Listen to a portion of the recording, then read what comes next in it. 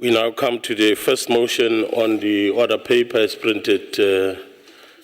Chief Whip.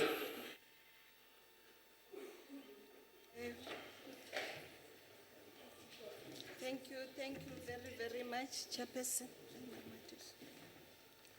I must have my other eyes on. Chairperson, thank you very, very much. As the Chief Whip of this Council, I propose we resolve that notwithstanding Rule 247, subsection 1, which provides that a sitting of the Council will be dedicated for oral questions, the Council considers reports of the Select Committee on Cooperative Governance and Traditional Affairs. I move accordingly, Chair. Thank you very much. As there's no speakers list, I shall now put the question, and the question is that the motion be agreed to. As the decision is dealt with in terms of Section 65 of the Constitution, I shall first ascertain whether all delegation heads are present in the House. Are all delegates present in the House? Then we shall proceed in accordance with Rule 71. I shall first allow provinces the opportunity to make a declaration of vote, if they so wish. Is there any province that wishes to make a declaration of vote? In the absence of any, we shall now proceed with the voting in an alphabetical order. Eastern Cape? Eastern Cape support. Free State? Free State supports. Gauteng? Gauteng supports. KwaZulu-Natal? KZN support, Chair. Limpopo? 100% support, Chair. Mpumalanga? Honorable Chair, Mpumalanga agrees. Northern Cape? Northern Cape agrees, Chair. Northwest? Agrees, Chair. Thank you very much. Therefore, all provinces voted in favor. Oh, Western Cape.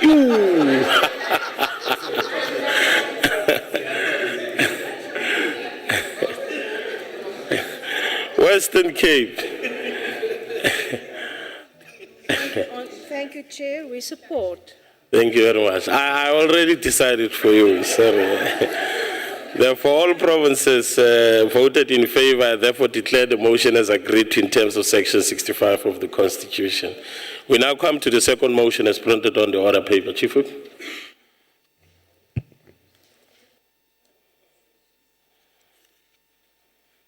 Thank you very, very much.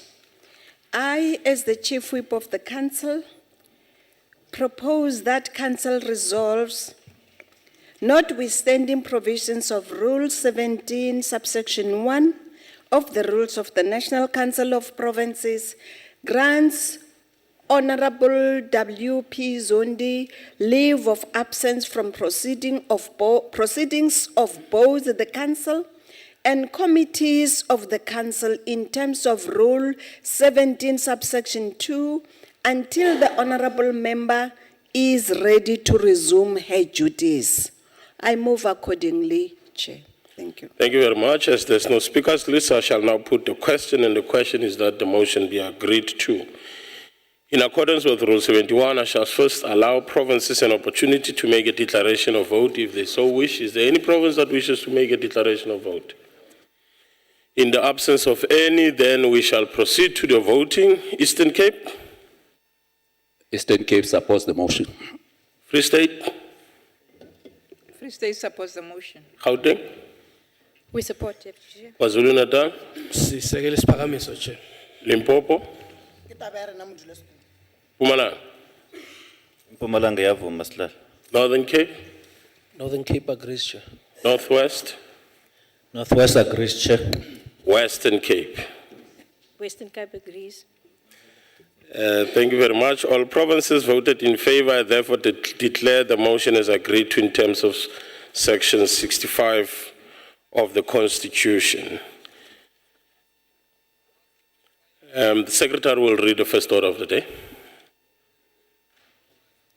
Consideration of report of Select Committee on Cooperative Governance and Traditional Affairs Notice of intervention in terms of section 1391C of the Constitution to Mpofana Local Municipality, KwaZulu-Natal. Honorable Mayor, may you present the report?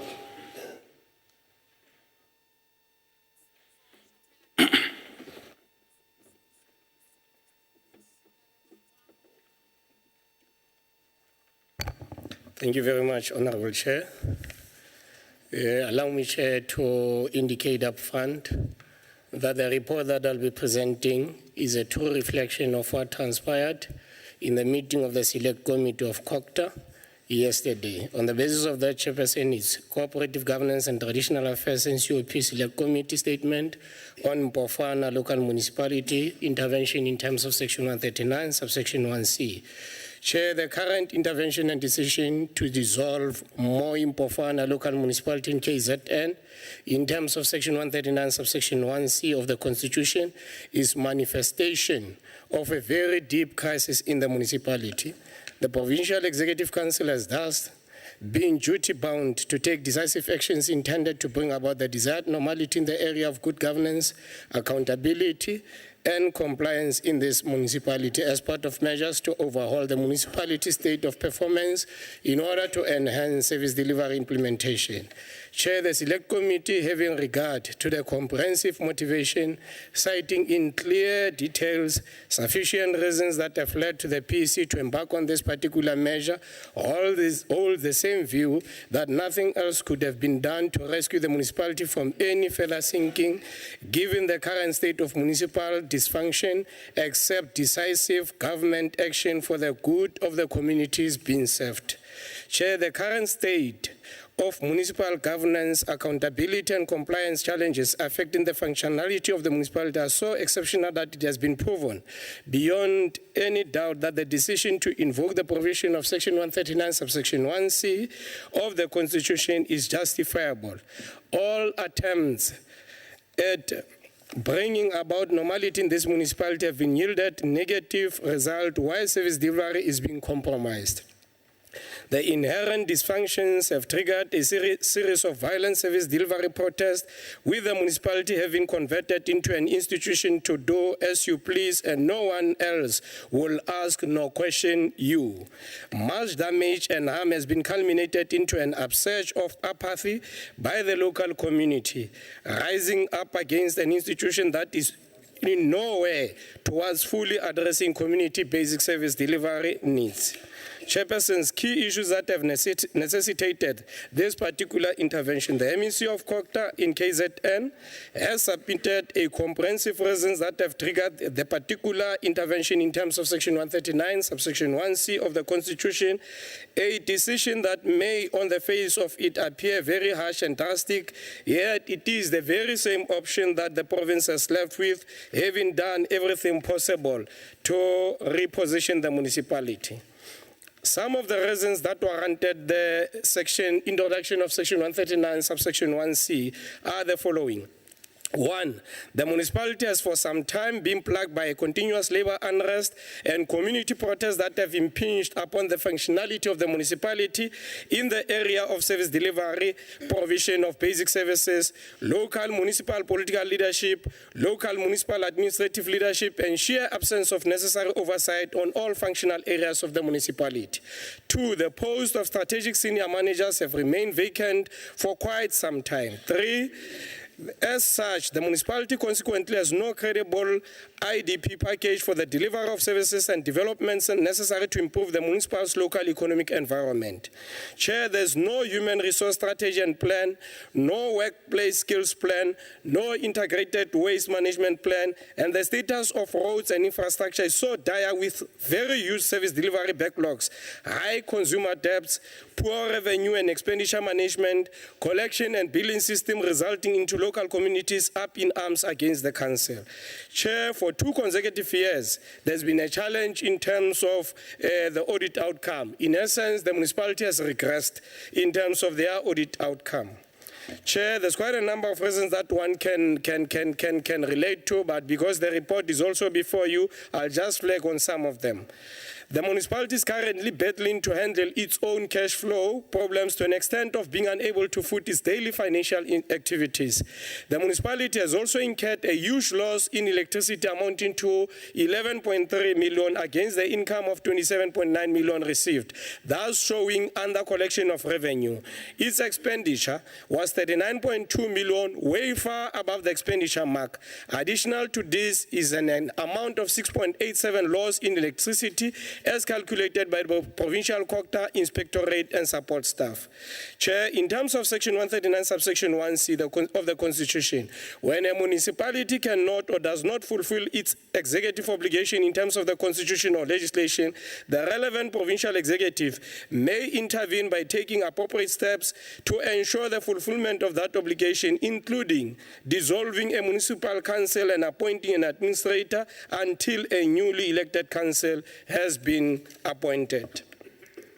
Procedural requirements there. In terms of the procedure, within 14 days, in terms of Section 139, subsection 3B of the Constitution, we are expected as the Municipal Council to ensure that we pronounce in terms of the notice that was served before us. So, Chair, the Select Committee, having resolved to call upon the MEC of Cooperative Governance and Traditional Affairs in this province, set a meeting here yesterday on the 15th of September for a full briefing on all exceptional circumstances that warranted the PEC to dissolve the council. Considering that the fact that there's never been an intervention in terms of Section 139, subsection 1B of the Constitution in this municipality, the committee has thereupon in its recommendation taken full account of all relevant factors, including the inherent challenges reflected in the PEC letter of request for the approval of the intervention by the NCOP.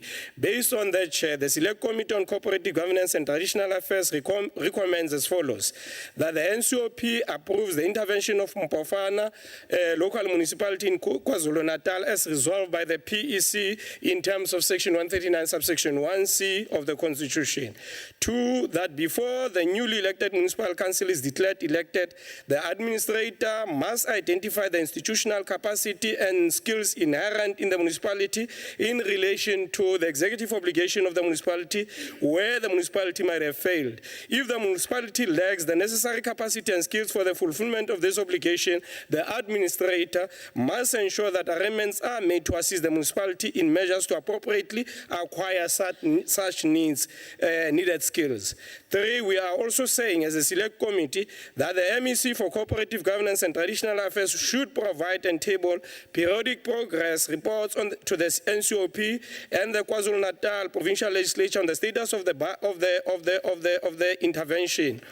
This includes progress report regarding the work of the administrator and the challenges that continue to exert pressure on the ability of both the administrator and the province. Based on that, Chair, allow me to submit to the House that we are, as the Select Committee, recommending that the NCOP approves support for the introduction of Section 139 subsection 1C of the Constitution in terms of dissolving Mpofana local municipality. I thank you. Thank you very much, Honorable Mohabi. That concludes the debate. I shall now put the question, and the question is that the report be agreed to. In accordance with Rule 71, I shall first allow provinces an opportunity to make their declaration of vote if they so wish. Is there any province that wishes to make a declaration of vote? In the absence of any province, therefore, we shall proceed with the with the voting. Eastern Cape? Eastern Cape support. Free State? Free State supports. Gauteng? Gauteng supports. KwaZulu-Natal? KwaZulu-Natal sayisekela sihlalo. Limpopo? Mpumalanga? Mpumalanga concurs, Honorable Chair. Northern Cape? Northern Cape supports, Chair. Northwest? Northwest agrees, Chair. Western Cape? Or Western Cape agrees? All 9 provinces voted in favor. I therefore declared the report as agreed to in terms of Section 65 of the Constitution. The Secretary will read the second order of the day. Consideration of report of Select Committee on Cooperative Governance and Traditional Affairs, notice of intervention in terms of section 1391C of the Constitution to Ngaka Mudiri Mulema District Municipality, Northwest. Honorable Mohabi.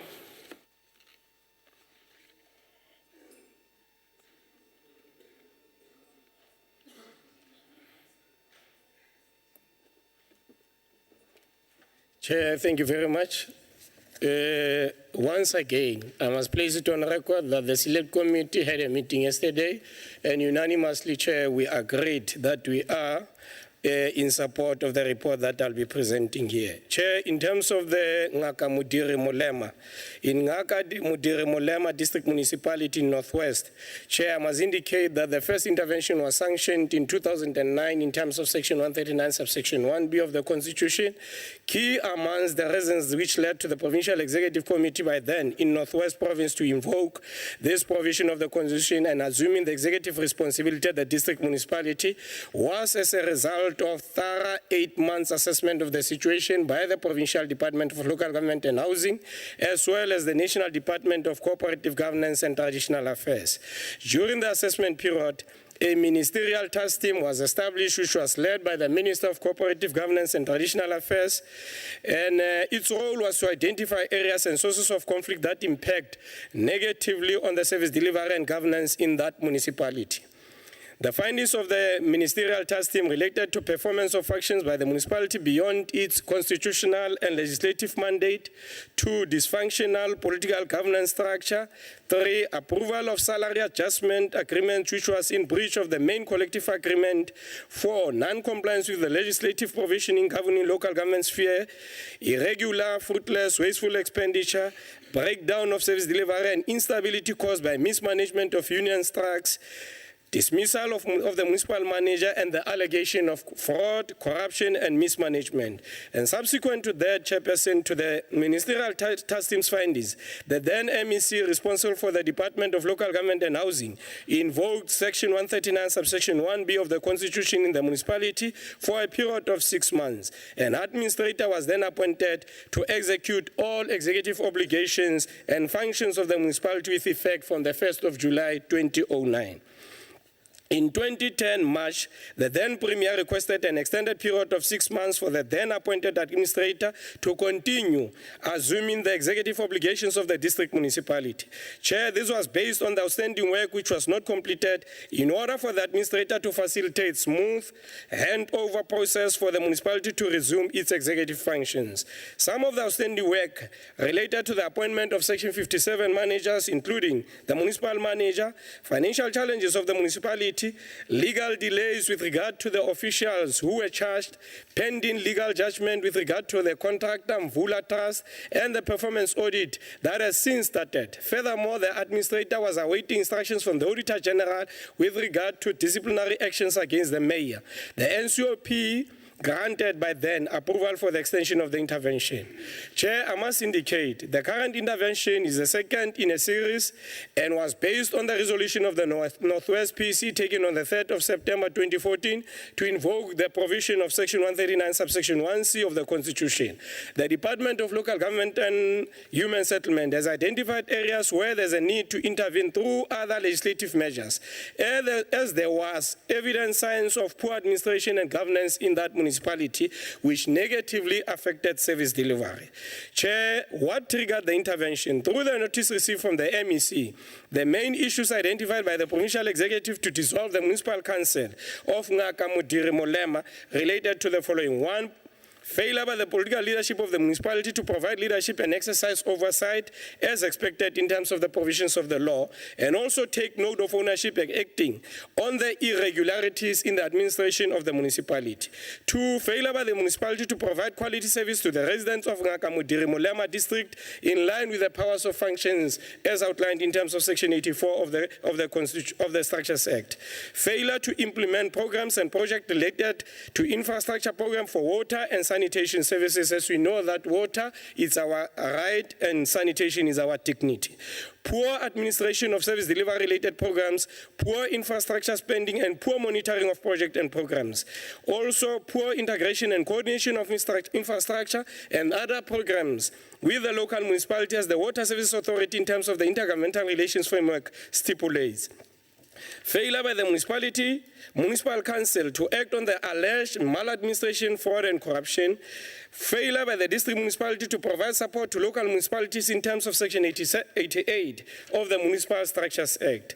Chair, it should be noted that the above challenges included also oral representation made by the district municipality in a meeting held with the MEC, which led to the PEC to resolve that exceptional circumstances existed in dissolving the district municipality in terms of Section 139, subsection 1C of the Constitution with effect from the 3rd of September.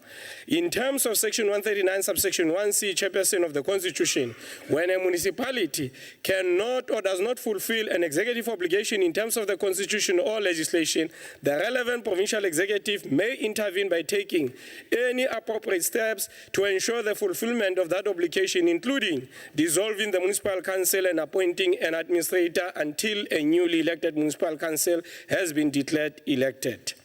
Chairperson, the NCOP has referred the notice of intervention in Akamudire Molema to the Select Committee of Cooperative Governance on the 5th of September, where the matter was tabled, and after consideration, the committee felt that we should do justice by inviting the MEC to come and brief the committee.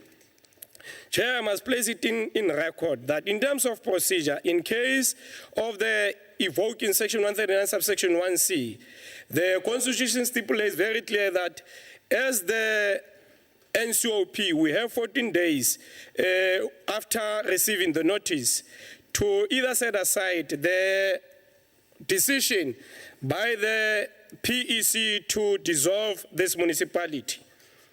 Chairperson, coming to the principle behind dissolution. Dissolution is the final step in a process of intervention consisting of more than one attempt to resolve the problem that may exist in the municipality. It should be remembered that in the district, there was an intervention invoked in 2009 in terms of Section 139, subsection 1B, and was subsequently extended. Dissolution is clearly designed as a corrective measure to ensure that appropriate steps are taken that would resolve the problems that may be experienced in a particular municipality.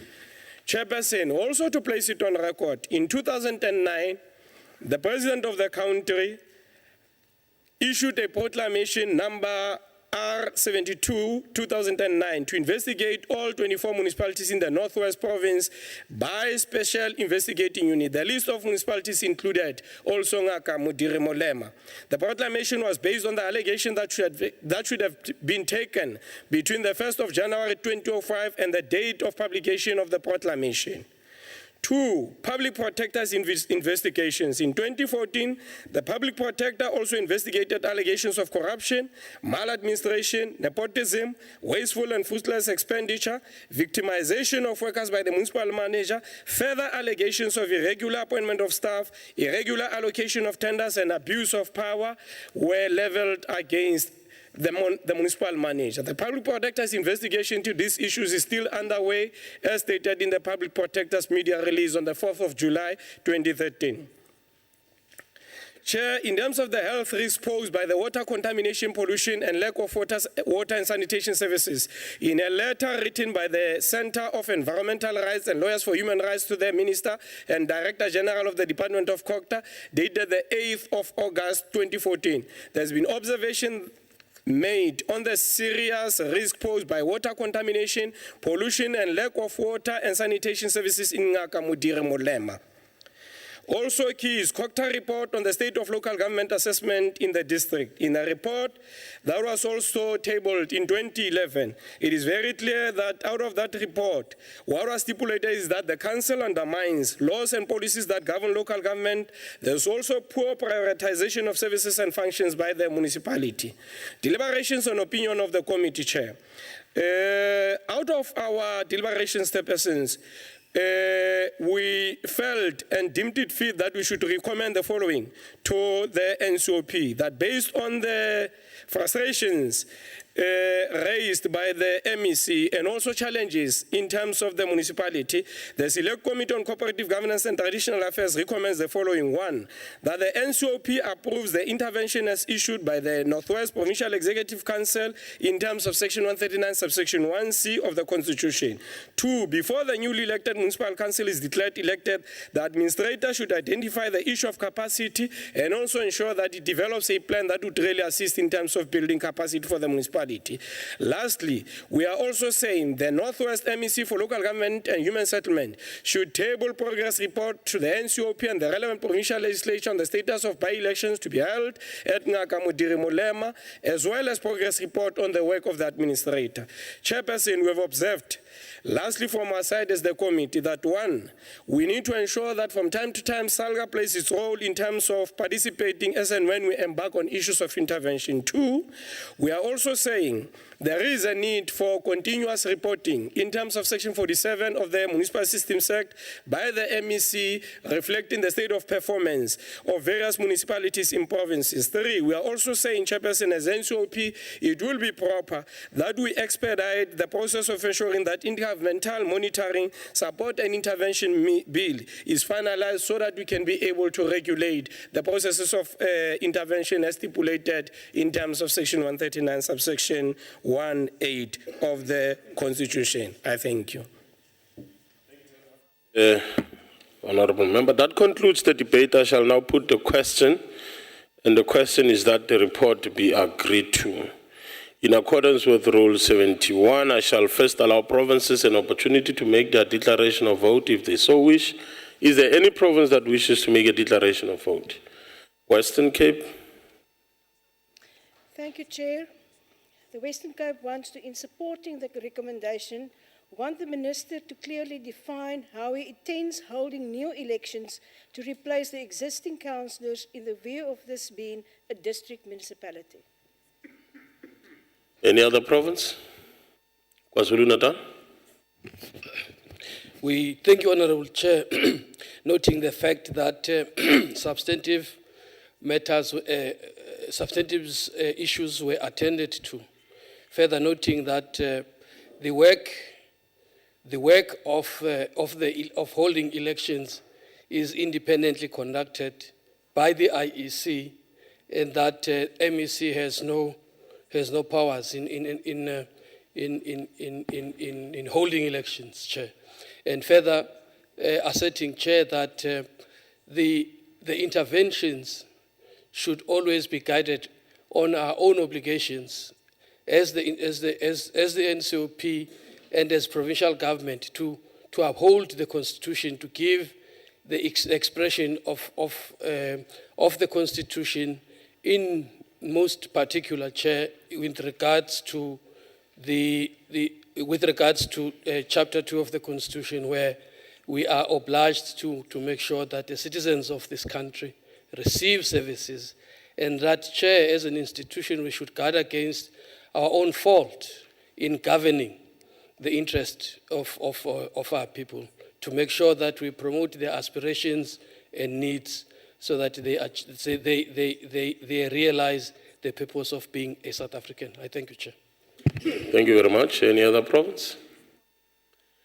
In the absence of any other province, then we shall proceed with the voting. And of course, we shall proceed in an alphabetical order. Eastern Cape? Eastern Cape supports. Free State?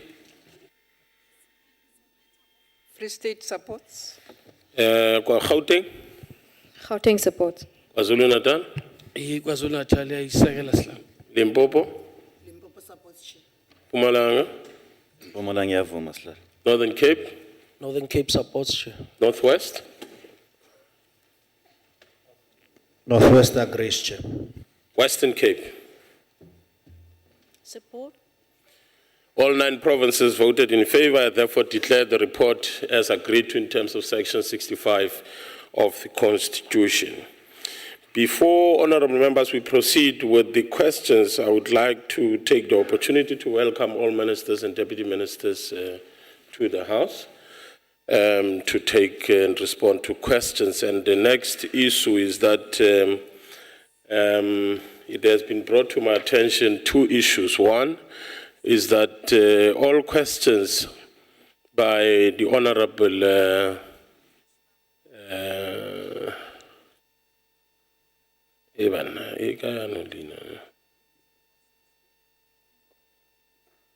Masango. All questions by Honorable Masango will be answered to by Honorable Van Lingen. Will be followed up by Honorable Van Lingen due to urgent party commitments and so forth. So the member is not in the House. And the second issue that has been brought to my attention is that there was a formal communique to the chair by the Minister for Human Settlements requesting that we start with questions. So therefore, I take it that we are all agreed to such a process. We shall now proceed to the questions. Honorable Minister.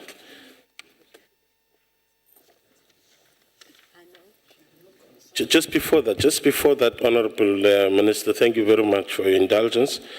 A matter has been brought to my attention that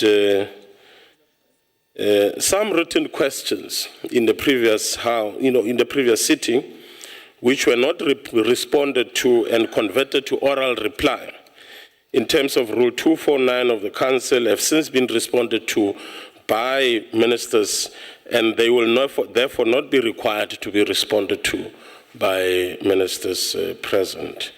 I take it also that members have received those written responses to the questions that were converted earlier. Therefore, let me welcome and call on Honorable Minister Sisulu for Human Settlement to proceed with the questions. They are on page 17 on your question paper.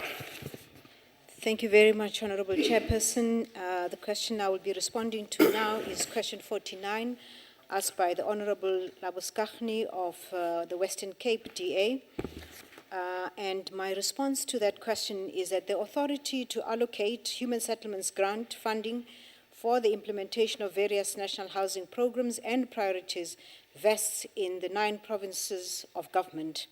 The specific funding allocation for the provision of housing for children affected by the deaths of their parents or their guardians is thus not available from the National Fund, but is available through the grant. But the priorities are articulated by the Minister and have since been adopted by MINMAC, and the expectation is that each province will ring-fence some allocation to ensure that this priority, which we have all agreed to, is met with. The implementation agency for this, through all the 9 provinces, will be the National Housing Agency, because I believe that it is in a better position to do as requested. And now that the pronouncements have been made in the House, and we have committed ourselves to this, to fully upscale the National Housing Development Agency, it will be able to assist the municipalities and the provinces that need assistance in terms of provision of houses for children with special needs or child-headed households. And we have since entered into an undertaking and an agreement with the Department of Social Development as articulated in the budget vote of the Minister, and it commenced on the 1st of September 2014.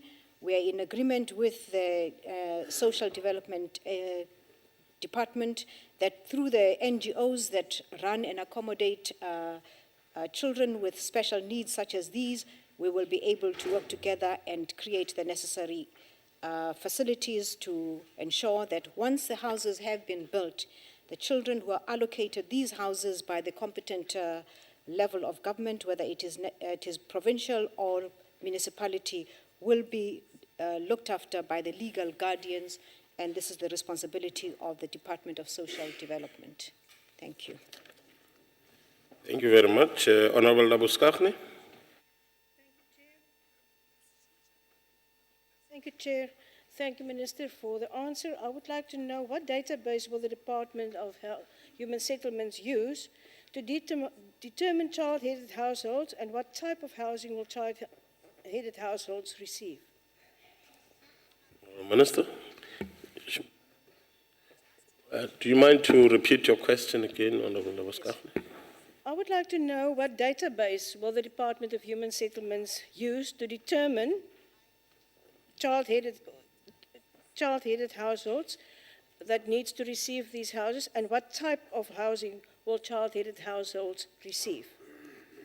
Honorable Minister. Thank you. The database already exists with the Department of Social Development. They have the database of all children that are in this particular position and need assistance, and the type of housing will be determined by the needs of the particular family. Thank you. Supplementary question? No, you have yours. You've had yours. Relax. Any other supplementary question? Honorable Falingen. Chairperson, I just want clarity on the fact that Honorable Labuskaghni has got, according to our rules, 2 follow-up questions to which she is entitled to. She's entitled to 1. She's entitled to 2. We're taking 4 questions at the moment. And then as per agreed that the honorable member, the first question would be the original question. And the supplementary question would therefore be, and then allow 3 other members to have their supplementary questions. Can we have any other supplementary questions, honorable members? Is it a supplementary question? Okay. Given that child-headed households are headed up by minors, who will control the administration of such households? Honorable Minister. Thank you, Chairperson. As I've indicated, we've entered into a memorandum of understanding with the Department of Social Development, and the Department of Social Development does have caregivers, it does have social workers, and it will allocate legal guardians for the children, and this is what we are working on right now. Thank you very much. Is there any other follow-up question? In the absence of any, we shall then proceed to the next question, which is 67. Honorable Kaula, is there any person? Oh, Honorable Kaula is here. Oh, okay.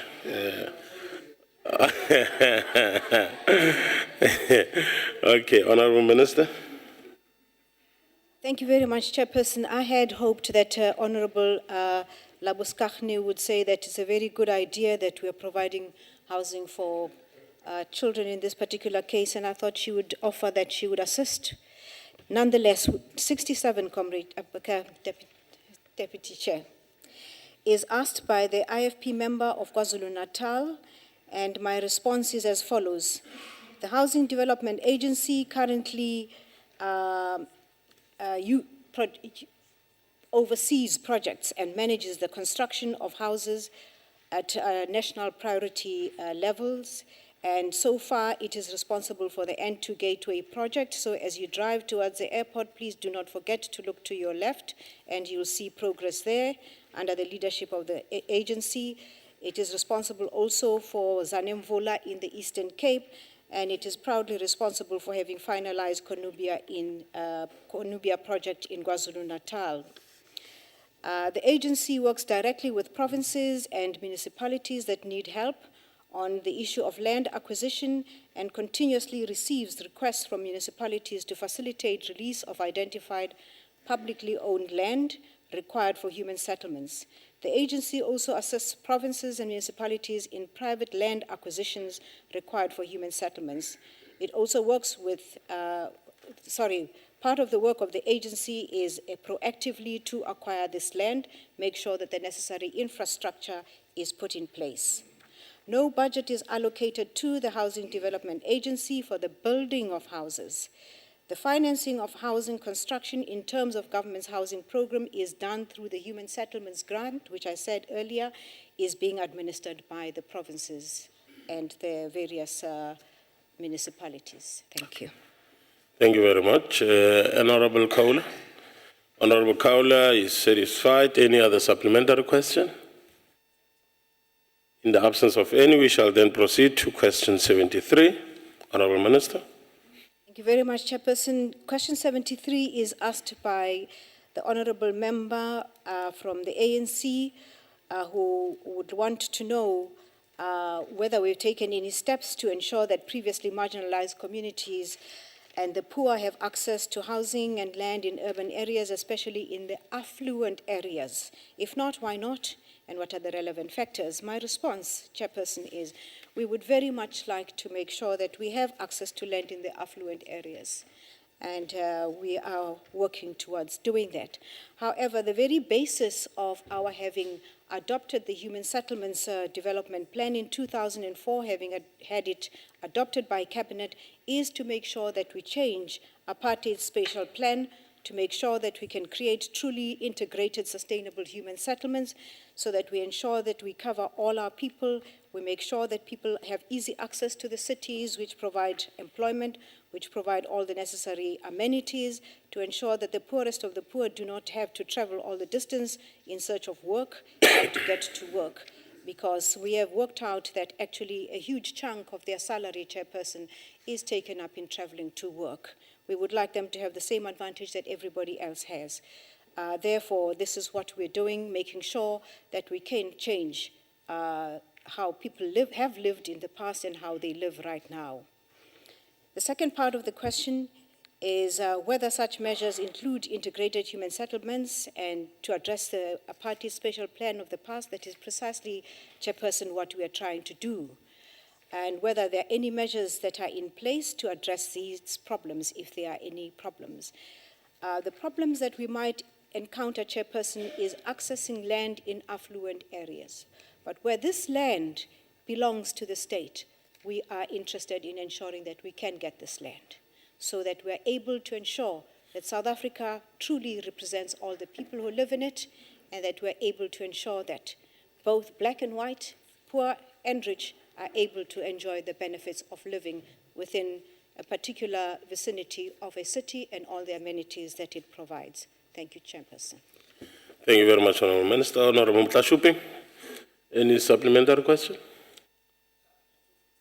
That? Okay, fine. Any other supplementary question? In the absence of any, then we shall proceed to question 74. Honourable Minister. Chairperson, the question 74 is asked by the member of the ANC from Mpumalanga, and he wants to know if the implementation of the comprehensive plan that is now currently underway at the Transnet hostels in Langa. The member has furnished the details, is underway. If not, why not? And if so, what are the details? In 2005, Chairperson, we were approached by what was then called Intersight, which was responsible for the hostel, which is in Langa, because the hostel had deteriorated in its upkeep, and Transnet did not want to continue running the hostel. And the hostel was offered to us as human settlements. We were only too happy to take it over, Chairperson. And at that time, I remember you were the chairperson of the NCOP, and we hoped that we would turn these hostels into what is affordable rental accommodation, Chairperson. I have since discovered that in my absence, in the last 5 years, this has been reversed. And now I'm informed that, in fact, the hostel has been given over to the province. And I am not sure under what conditions. My intention is to follow it up and make sure that it becomes part of the N2 Gateway project, which is what it was intended to be, and that we turn it into affordable housing and rental accommodation as it was intended by Transnet. Chairperson, thank you very much. Thank you very much, Honourable Minister. Any supplementary question, Honourable Tlamin? Thank you, Chairperson.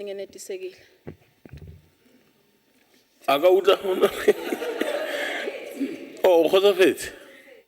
was saying thank you very much, Chairperson. I'm satisfied. Oh, okay. Okay, any other supplementary question? In the absence of any, then we shall proceed. Oh, we shall proceed to question number 95. Honorable Minister.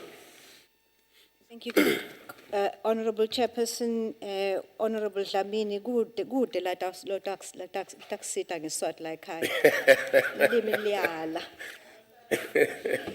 Chairperson, the question number 95 is asked by the Honorable ANC member from the Eastern Cape, whether any progress in the government's attempt to get banks to play back into the role of provision of houses has been made, and what is the current progress and to address the housing backlog. Chairperson, I'm very happy to say that in 2005, we had signed a social compact with the banks and various other stakeholders to make sure that we can give effect to the integrated human settlements. And we were riding on the back of the Financial Services Charter, which committed 80 billion to our provision of houses. And up to now, we can attest to the fact that we did get 80 billion from the banking sector, assisting us to provide the type of housing that we have. They have been the backbone of a number of important housing projects, Oliver Node in Gauteng, Cosmos City in Gauteng. They've assisted us here in the N2 Gateway project. The affordable housing on the N2 Gateway is provided by the banks. So too has ABSA provided resources for various others. So we've been getting very good cooperation from the banking sector. However, the compact did last, and we have since met with the banking sector, and they are very eager to come back to the sector to assist us and be a partner. We are hoping that when we have the housing in Daba on the 16th and 17th of October, they will be signing yet again, possibly double the 80 billion that they had committed to initially, to ensure that we are able to provide affordable housing to those people who earn more than 3,000 and therefore cannot get free housing from the state. Most of these are public servants, and we would like to make sure that the banks are able to provide the necessary mortgage facility for these.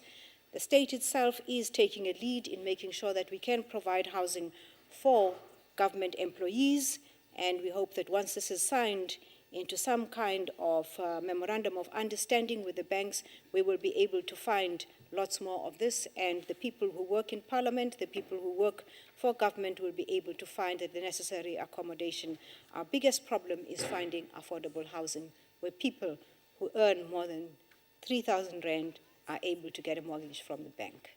But we are getting help from the banks, and we're grateful for this. And as soon as we've signed that, we will report back to the House that we're back on track. Thank you. Thank you very much. Is there any follow-up questions, Honorable Luke?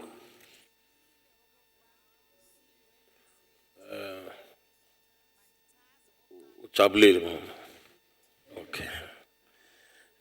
Any supplementary question? In the absence of any, then we shall proceed.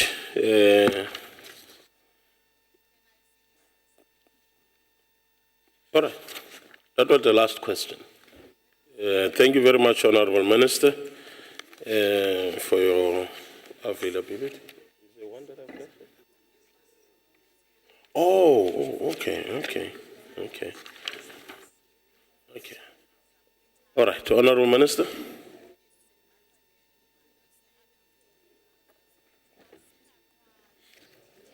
Thank you very much, Chairperson. It is a pity that the honourable member of the EFF from Gauteng is not here right now, but I would like to assure the honourable member that we are using the Housing Development Agency to facilitate the release of land. So far, we've received a substantial amount of land owned by the private sector and public sector to ensure that we are able to get land for housing development. I will hand over to you, Chair, so that it is handed over to the member of the EFF, a breakdown of the land that we have been able to access through the Housing Development Agency. And in conclusion, Chairperson, I just want to read something that was pronounced by the Minister of Public Works, and he was not bribed by me at all. But this is what he said, and I quote, one property measuring 128 hectares earmarked for sustainable human settlements was approved for release in 2013.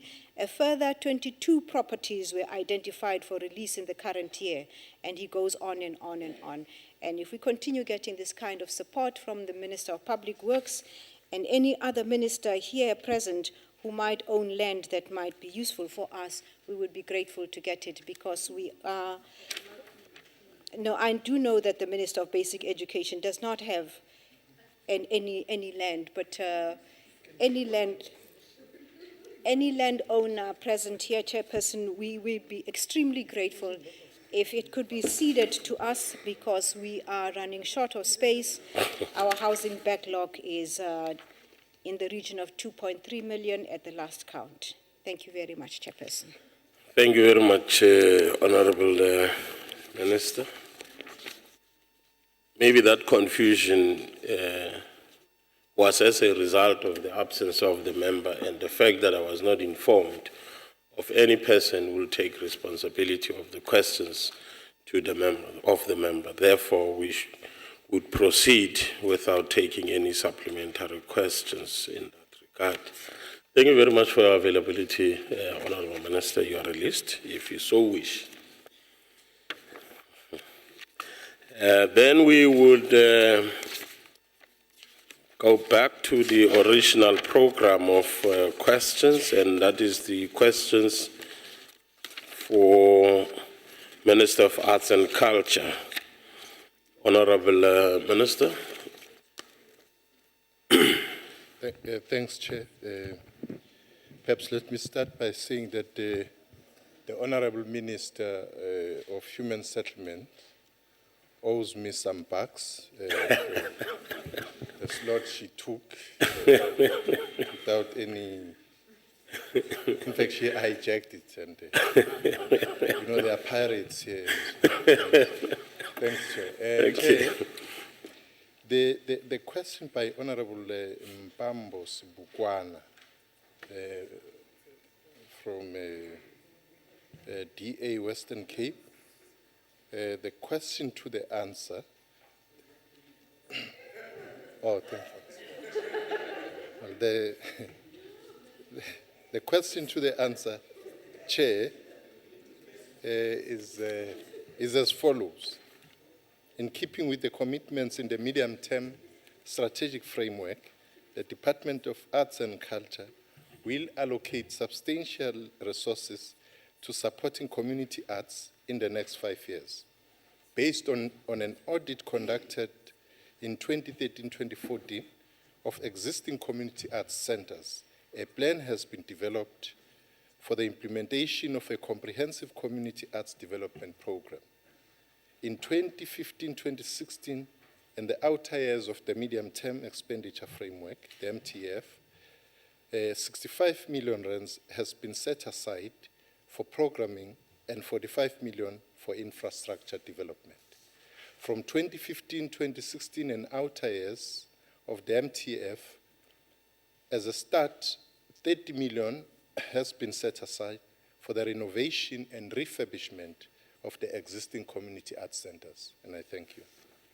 Thank you very much, Honorable Member. Minister. Honorable Mpambo Sibukwa, any complementary question? Supplementary question? Yebo, Chairperson. My question to the Minister is, does the Minister consider that the budget given is sufficient to fulfill the mandate for the purpose of the cultural centers? Well, thanks, Chair. I'm glad on the follow-up question, because it underlines the point that resources will always be needed, especially on this. What is the point of it?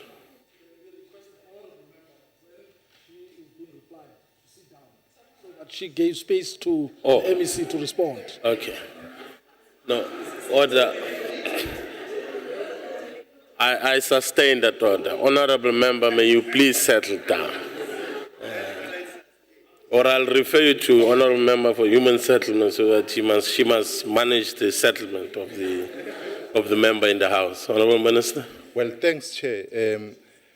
Obviously, there wouldn't be adequate finances and resources, as we know that the economic downturn affects us also here in South Africa. But we are confident that a start would be made on the program and what we have put forward for the next 5 years, especially in the reintroduction of the community arts centers. Thank you. Thank you very much, Honorable Minister. Is there any other supplementary question? Ibo. Okay.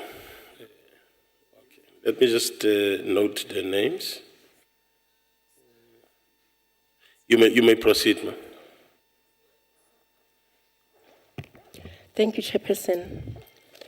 I just wish to inquire from the Minister of Arts and Culture whether enough is done to educate communities about the kind of assistance and information that they can get from the cultural centers generally. Thank you. Honorable Minister. Thanks. I don't think so. I think we all have an obligation to put this very important matter on the table, the matter of people having insight on arts and cultural matters. And as a result, our department is engaging with the Department of Basic Education in particular, and having artists dispatched to schools, and those schools which are still teaching arts and culture as a subject. And as we further interact with the Department of Basic Education, we hope that in the final analysis we'll have a universal coverage of all schools, because we feel it's an important part of our lives, especially because it has both tangible and intangible values. And I don't think that as a society we have put more focus and attention on this very important aspect. Thanks. Honorable Kaula. Thanks, Chair.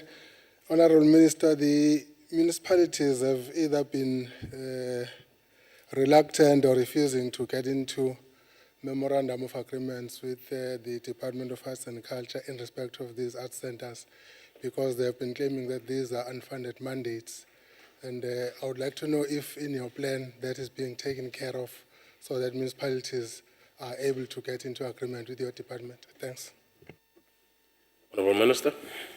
Well, our emphasis, Chair, is mainly on arts and culture, is mainly the production. Because if you just take a step back and look at what we have produced as a country in the field of arts and culture in particular, you will realize that most of those grades today were, trained or emerged from our townships in the halls, in the community halls, in multi-purpose centers and so on. We want to put more emphasis on the actual product of what we want to see at the end of the day, because we know, as coming from communities, that some of the community centers are white elephants in our communities. They are not utilized, and as a result, if we start focusing particularly to those, and that's our plan here, particularly to those communities where there is infrastructure, but this infrastructure is not utilized, we'll be able at the end of the day to come up with the kind of people we are going to be proud with as a nation, because we are from there already. Thank you. Thank you very much, Honorable Minister. Honorable Mtileni. Thanks, Chair. I just want to find out if the Minister may be in a position to provide me with the exact number of, cultural centers which are going to be constructed in the next, within this financial year. And even if possible, if you can outline maybe the places where this can happen. Maybe lastly, it's just to caution on the sizes of the few that we know that they are not of good standard. So we just want to know if maybe they are looking into that or to check into that. I'll be glad if maybe you can respond to this question. Thank you. The few that does what? The few cultural centers that are in place in most of the provinces, you find that they are not of, the standard. Maybe I can give an example of a stadium, where you find that they construct, I don't know how to explain them, but they are far from being called stadiums, small grounds. Order, honorable members. No, Honorable Dylan, I'm finding it quite difficult because the extent to which your supplementary question, order, it seems to be a new question.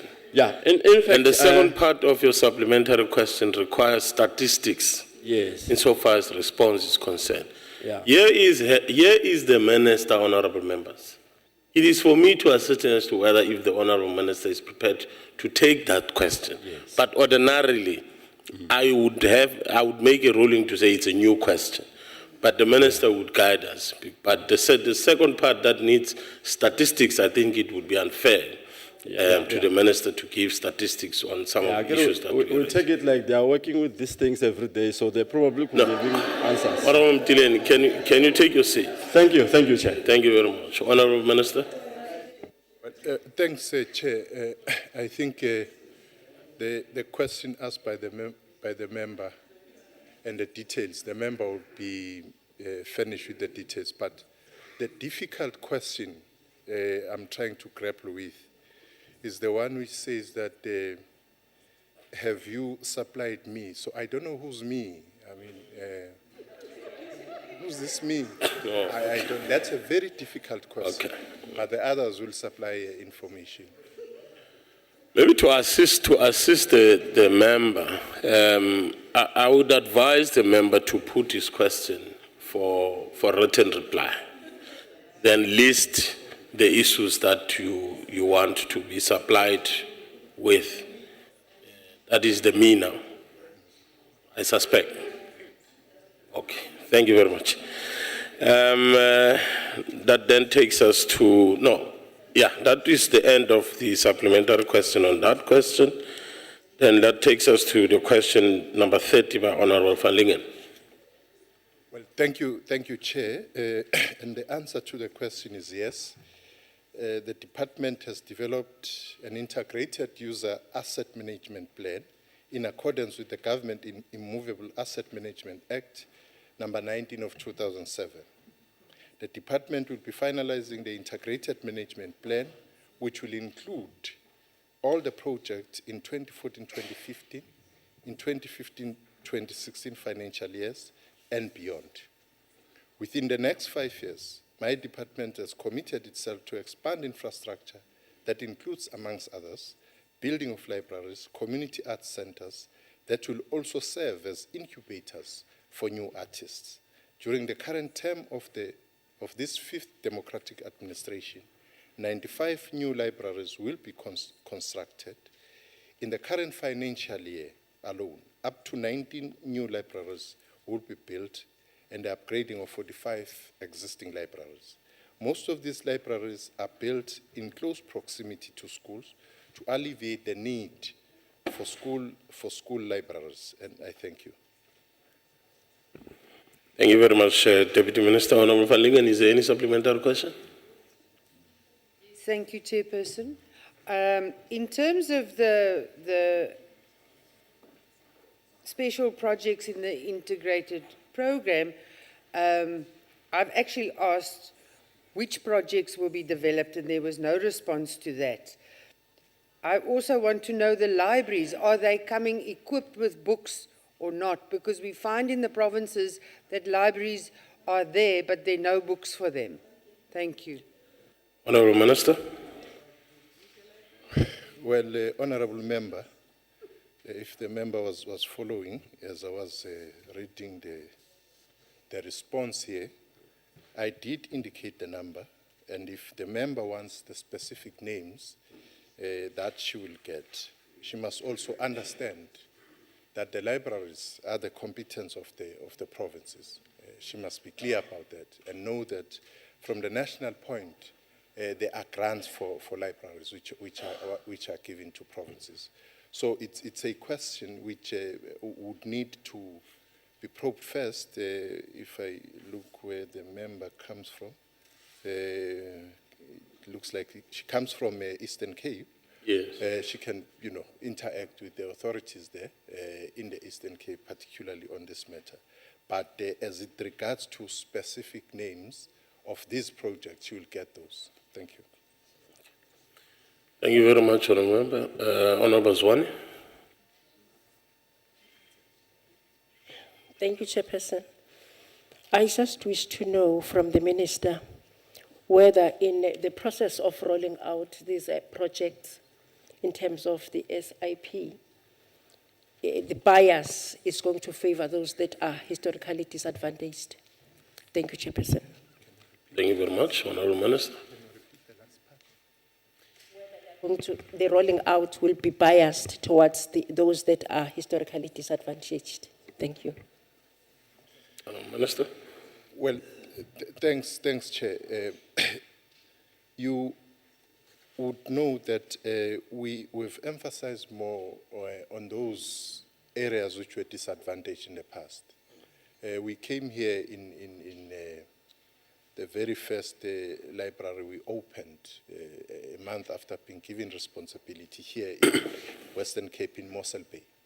And we specifically go to those areas which have not had this in the past, but making it a point that those historically disadvantaged areas, when you build these libraries, are built so close, in so close a proximity with the schools themselves, especially schools in the townships, schools in the rural areas, people who find it always difficult to go to cities and towns, like it would be easier for other people.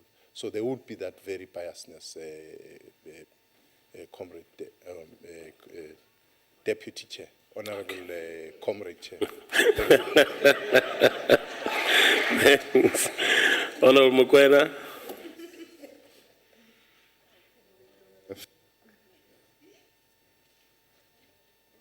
Thank you. Hello. Yes.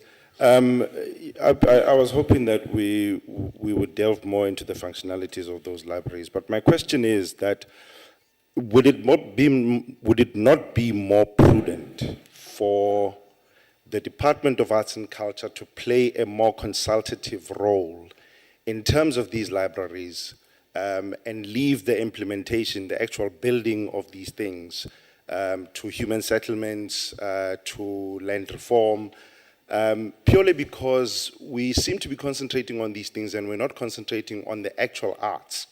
There are labor issues to be dealt with, there are equity issues to be dealt with that we have not dealt with, purely because of is it not because the DG is a special planning person? That also seems to be a new question to the Minister, but Honourable Minister, no, you don't have to frown. No, you don't have to frown. Don't stress. Well, thanks. There's the Chair. Minister. Thanks, Chair. How do I start with this one? You know, we should not create a wrong impression that libraries are less important. We should neither create an impression that the campaign government has of ensuring that the nation reads, the nation learns, is just a peripheral matter. It is a serious matter. It is a matter which needs to be concentrated on, and we are going to concentrate on that, because all others will follow if we don't take this matter seriously. At the beginning of this month, the first week was the book week, and we want to remind members that we look at the statistics in our country, that our society is not a reading nation, and we must take that as a campaign. It's as serious as any other matter we are dealing with. And in any event, arts and culture does not deal with one aspect of our work. All aspects are important, and all of them have their own programs which we are dealing with. And I think if members want to be taken seriously, should not just come up with some personal things here about what the DG does and so on, what is his profession and so on. It just shows that the level of discussion and decorum of this forum has to be raised to where it's supposed to be. Thank you. Thank you very much, Honourable Member. I take it that brings us to the end of supplementary questions. Then we shall proceed. Is that a supplementary question? No, it's a point of order, Chair. On what? I don't know, but I suspect the Honourable Minister just accused me of being personal with someone. No, he didn't. Okay. Definitely. If he did not, no, then he it's fine. didn't. I'm telling you, he didn't. I thank you very much. Thank you very much. Then we shall proceed to question 75 by Honourable Mampuru. Honourable Minister. Okay. Thank you, Honourable Deputy Chair. The question asked by Honourable Mampuru and the reply goes thus, recognizing that arts sector requires assistance in the development of strong representative body to represent the interest of artists. My department is supporting materially and otherwise the establishment of a Cultural and Creative Industries Federation of South Africa, CIFSA. This umbrella body, working across all subsectors, aims at uniting existing fragmented structures with focus on improving social security for artists and promoting skills development, amongst others. Research and policy development will be a key focus of the Federation, and as such, the need for any analysis of the working conditions of the sector or in the sector will be referred to the interim leadership of the Federation with an aim of referring all others to the launch structure, which is supposed to happen this year. And I thank you. Honourable Minister, any supplementary question? Honourable Mampuru. Ke a go leboga motlatša modulasetulo.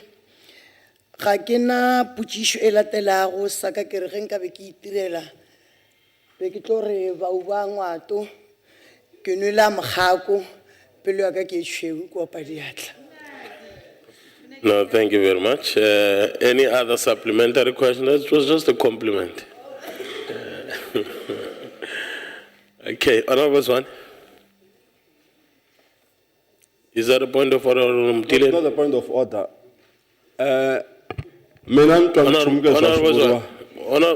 Honourable Swan. Let me just listen to the... Aniku, Chair. Aka leswa swi hlamuseriwa hi mani Mampuru antwangi nchumu loko mo ni interpretela ku ta swika. No. It is not. Honourable members. It is not working. No, just use the facility that you are providing. Mine is not working. Is it not working? No. All right. We'll then. No, in actual fact, what the honourable member was saying was to complement what the minister was saying in his response, and congratulating and encouraging the minister to do more on what he's doing. Thank you very much. All right. I take it that there are no any other supplementary questions. Oh, by the way, Honourable Zwane. Thank you, Chairperson. I just wish to know from the Minister what conduit do the performing artists use to communicate their ideas, frustrations, and challenges in their industry to the Ministry or to the Department of Arts and Culture? Thank you, Chairperson. Honourable Minister. Well, Chair, they've been very direct with the department and the ministry. As and when they come across challenges in their workspace. just to say that there's some work which needs to be done, particularly for the sector. The regulation and the regulatory framework within the sector need to be strengthened, as it were, because this is one sector which is more vulnerable today, maybe, compared to other sectors. If you look, for instance, with the farm workers, even domestic workers and so on, to some level, there's been a very concentrated regulation and even framework of how to interact with the sector and the determination of how the sector works and so on. So a lot of work has to be done here, and with our work in finalizing the review of the white paper, we see this as having to form basis of ensuring that from a regulatory point of view, we address this vulnerable sector, because anybody comes and do whatever they want to do within the sector, arrogantly so, precisely because, one, there's fragmentation in the sector, and we have said that one of the things we are doing to deal with the fragmented nature of the sector is the formation of this umbrella body, CIFSA. But secondly, we still have to ensure that as we finalize the white paper, we take on board the aspirations and interests of practitioners in the sector. Thank you, Chair. Thank you very much. Any other supplementary question? It will be the last one. In the absence of any, we shall then proceed to the next question, number 87 by Honorable Suka. Honorable Minister. Chair, the question by Honorable Suka, I'll try to sum it up, but we are going to give him the rest of the response. The reply here, Chair, firstly is that we are mentioning a point that currently and under the auspices of the framework of collaboration agreement with the Department of Basic Education, my department supports the following programs which are executed jointly by the two departments. One of those is the South African choral music. The other one relates to the procurement of African indigenous music toolkit and capacity building workshop for educators. And this has been done in different provinces and currently targets educators from provinces such as Limpopo, Gauteng, Northwest, and Mpumalanga, and will be expanded to Northern Cape, Western Cape, Free State, KwaZulu-Natal, and Eastern Cape in 2015-2016. Thirdly, the Theatre and Education project. Fourthly, the Artist in Schools project. Fifthly, Arts and Culture Career Guidance publication. Over the next 5 years, we shall be piloting several creative arts incubators across the country. These will be the hotbeds for cultural entrepreneurship and to democratize access to tools of production. These will be the sites that we encourage as government for the creation of local content. This is part of the Mzansi Golden Economy Strategy, which seeks to expand supply and work opportunities, grow audiences, transform the colonial heritage landscape, collect relevant data to inform policy direction, and develop artists to be economically self-reliant. The incubators will enable us to measure the output of locally developed content in terms of music artworks, films, and state productions, amongst other artistic endeavors. And I thank you. Thank you very much. Any supplementary question? Honorable Suka, sorry.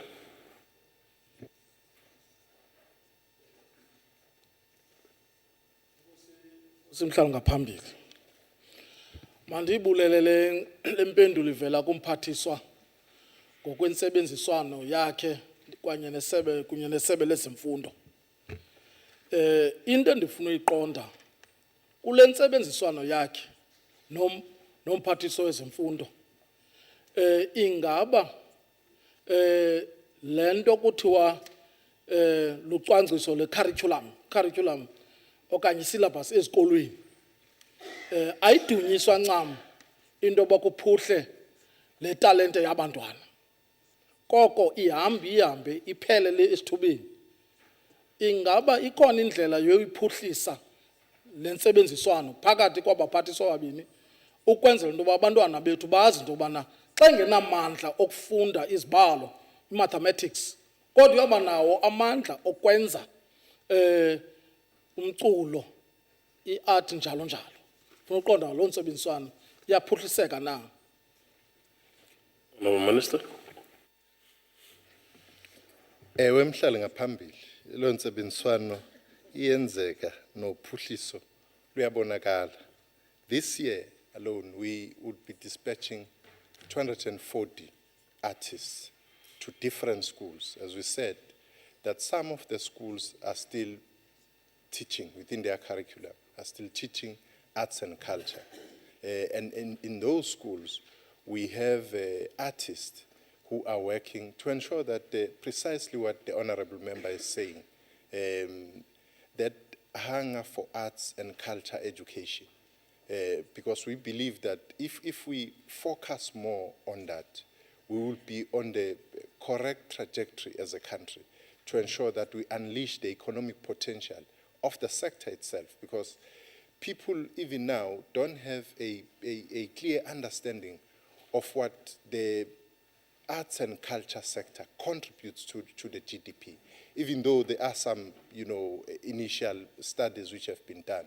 But even now, people interact. You see, you'll have what was called the North Sea Jazz Festival, which is Cape Jazz today. And you find people flocking here from all over the world.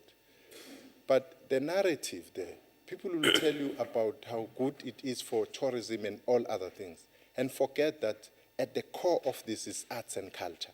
This is about arts and culture. And this, whatever you see after that are as a result of this very important sector. So for us, we would want to see, as we grow our relationship as government, particularly the basic education, we want to see the expansion of arts and culture education so that it's accessible to all our kids and we prepare them from that very level. Thank you very much. Thank you very much. Any other supplementary question? In the absence of any, we will then proceed to question 93 by Honourable Khai. Honourable Minister. Thank you, Honourable Chair. The answer to the question 93 is as follows. Matters pertaining to intellectual property compliance and enforcement lies within the mandate of the Department of Trade and Industry. Recognizing that the creative sector is negatively impacted on by these illegal activities, my department alongside the South African Police Services, Customs and the private sector work with DTI. The primary focus of these activities is a national anti-piracy campaign focusing on investigation, education and awareness of company and intellectual property law and compliance. The aim is to create a climate in which the purchase, sale or possession of counterfeit goods is actively discouraged and criminalized, that intellectual property rights are respected and protected. Thank you. Thank you very much. Honourable Khai, any supplementary question? With the response, thanks. Satisfied with the response? Any other supplementary question? In the absence of any, we'll then proceed to the next question, 107 by Honourable Mokoena. Honourable Minister. Thank you, Chair.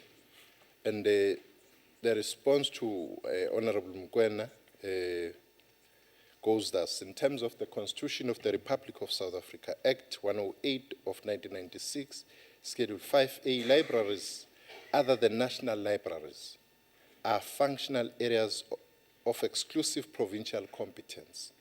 My department funds the two national libraries, namely National Library of South Africa, which with campuses in Pretoria and Cape Town, and the South African Library for the Blind in Grahamstown. My department has since 2008 started to coordinate policy interventions that will improve and develop the provision of public libraries in the entire country. We are currently prioritizing the building of 19 libraries, new libraries in 2014-2015, and the upgrading of 45 existing libraries.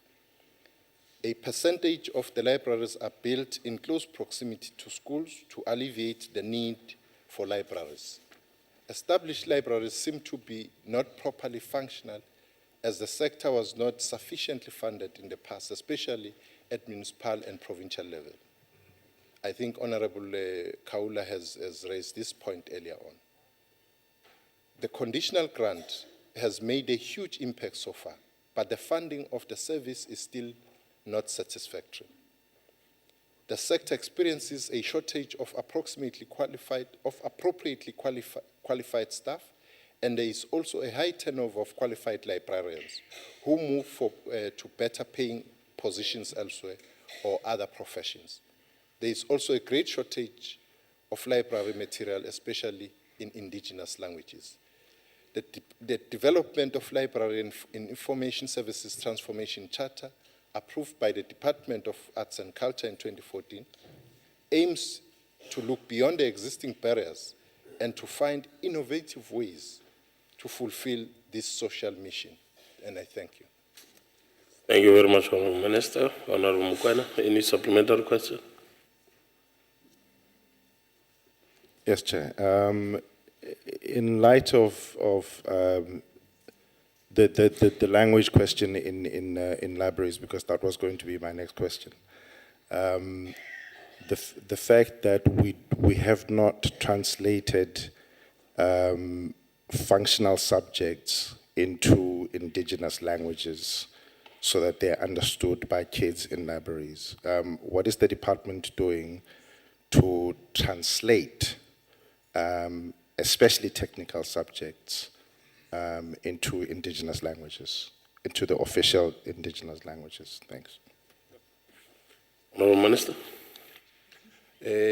We have PANSAL, whose responsibility is to ensure that the language is promoted, or all the languages, particularly those who have been marginalized in the past, are promoted in all spheres of life.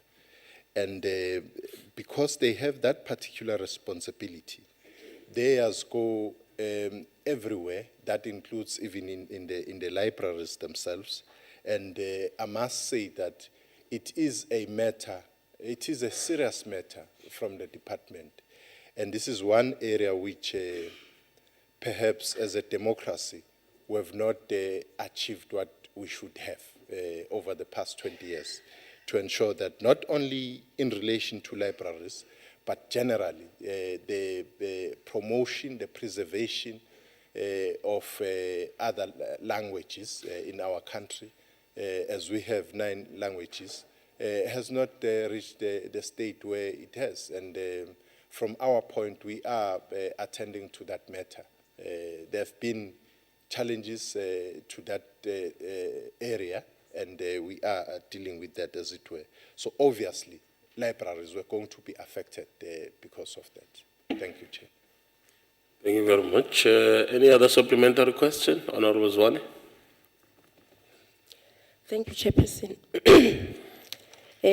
Singathanda mhlawumbe ke sizwe kungqongqoshe ukuthi izikhathi zokusebenza kwalezi zikhungo ziyasivuna yini isimo sabantu abasebenzayo, ngokuthi omunye umuntu mhlawumbe angafisa ukuthi afinyelele esikhungweni emva kwezikhathi zomsebenzi. Ngibuza ke ukuthi ukuvula nokuvala kwazo kuyasivuna yini isimo sabantu abangabasebenzi. Ngiyabonga sihlalo. Honourable Minister. Well, it's a matter, Honourable Chair, and thanks, Honourable Member. It's a matter which will always be raised because the areas are not the same. Even sometimes the times of the opening and closing of the libraries are not the same. In some instances, there's been reasons advanced for this kind of shortcoming, One of them relate to some communities which are affected by the lack of safety in particular instances. But in other areas, people have been able to get there and utilize the libraries, as it were, and have not raised any major problems, as it were. But it's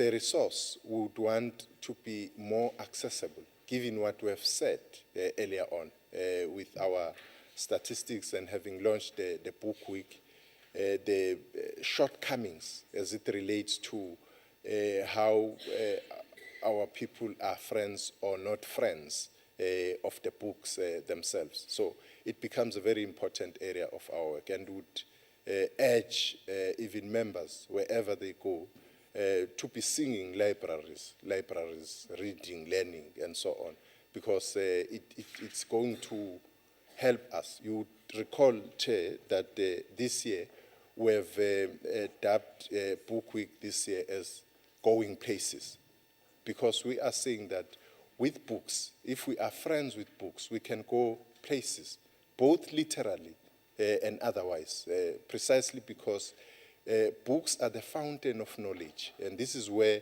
we are going to be having this wealth and passing it on to the younger generations. Thank you, Chair. Thank you very much, Honourable Minister. Is there any other supplementary question? Okay, let me take the two. You may come through. Enkosi kakhulu mhlali ngaphambili benifuna ukuqonda kumphathiswa into yokuba abantu abakhubazekileyo kulamathala encwadi libraries the disability sector balungiselelwe njani ukubakhusela into yokuba bangasetyenziswa bugwenxa futhi bafunda ngokukuko. Honourable Minister. Honourable Chair, abantu abakhubazekile lungu elihloniphekile lalendlu. Abantu njengoba wazi ukuthi uhulumeni unemthetho ayibekayo yokuthi izakhiwo esizenzayo azikuqwalasele lokho kakhulu, ngoba into ebalekile ukuthi izakhiwo lezi zonke nje izakhiwo ezithintelene nohulumeni kumbe noka. Is that an order?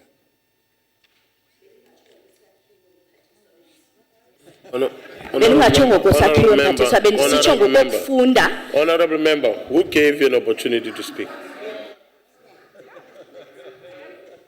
So may you proceed, Honourable. Izakhiwo lezi zibalekile ngoba mesibuka indaba yabantu abakhubazekile kufanele sibuke sisabalale, sibuke la bengena khona endaweni ukuthi ziyavuma njengala eParliament, bese sibuka ke futhi ephuzwini lokuvikeleka kwabo njengabanye abantu emphakathini wethu. Uzokwazi ke ilungu elihloniphekile ukuthi uhulumeni unezinhlelo anazo zokubhekelela ukuthi abantu abaxhaphazeki kumbe abagetshengwa eindaweni la behleli khona ngokohlelo lweqoqo lwezokuphepha nokuvikela kulelizwe lakithi elaziwa njenge security cluster. Thank you. Thank you very much, Honourable Minister. Honourable Mokoile. Thank you very much, Chairperson. Honourable Minister, I just want to check with you whether or the department will be able to make sure that the issue of transfer of staff from your department to municipalities renders the effectiveness of libraries. And as the department, how are you going to improve to make sure that the effectiveness of running of libraries is implemented effectively? So, thank you. Honourable Minister.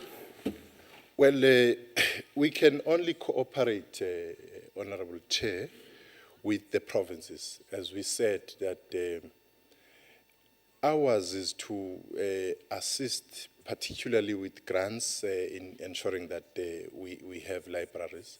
But this is the competence of the province or of provinces, which we are not looking at it only as that, as competence for provinces.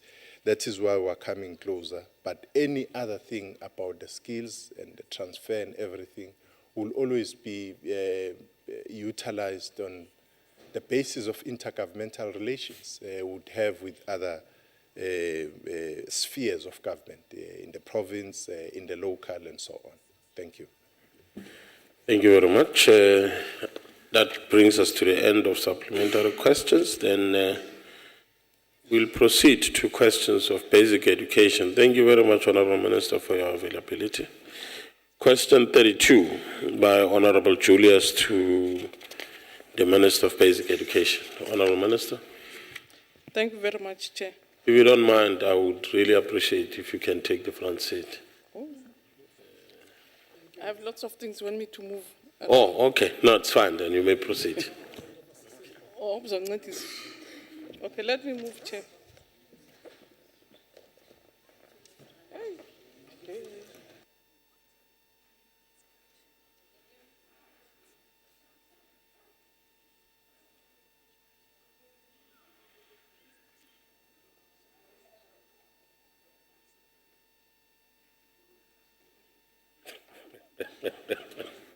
Yes, sir. Hey, now my papers are. Offhand, Chair, because the question wants to know if we are going to have competency tests for our markers in 2014, and the answer is no, we won't do competency tests this year for our markers. Provinces will use the quality assurance methods that they've been using, like in Gauteng, for instance, we're using your performance in terms of your own learners in schools and also using different quality indicators. And the question was saying why we've not done competency tests, and the answer is we have developed a tool which we are still testing its reliability, its validity, and also consulting on it. And we do hope that by next year we'll be able to apply the tool. But for 2014, we won't be using the tool. Thank you, Chair. Thank you very much. Any supplementary question? Honourable Julius. Thank you, Chair. It's actually a follow-up question. Yes, it is. Yeah, Chairperson, thank you, Honourable Minister. Chair, the Western Cape is the only province that is fully implementing marker competency tests for matric markers.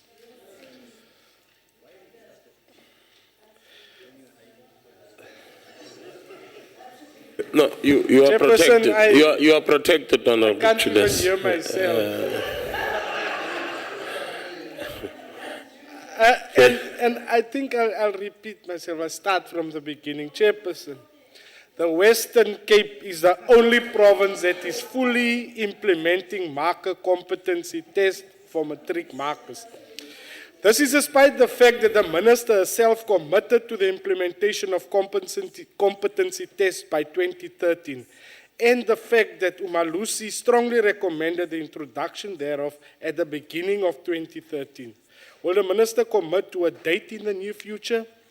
2014, 2015, 2016, it was already set. The Minister committed to a date last time, I don't know, a date by December 20, what.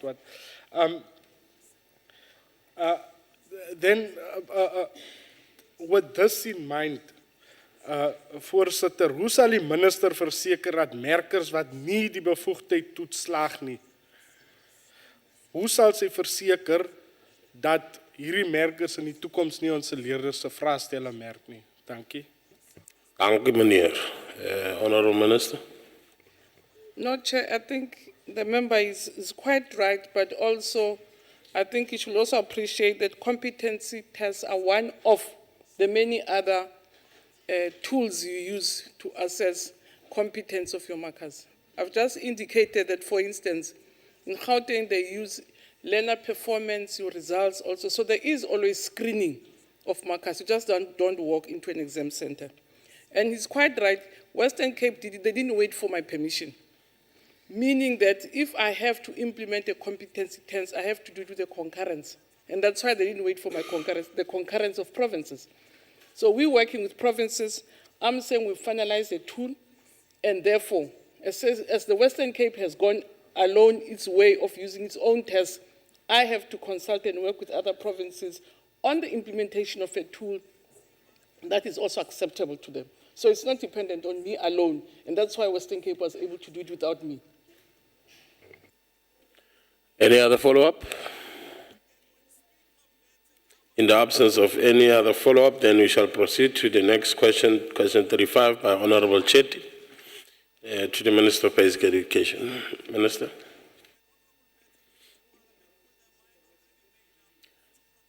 My apologies, my apologies. No, Chair, the second question refers to issues of quintals.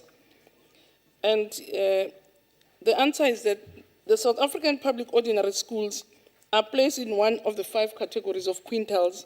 Quintal 1 to 3, which are poor schools, 4 to 5, schools that can afford to pay. Your 1 to 3 are non-fee paying schools, your 4 to 5 are fee paying schools. But indeed, the member is correct that in some instances, the determination of quintal has been dependent on school infrastructure and the location, whereas in the school you could find poor kids who can't afford to pay fees. So the review has been completed, effectively been completed, and we will use that tool to de-link the poverty ranking of schools by using the profile of learners to say, yes, indeed, this school learners can afford to pay or not pay. And again, it's a process that we have to work through with provinces because it's informed by provincial budgets. So that what finally happens is what provinces can afford from their budgets. But the tool has been finalized and been completed to guide provinces. Thank you very much. Any follow-up, Honorable Chetty? Thank you, Chair. Thank you, Minister, for the answer. My follow-up, Chair, will be, when a learner transfers from a quintile 1 to 3 primary school to a quintile 4 secondary school, that does have an effect on the grade 8 dropout rate due to the financial constraints.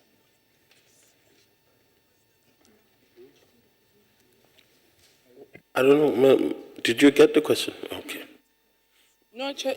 Remember, in addition to quintiling the entire school, there's also conditions, provisions in the system which allows learners to be exempted from fees if they go to a fee-paying school, if that child is indigent. So you could go to a poor school in Soweto and get admitted, for instance, in a rich school in a rich suburb. Then there is also provision to exempt learners from fees, so it shouldn't affect them. The quintiling is for the majority of schools in terms of locations, and it's determined also with your State South Africa to say which areas are declared as poor areas, and then the school is quintiled in that way. But in some instances where kids in majority, remember, move, majority of kids moving, or many kids being domestic workers, or maybe there's an informal settlement next to a very affluent area, then we then use the majority of learners, we profile them, and then we are able to declare whether the school is a non-fee paying school or not fee paying school. But for now, it's really being influenced mainly by the declarations of which areas are determined nationally as poor areas. But you can move with your status if you go to an affluent area and be exempted from fees. Thank you very much. Any Honorable Zwane?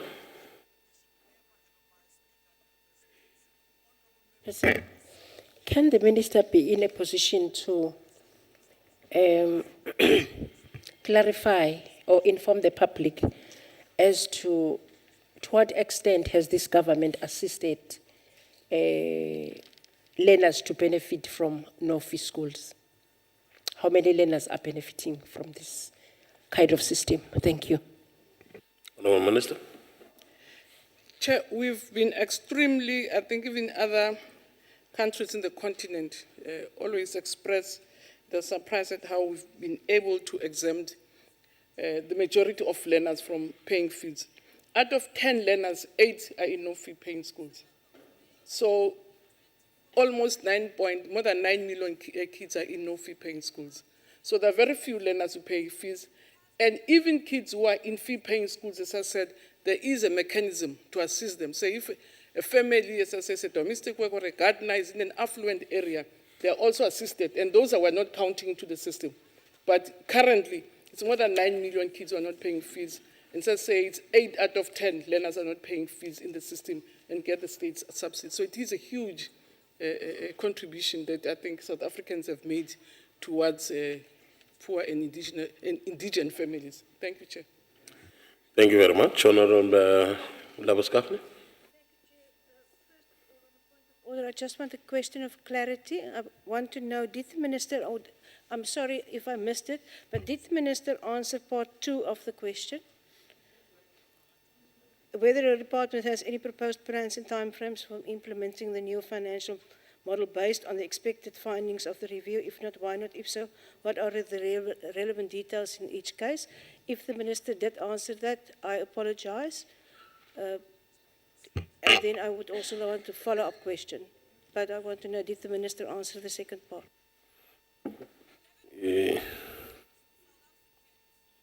So let me read the question, maybe to be my reply to be much more easier. Because the question says whether we have, as I say, we have developed a framework which guides provinces, we have reviewed the allocations, and the following has been proposed to de-link schools' allocation from its quintile ranking. That's what I just explained, to say, even if it's in an affluent area, but if the majority of learners are poor in terms of profiling, then it also then qualifies, even if it's in an affluent area. So that the fee schools and fee paying on which it shouldn't be determined, as I say, but the location, we progressively equalize the school allocation for all existing no-fee schools. Because currently we had 1, 2, 3, which is no fee paying schools paying, and some of them are in the same locality because they are all declared poor areas. So the process is, with provincial funds allowing, it's to say all no fee paying schools, so there's no difference between quintile 1, 2, and 3. All of them are no fee paying schools. And also in your fee paying schools again, to equalize so that you don't have the difficulty of saying a school this side is 3, but they're in the same locality, because that has been one of the complications. So there's also voluntary classification in certain quintile 4 and 5. Because if you agree to be a no fee paying school, you can't charge fees. And sometimes schools find that the subsidy is not what they want, and therefore themselves as governing bodies request to be a fee paying school so that they can charge higher fees than what they are allocated by the state. So the equalization of the school allocation of no fee paying school has been implemented, and now additional funding has been secured to make sure that your no fee paying schools have a flat rate and your fee paying schools have a flat rate, but the fee paying schools can request to be exempted if the governing body so wishes. So I'm not sure, member, if it does answer. Thank you. Thank you very much. Honorable Matievas. Yes. Thanks, Chairperson. Just hold, Honorable Matievas. Order, thank you. The Minister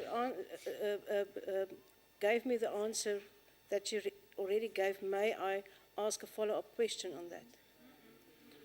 Because that was the original answer that you gave. Okay. Make your follow-up question. Thank you, Chair. Minister, thank you very much for the answer, and I think we are all in agreement that this is a step forward in education. I would just like to know, in the delinking of the quintile school, of the schools, what would happen and how do you foresee will you as the Minister on national level handle it if the provinces can't afford the delinking of schools on a big scale in each province?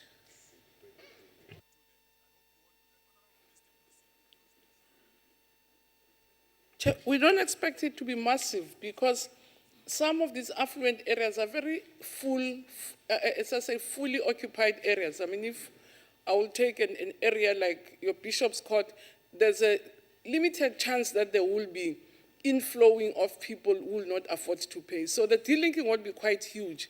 It's just that in some areas, I can make an example in Gauteng, where it used to be an affluent area, or not even an affluent area, because of settlements that grow nearer those schools, and kids flock in big numbers. Therefore, then it has really made it necessary for us to de-link that. But from the request that we're coming, it is not a big, there's not huge flooding because most of these affluent areas are fully occupied areas. So there's no chances that people can really move in big numbers and therefore request this exemption. But it was ready to create space for those few schools that found themselves incorrectly quintiled. And what the province does, it looks at the entire cake because it's up to them to accept and cut it according to, within the lines of what we have set as norms and standards. So it really also depends on whether the province is able to move faster or not. It has also the right to be able to say to a school, we'll only recognize you at this stage so that they can sort out their budgets. It again depends on the province whether it's able to do it. But we don't expect flooding from what has been really the request in the past 5 years. Thank you very much. Honorable Matievas. Chairperson, this is a clarity-seeking question to the Minister. Is there anything wrong with the government schools when the minister doesn't want to risk their children's future there? Is there... Okay. Is there anything wrong with government schools if the ministers doesn't even want to risk their children's futures at the schools? But that's not a follow-up question. That's more of a political question than a follow-up question. It's a clarity-seeking question. No, it's a political question. It's not a... You don't have to respond, Minister. No, there's a question from the EFF, which I'm going to give you full clarity. It's also about that. It's clear you're concerned about that. So there is a question that relates to whether I have a child in a school. So I'm going to clarify that I don't have a school-going child. So it's coming. All right.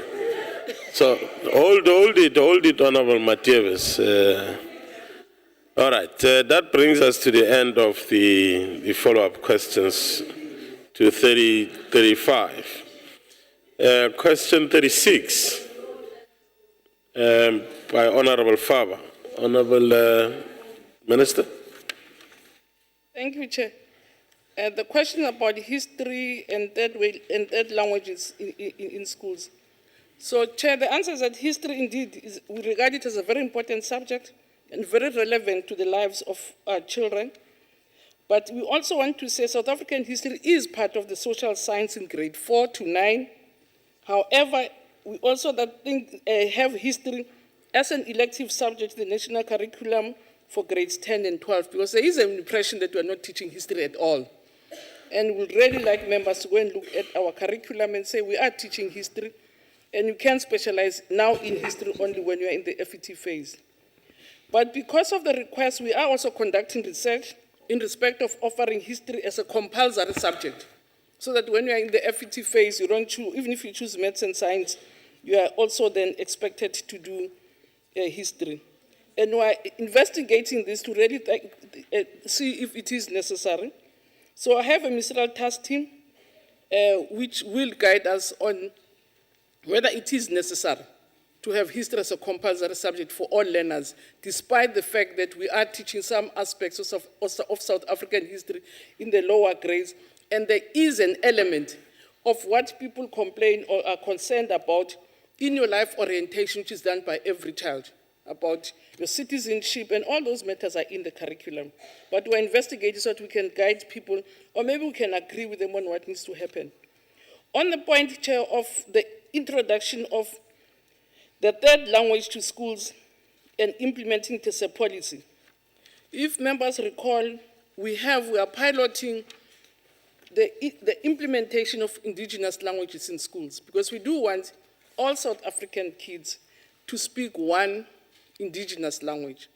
So if you are in a school which teaches English and Afrikaans, you have to also take Sepedi, Tswana, or Zulu. So we've done it, we're piloting, we're going to start implementing, because we needed 2014 to develop the instruments, to train the teachers, but also understand what are the difficulties.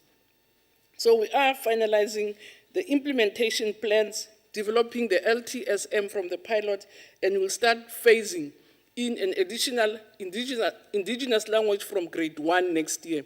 And these are limited schools because the majority of schools, which are predominantly African schools, will have an African language, for instance, and a third additional language.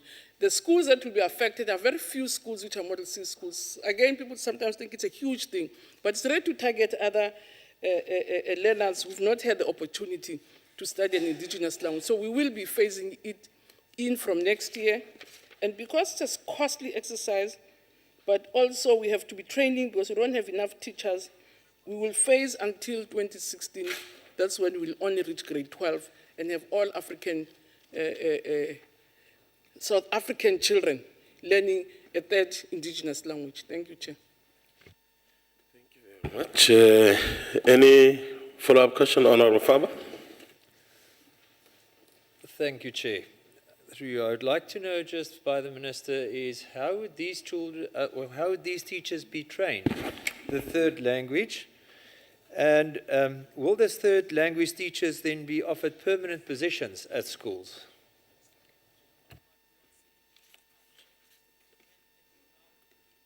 Honourable Minister. Yeah, Chair, we are training them currently. We've trained the cohort. We're working out what numbers we have. We have partnerships with universities to help us to do that.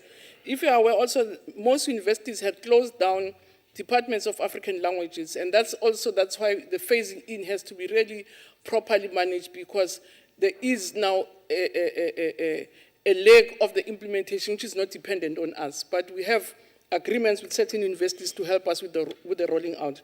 We're looking at different methods, really, depending on the size of the school. If we can have what we call roving teachers, if it's going to happen, because you might find that the teacher doesn't have enough lessons per school. You find that if there are 5 grades, only has 5 hours as compared to others. So, and that's what the pilot was supposed to inform us all about in terms of grades, grade by grade. In some instances, if it's big schools, we do think that those teachers will be accommodated as part of the staff complement. And indeed, we're looking at getting a bidding to Treasury to make sure that we can find posts. But again, that has not been finally resolved as we finalize the planning this year. Last year, we did the pilot to understand what the difficulties. We're trying to really address the challenges that we have identified. We'll be able to come with the final picture because we have to start rolling out next year.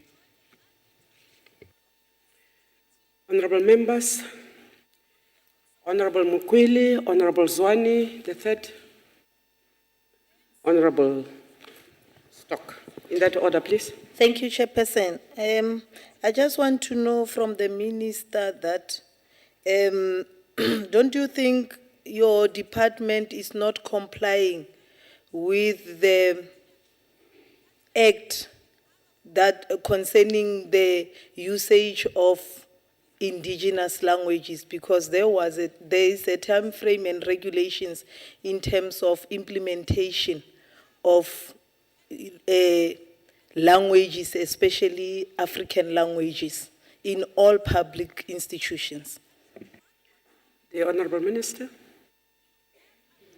Chair, I'm not aware of any act. I'm even consulting with the former MEC if there was an act that happened somewhere. I'm really not aware, honestly. I might have to. We're not basing our work on the act. We're basing it on the plans that we've made as a department to say, indeed, it will be desirable to have African languages being taught in schools to learners who've not been learning African languages. So the act, I don't know. Maybe the member can say which act is it, but I'm not sure which act she's referring to. Perhaps the member will in future put a question directly dealing with that matter, because her supplementary time has gone. Honourable Zwane.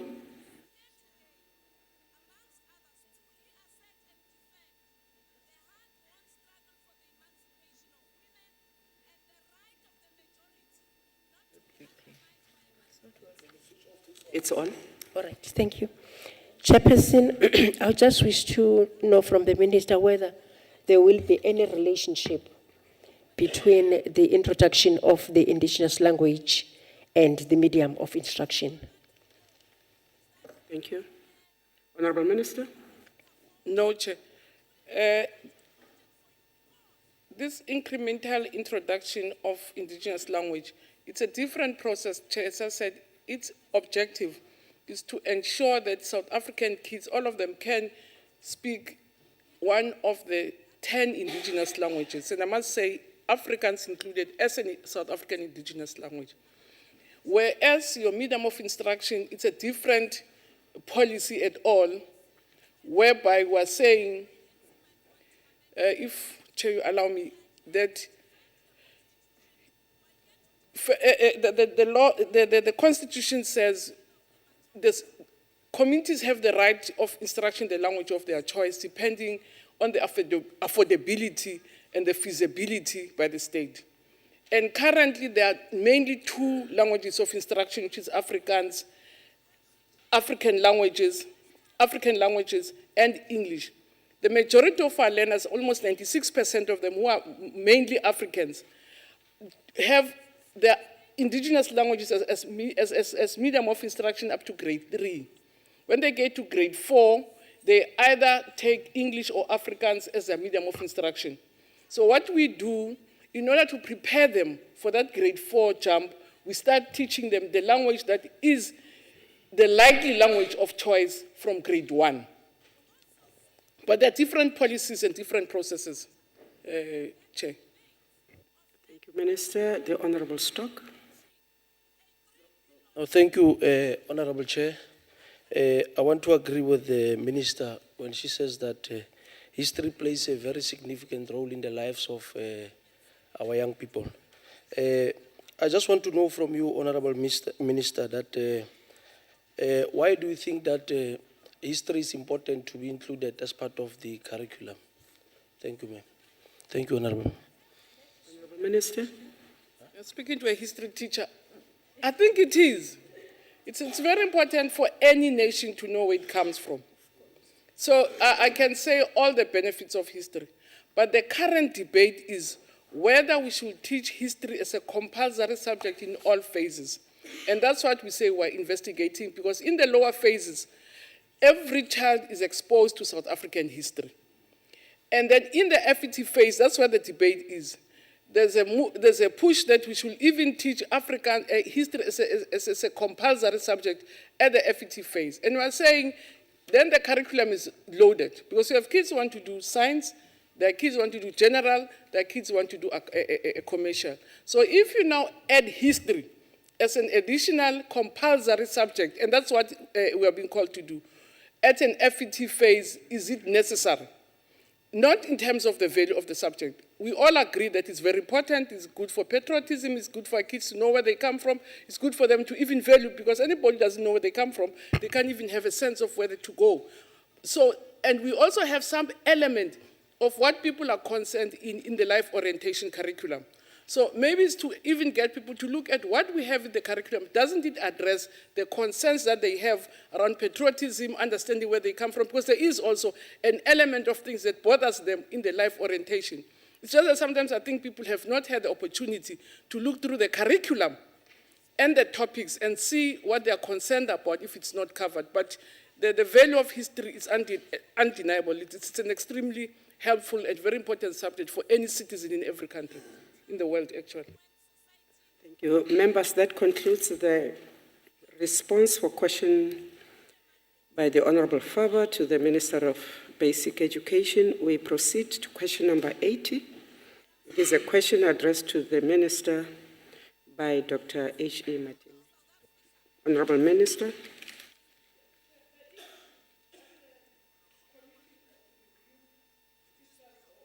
On education professionals. Chair, there is a commission that the President has established to review the remuneration and the conditions of service of public servants, and it is being led by Public Service and Administration, and they have been doing lots of work around it, so it's not in a purview. The commission has been asked to investigate the conditions and the wages of civil servants, with teachers being the first group to be prioritized. And it is up to the commission itself to make recommendations on these matters, on salary adjustment, wage increase. So we'll hear what the commission is saying, but it is doing work and it's under the Minister of Public Service and Commission. Thanks. Thank you, Minister. Dr. Mateme. Chair of the Council. Ke leboga karabo ye minister wa rena re filego. E re bontšhang gore taba ya gore bafahloši ba bana ba hlwe mekgotheng ba belaetša ke megolo ya bona ge ditaba di padile ka kwa tšhempeng ya dipoledišano e tla ba history.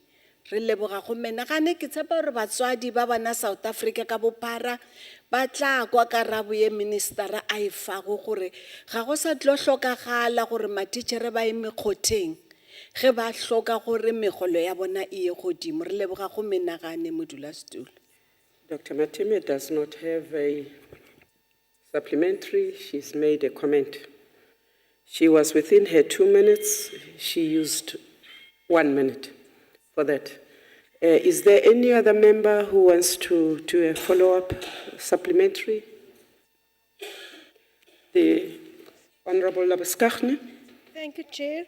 I want to know, would the Minister consider an audit of teachers or education professionals' qualifications as part of the relooking and reviewing of the salaries? And if not, why not? Honorable Minister.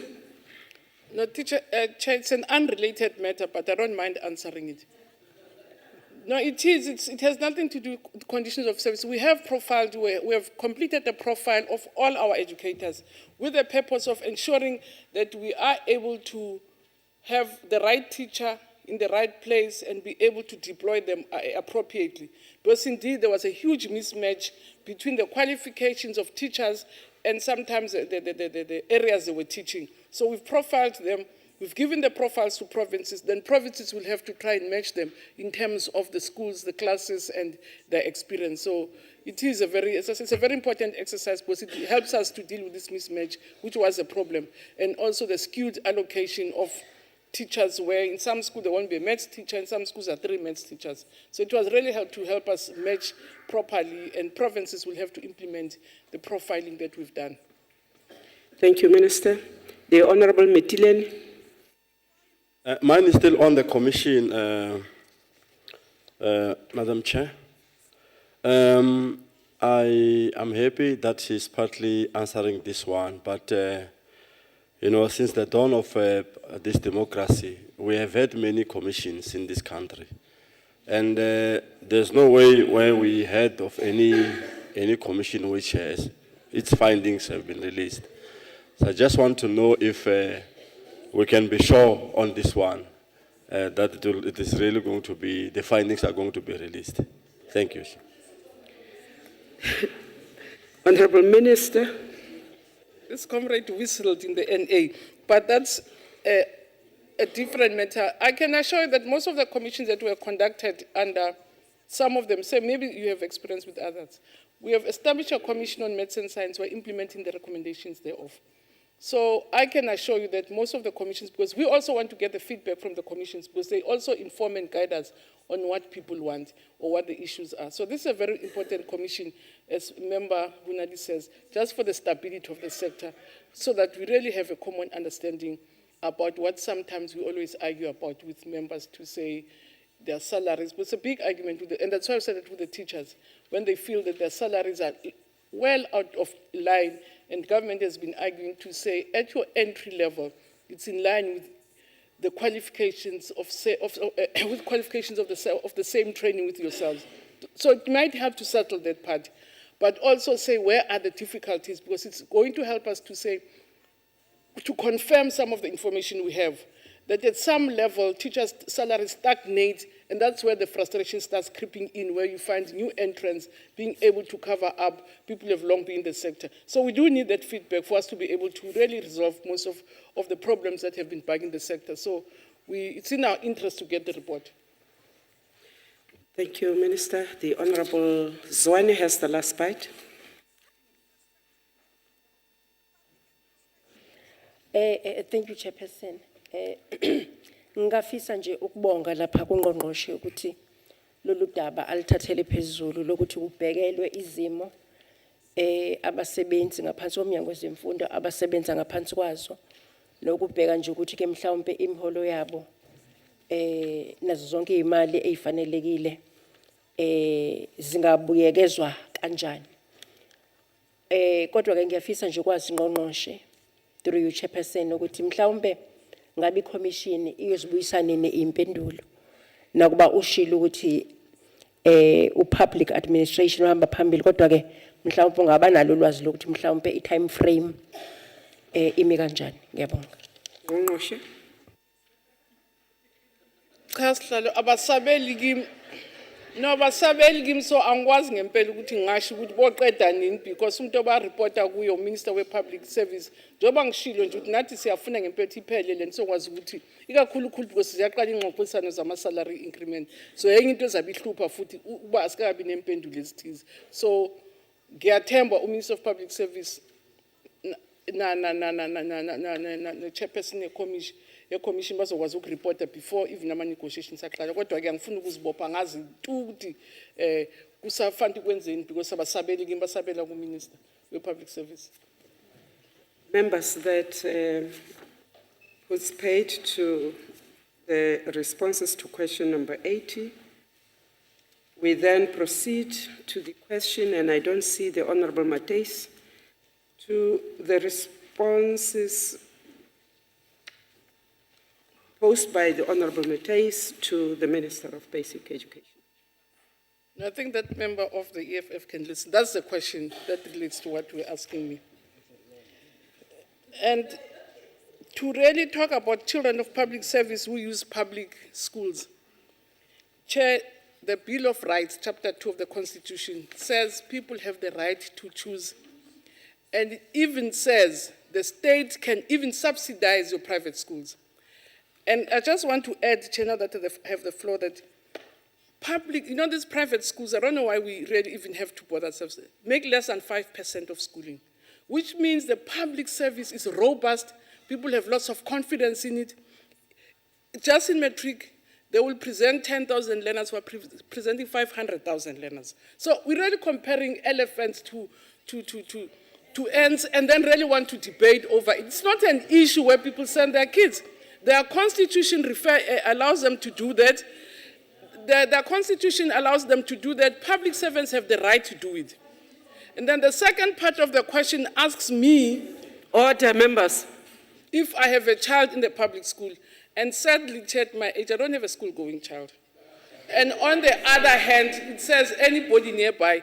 Unfortunately, I don't have grandchildren who will be the nearest members. So nephews and nieces, many of them, I think they go to everywhere where their parents send me. But the one that directs me, I don't have a school-going child, I don't have a grandchild, I don't have anybody directly that will be in a public school or a private school. So that's the answer.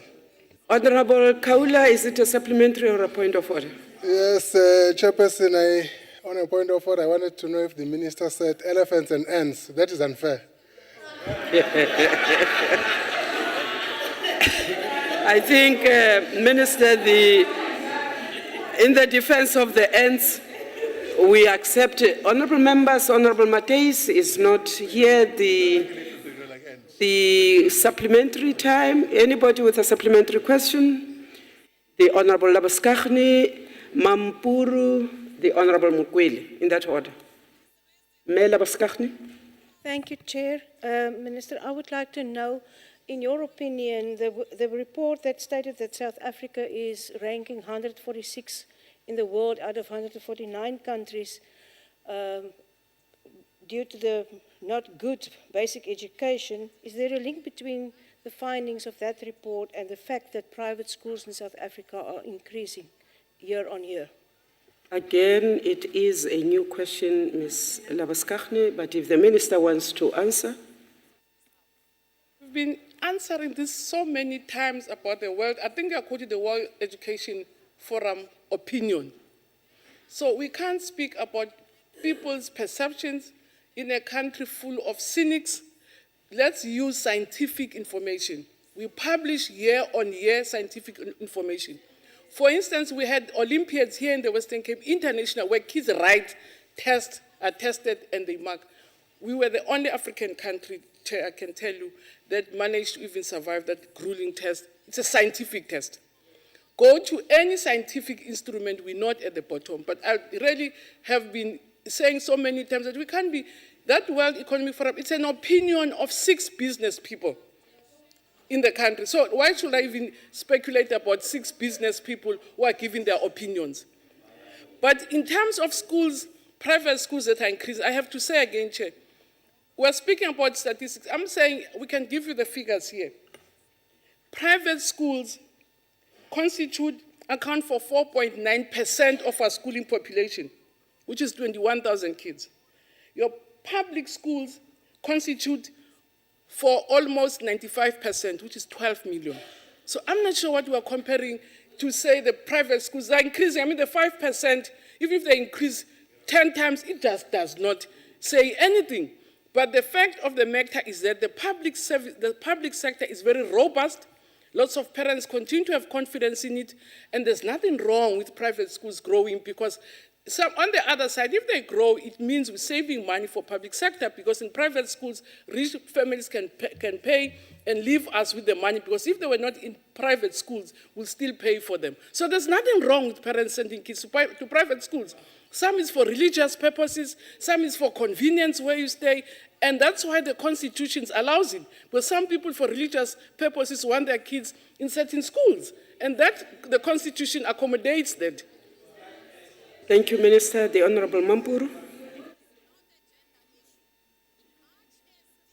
Thank you, Honorable Chairperson. I want to check with the Minister. Public representatives have a role to play, that of societal transformation. Honorable Metilen, you are too far from the Honorable Member for a chat. Thank you. Honorable Mampuru, continue. For a moment, I want to whip him. I want to whip that one. Please continue. I want to check with the Minister because the public representatives have a role to play, that of societal transformation. How can they assist in public schools? Honorable Metileni, are you on a point of order? I just want to know if is it parliamentary for, Madam Mampuru to point the finger at me.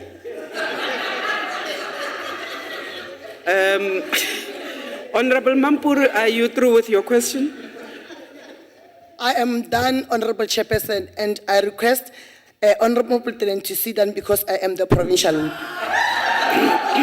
Please put off your mic. Honorable Minister. As I said, for us, kids in public schools continue to be South African kids.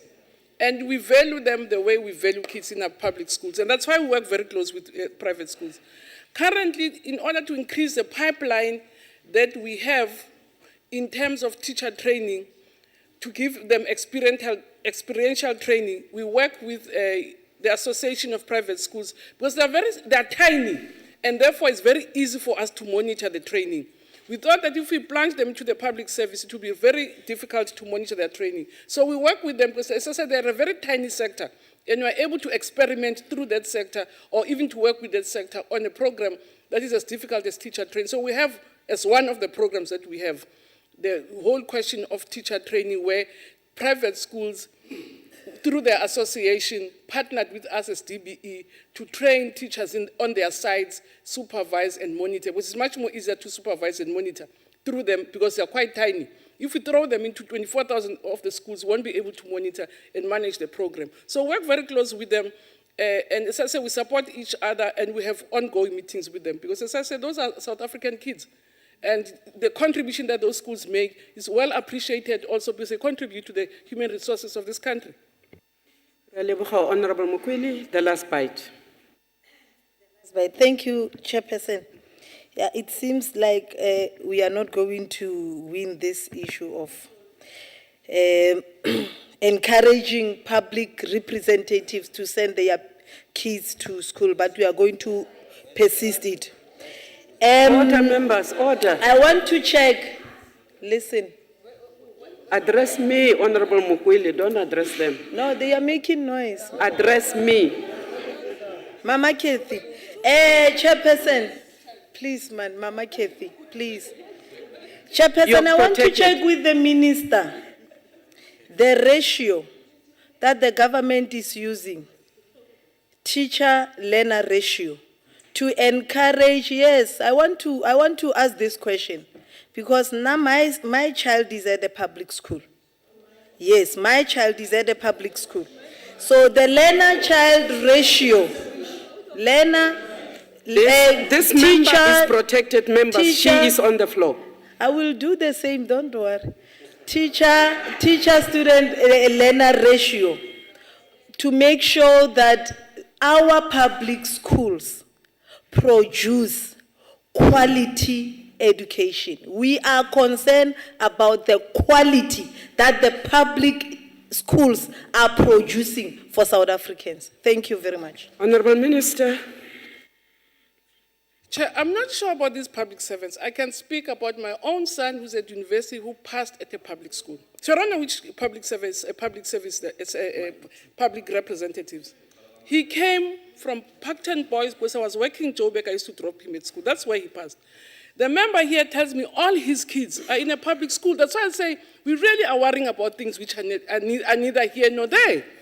The mere fact that 12 million kids of this country are in public schools, it means people have confidence in the system. The mere fact that and that's why his child got 7 A's in a public school. My son got 4 A's in a public school. The success of children depends, the success of your child, the success of the child, your child, now that we're talking about our children, your success of the child is going to depend on the Honorable support. Mukwele, control. And I can pity the child that the mother is busy chatting back. That child 1% the rate the Honorable mother members, is going. honorable members, please. Honorable members, please accord us the respect. So, Chair. Minister, I'm sorry, please continue. Okay. Chair, I want to repeat the fact that the public education system is robust. And if I had time, I'll even explain to the member the advantages of bigger classes for preparing kids for institutions like universities where you have crowds in those classes. So there are also educational values and principles of the class size. And we can show you a statistics, Chair, that it's not the class size. In Malaysia, it's one of the third education systems. Their class sizes is bigger than ours. They're doing quite well, right? So the class size is not a determinant. So that we can't even be tying ourselves. But I really want to say, member, disabuse yourself of the fact that our kids go to private schools. All my kids, all 4 of them, went to public schools. The minister is saying all his kids are in public schools. We should allow people the right to choose. If for religious purposes you want your kids in a religious school, that's fine, the law allows it. So why do we have to worry about it and make it a big issue as if it affects the work that we do in the public schools? The public schools are doing well, so you can trust us. Thank you, Minister. Just for the record, members, all my 4 daughters went to public school. And Minister, one of them grew up in front of you. She's doing very well. She gets 100% in a university in the US. That means the basic grounding here at home was good. We proceed, members. We proceed, members, to a question which was raised. Yes, Ndate Mitilene, a point of order? Is it a point of order? Chair, yes, sir. Let me deviate a little bit. No, give me a point of order. You see, if you see, some halabalus and some confusions. Yes. They start, with Honorable Dlamini. May you please send her out? Honorable Dlamini, you are so scolded. No, members, let's proceed to question number 108 from the Honorable Dikale to the Minister, Basic Education. Ma'am.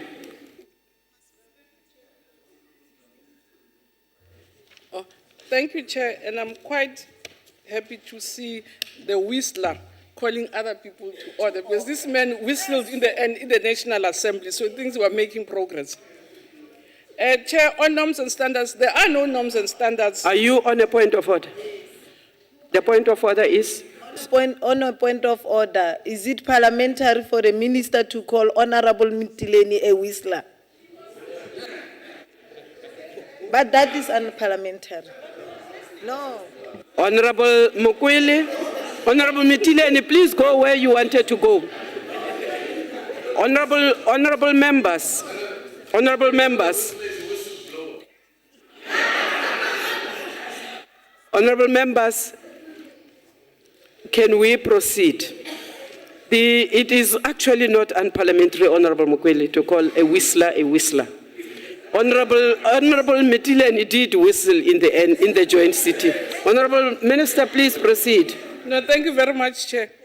Chair, unfortunately and sadly so, we have no national norms and standards for special schools in their entirety.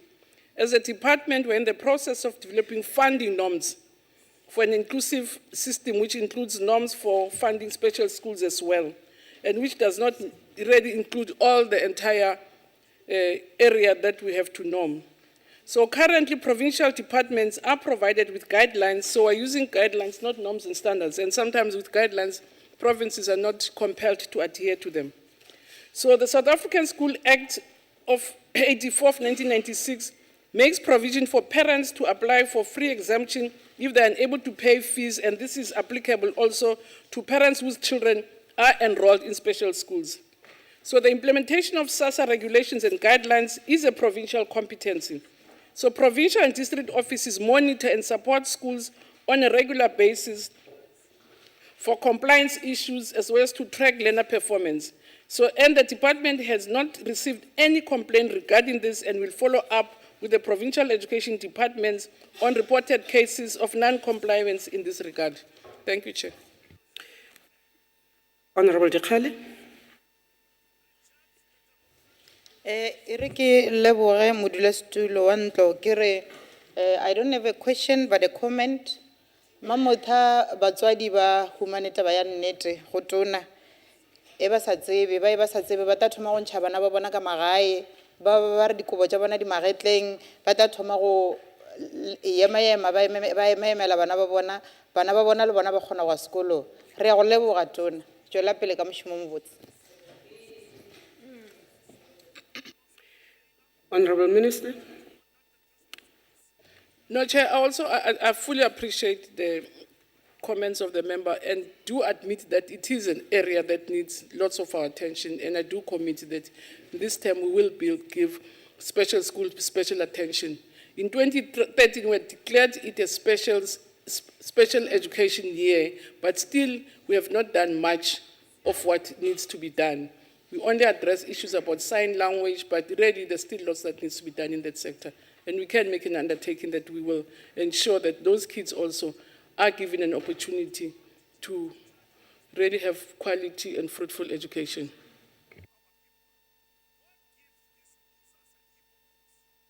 Honorable Khai. Oh, no. Khaila. Is there anybody else? The Honorable Mokwele, the Honorable Dlamini. Honorable Gaila, I'm always mispronouncing your name. You are one of the three members I mispronounce their names. Bear with me.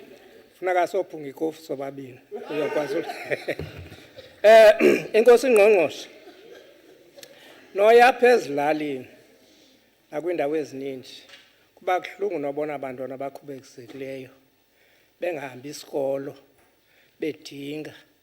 Now umbuzo wami unje ke Ngqongqoshe, ungaba department nike nayenza lento kuthiwa i-research ubana ngaba izikolo ezifunekayo ezonceda abantwana zingaphi na, because ibalekile loo nto leyo, because abantwana abanyofumanisa abanye bayabhuzwa ngabantwana kuthiwa bayareyithwa yonke loo nto because abafundanga. Ubana niyenzile loo research, ungaba ikhona kwibudget yenu imali ekhoyo yokwakha noba izikolo kulo nyaka okanye ikhona injongo ukukwakha kwiminyaka ezayo? Enkosi. Honorable Minister. No, Chair, let me agree again with the member that it is an area which is highly neglected, but also just say that declaration and the determination of schools and needs, it's a provincial competence. A province that has to map out where they need schools, where they need special schools. And as I said before, because we have not normed to say what are the norms and standards, even in terms of requirement, we are only working on norming the funding. We have just not been monitoring it. But as members says, we do get lots of reports that something much more tighter needs to be done from national, so that we are able to compel provinces to do that mapping itself, because the declaration and determining of schools is a provincial competency. So we don't determine where a school needs to come. It's the province that determines where schools need to be and which type of school they need to have. Thank you, Minister. The Honorable Mokweli. I think it's my last question to the minister. I just want to check. Can I give a check, Mama Hore? Is it the responsibility of Department of Education to develop a class or a building that is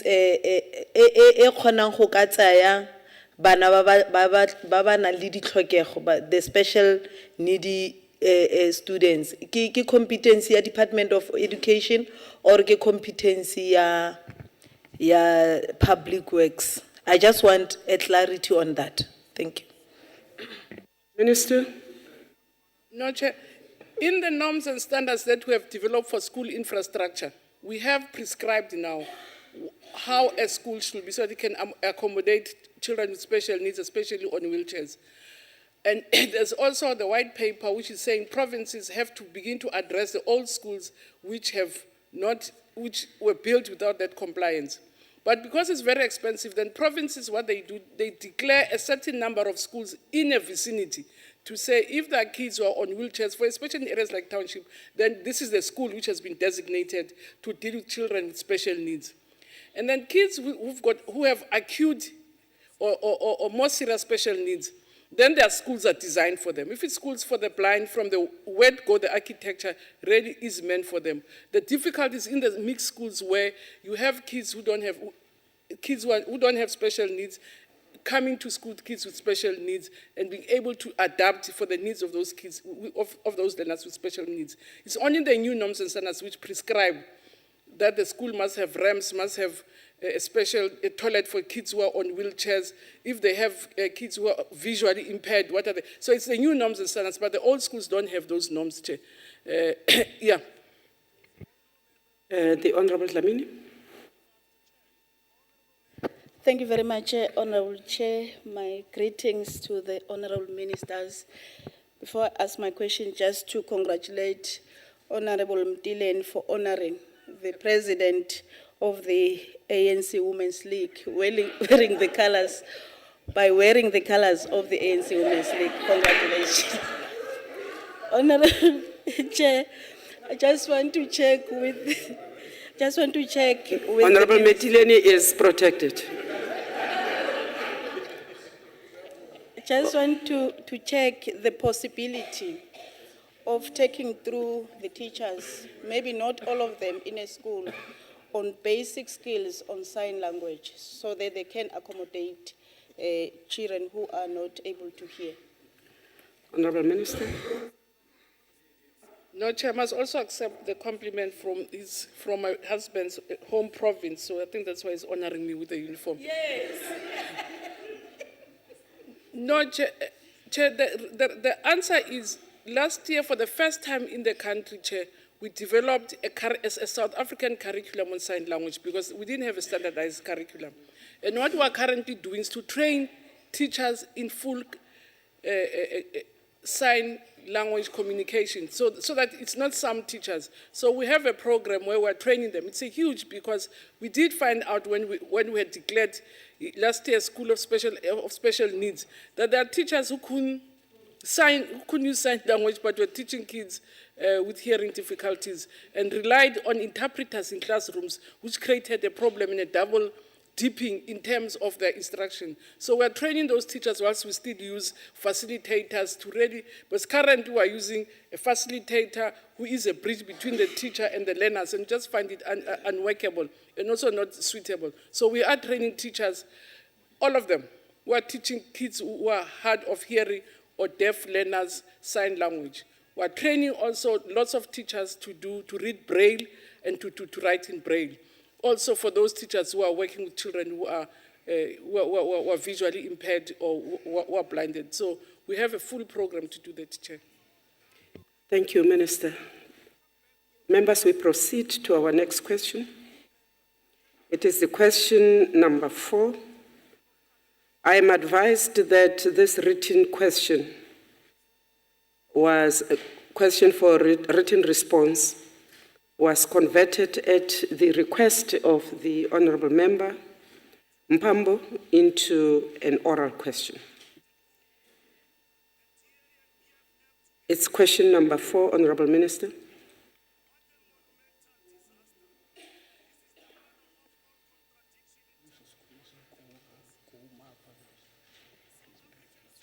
The question was originally meant to be for written response.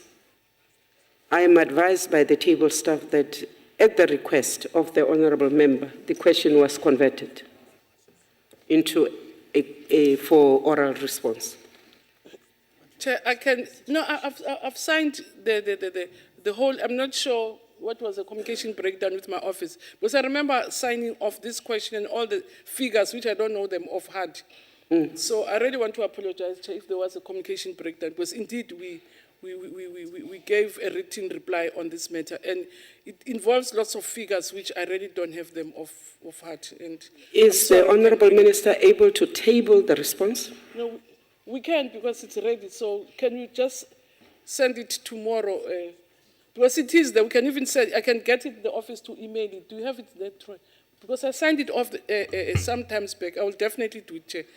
I undertake to have it with your office. Honourable members, Honourable Minister, let us then say that because the question originally was for written response, but also that it is of a statistical nature, which usually, even when it is for oral, if it becomes too statistical, it is then converted into written. Can we agree that we defer? Because even the written response is not in the House, that this question number 4 stands over to the next question time? Because it seems to me that in a lebet lokonyan. Honourable Foningen. Honourable Chairperson, but the Minister has just said that she will make this question or the reply available tomorrow. That's acceptable to us if she wants to make it available tomorrow.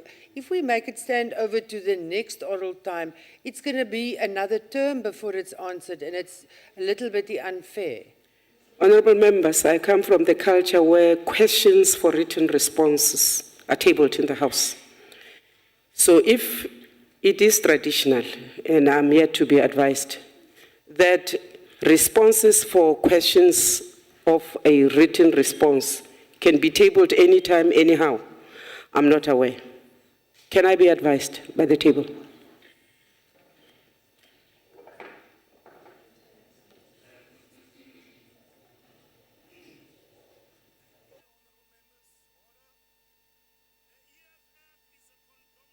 Yeah. We agreed to take the middle of the road, that the Minister will send the response, but that response must still be tabled in the House.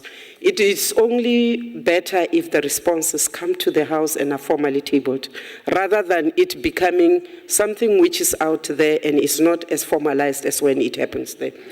So we thank you, ma'am, for that. The next question then is the question from the Honourable Faber to the Minister of Basic Education.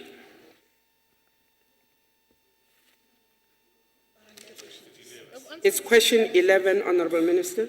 It is also for written response, which means it will be dealt with in the same way as question number 4. but also formally we would like to see them in the House tabled. Honorable Faber? Honourable Chair, I would have actually liked the oral reply as I would wanted to ask follow-up questions. Well, the question appears on the question paper, Honorable Faber, as for a written response. When a question is for a written response, the response is written. It is usually tabled in the House. There are no follow-up questions because when it is for written response, it gives the ministers enough space to elaborate, to take as much time as they can. It can be voluminous. It has to be in detail. So we pass question number 11. We go on, honorable members, to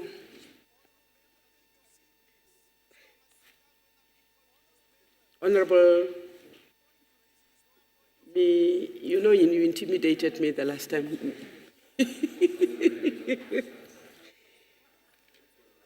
Mikelekes.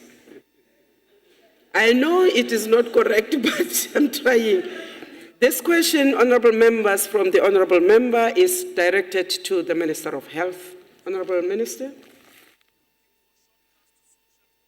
Thank you, Chairperson.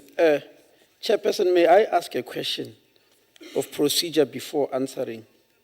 I've here before me the NCOP rules, section 246, subsection 4, saying no more than 6 questions for oral reply may be put to a minister in respect of any one department, government department on any one particular day. And as I was listening, the Minister of Basic Education had already answered 6 questions. Are you going to apply that to me because I'm ready for 6 questions? I just want that clarity because I prepared myself for the 6 in terms of this rule.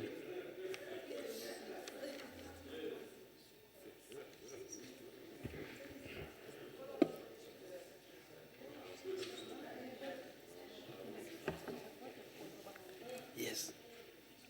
Honorable Minister of Health, I am advised that indeed you are right. The questions for oral response should be 6. They get increased if questions which, one, were for written response were converted into. Alternatively, if a question which was meant for written response was not responded to, and the time lapses, then it gets converted into oral. So that is why you will see that the last 2 questions, which were supposed to have been written, I do not understand how, but the honorable members, especially the Honorable Mpambo, had already been assured that it would be converted. And that is why we allowed the question to come in. I note that the Minister of Health has already counted the 6 questions. And there are more than 6 questions to the Minister of Health. Honorable members, we will indicate if any other question should have been responded to and was not responded to. So, Honorable Minister, please proceed with your first one. That is question number 37. Thank you, Chairperson. The question is from a member of DA from Free State, Honorable Macharagis. It says, how many students had to be transferred to other universities in order to complete their studies as a result of the recent closure of the cardiology department of Universitas Academic Hospital and the plans of reopening? Honorable Member, the cardiology department at Universitas Hospital was never closed. No students were sent away to other universities. So your next 2 questions are not applicable. Thank you. Thank you, Honorable Member. Honorable Mikelekes. Thank you, Honorable Chairperson. Honorable Chairperson, the Honorable Minister should perhaps know that indeed, as it was, the cardiology faculty has closed. However, there were private practicing specialists who assisted in trying to keep the cardiology department open. And it's for that one reason that it has continued to be functional to some extent. My follow-up question would then be, when can these private practicing specialists who assisted in trying to keep the cardiology department open on request of the department expect payment for their agreed services, which has become due and payable as far back as May this year? Thank you. Honorable Mikelakis. It is a departure from the original question, but if the minister is prepared, he can proceed. Chairperson, indeed, it is definitely a new question about when will they be paid. And since they are paid by the Free State Department of Health, I won't be having the figures here, otherwise I'll be able to solve it. But the main question was that the unit was closed. It was never closed. And that was my answer. Thank you. Thank you, Minister. Are there any other supplementary questions? The Honorable Zwane.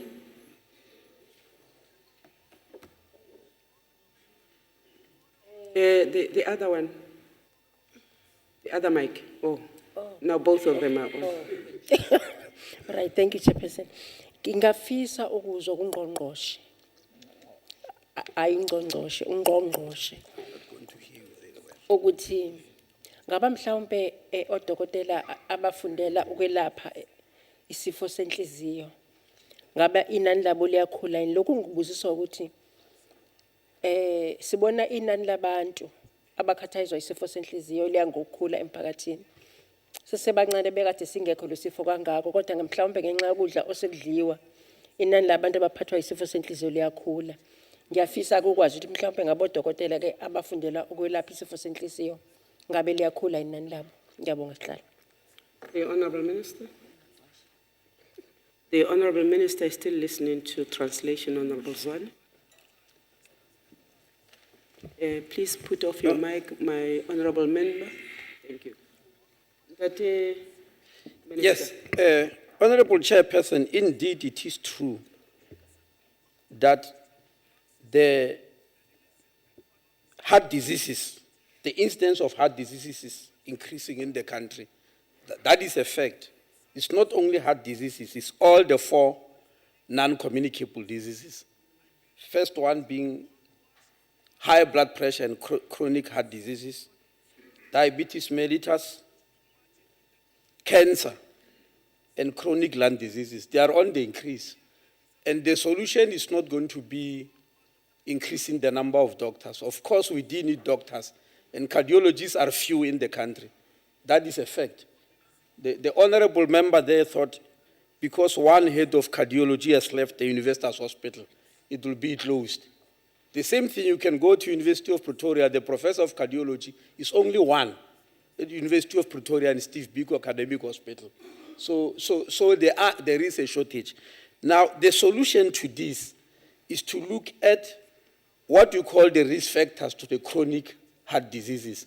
If you look at the National Development Plan, the NDP, it actually said we must reduce the burden of diseases, not try to produce more doctors to treat them, reduce them. And how do you reduce them? One of the main strategies is to reduce salt consumption. And when you talk about these things, I know members get very angry. They say, we are in any state, we are actually controlling them. The reason that high blood pressure is increasing and it causes a lot of kidney damage is because people are consuming more salt than they are supposed to. So we did not ban salt, we said we must reduce it. For that reason, we called industry and agreed that salt must be reduced in 6 foodstuffs in the country. That is bread, brine in chicken, cereals, spices, soups, and snacks. And we have issued a government gazette, this is gazetted what I'm talking about, that the first targets of salt reduction must be reached by 2016, and the second targets by 2019 by industry. In that way, the incidence of high blood pressure and this chronic heart disease will sort of reduce. That is one of the strategies that we are following. Thank you. Remember, you want another bite. Honourable Chairperson, if I'm allowed, I would like to ask another follow-up question, please. Proceed. Thank you, Honourable Chairperson. Thank you, Honourable Minister. Honourable Minister, you've just admitted that there is some reduced staff capacity at this cardiology department, if I understood you correctly. Are you then aware that critically ill cardiology patients are being referred by Universitas Hospital to a private hospital? These are state patients. Why, who is responsible for then paying this bill of the private hospital? Has any payment been made, if the Minister could answer that? By when could such payment be expected? And does the Minister agree that this is not assisting the 700 million rand deficit of the provincial department by referring state patients to private hospitals with private hospitals' bills? This due to your department or the provincial medical department or health department's failure to get this department of cardiology running properly. Thank you. Honourable Chairperson, I'm sure the member has tried his best to force me to mention what actually has happened there. I don't know why I didn't say it straight. It is true, the unit is not closed, but it is true that it has got reduced capacity because the head of that department insulted security personnel by calling them the K word. The security personnel, I know these are ordinary people.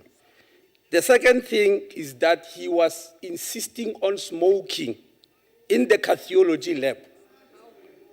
So when he was called, yes, for DC, he refused to come. He wrote a letter and preferred to resign rather than be taken for DC. Two of his colleagues who are lecturers then wrote emails to the CEO complaining that because this person is highly skilled, with very rare breed of skills, he can't be charged. Yes. He can't be charged. They say the charges are not very important. Maybe because he insulted security officers.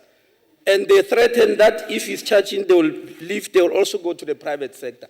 It's not for the first time, Honorable Chair, that academics with rare skill blackmail us and tell us not to do certain things within the law because they will go. It's not for the first time. In Steve Biko Academic Hospital, in the anesthetic department, where they serve all the other departments, you can't operate anybody. Whether it's neurosurgery or you do a Caesar or you operate on the bone, you can't operate without the anesthetic department because they people to sleep. They decided not to go and work on Fridays. They were going to work in the private sector. While the state is paying them full salaries and they are in full-time employment, they say, on Friday, no, that we don't come to work. When the CEO complained, they said we will leave to the private sector. And the other professors complained. And eventually they had to leave. 6 of them left. So these things happen. In other words, they are saying, I've got skill. Let me do what I want. If you touch me, I'm going to leave you alone. This is what happened here. Now, it is true that when they left, we got some doctors from private practice. Firstly, they got a retired professor who was running that department to come and run it part-time, and they also got private practitioners to try and run it. This is not a secret, if you thought it was a secret. The question is, a highly trained person, if they do wrong things in this country, should they be left because of their status? No. That's exactly the question that we need to be answering. So if, now coming to your question about when will they pay and are we not wasting money? This question is both ways, Honorable Member. Private hospitals also do give us this work. And because it doesn't appear in the papers, this one was in the papers, you believe it's the only thing that's happened. We also do ours at Steve Biko only a month ago, where a patient who was put, in whom a pace setter was put in with a fibrillator in his body for 300,000 rand because he has got a medical aid. When they had to change the battery, his medical aid was finished and they dumped him to us. Yes. and we had to take over. And there are many of such examples where people whose money is finished is taken over by us and it's not even followed up. We just rescued a lady who needed an operation, life-saving, and they wanted 250,000 rand. We took over, we did that operation. These things are not mentioned, so I want you to balance. When you point fingers at us, you must also point fingers on the other direction because it's not necessarily clean there.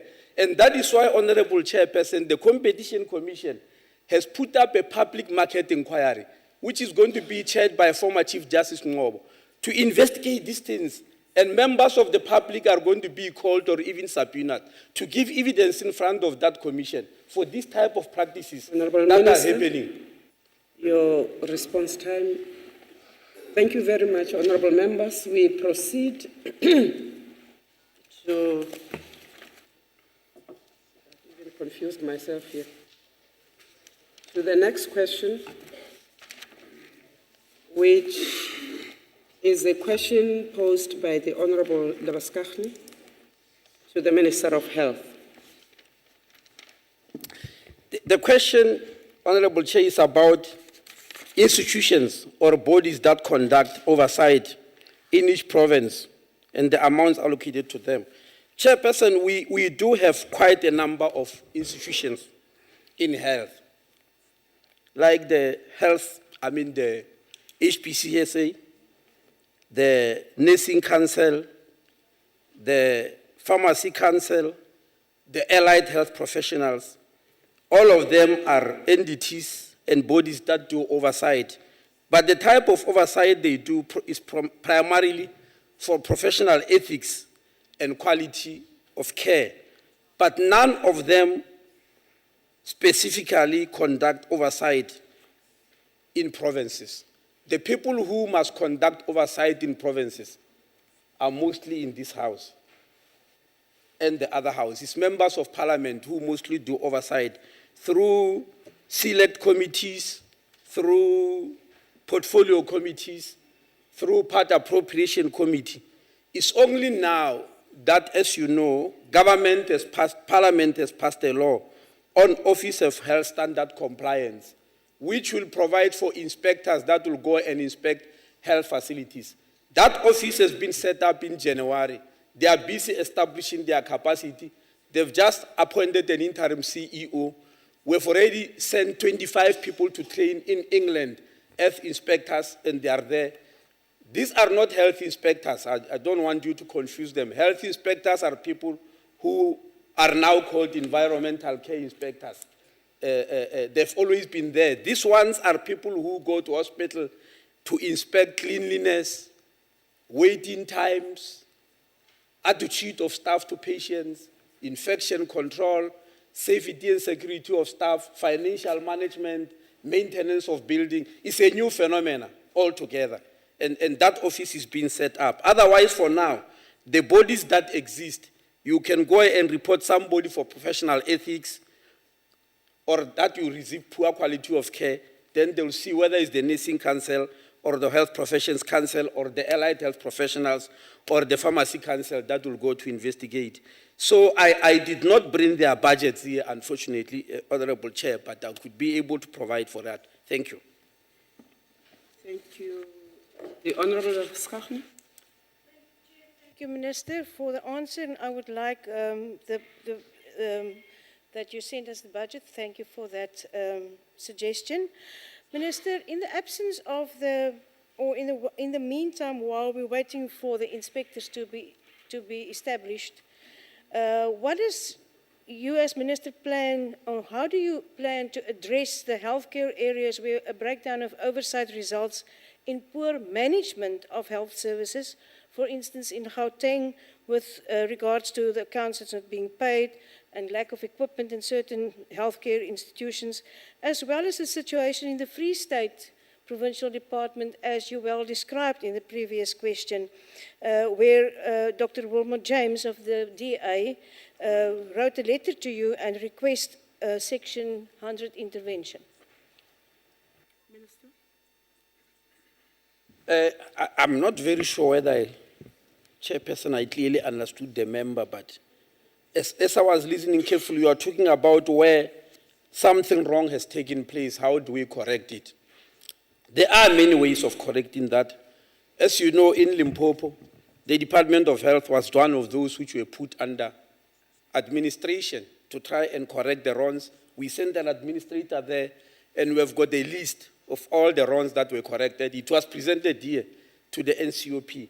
In the Free State, as you're mentioning, I did write a letter to the MEC and showed the department where they are going wrong in terms of the PFMA and demanded that corrections be made, and they are being made.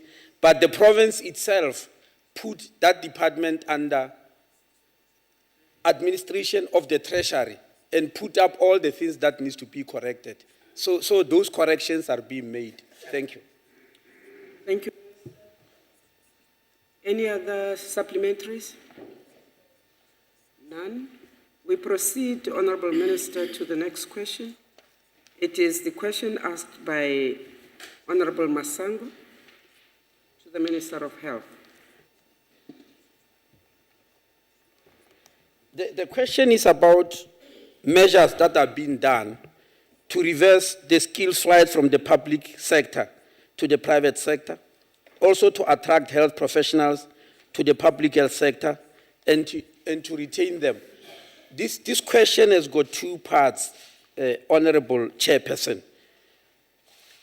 Firstly, there are many reasons why people are moving from the private sector to the public, from the public sector to the private sector. I've just given you one of the reasons. The private sector remunerates much more than the public sector. I'm sure you know that for the whole world. It is a fact which is very difficult to change.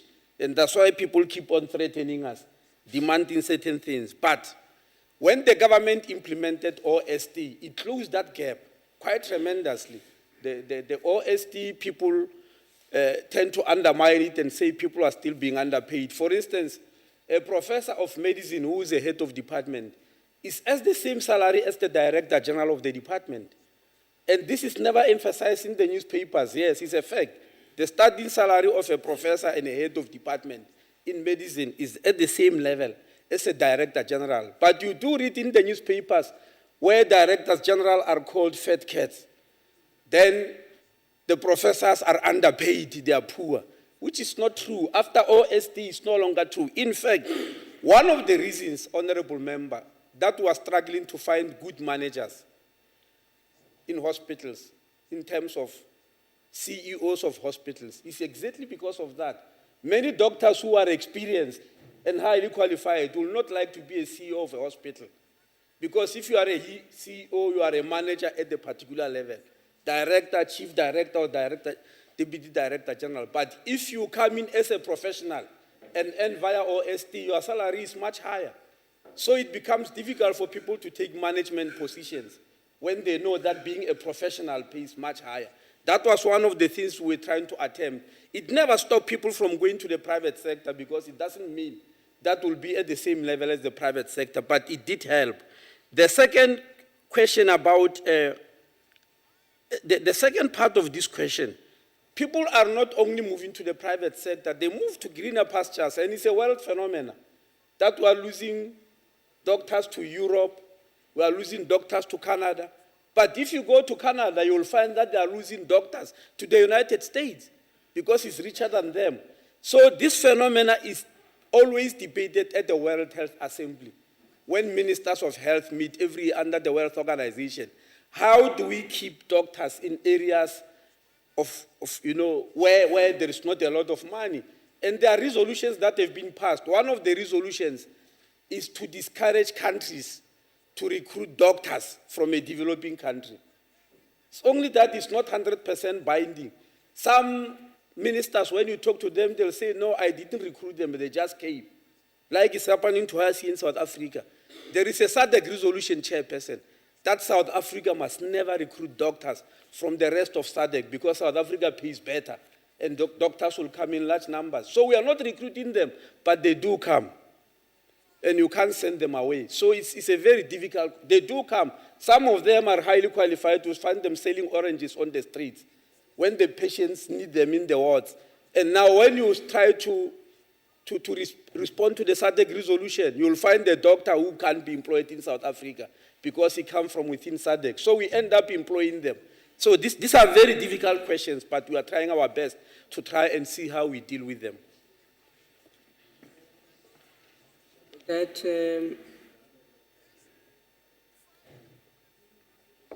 subsection C about retention, Minister? I suppose you covered it. No, I covered it. The Honorable Masango, Honorable von Lingen has changed. Chairperson, we have submitted a letter to say that she is elsewhere occupied and that we will handle it. Chairperson, may I talk to the Honourable Minister? The Western Cape has a turnaround strategy in place in order to retain health professionals in the public sector. And I'm not so satisfied that the Minister has replied to the turnaround plan that he has in place to retain people and health professionals in the department. He said we're not recruiting from SADC countries. He says we will, there's an international agreement. But what are we doing to keep people with us? Honourable Minister. I have mentioned maybe only one area, because I mentioned the issue of OSD.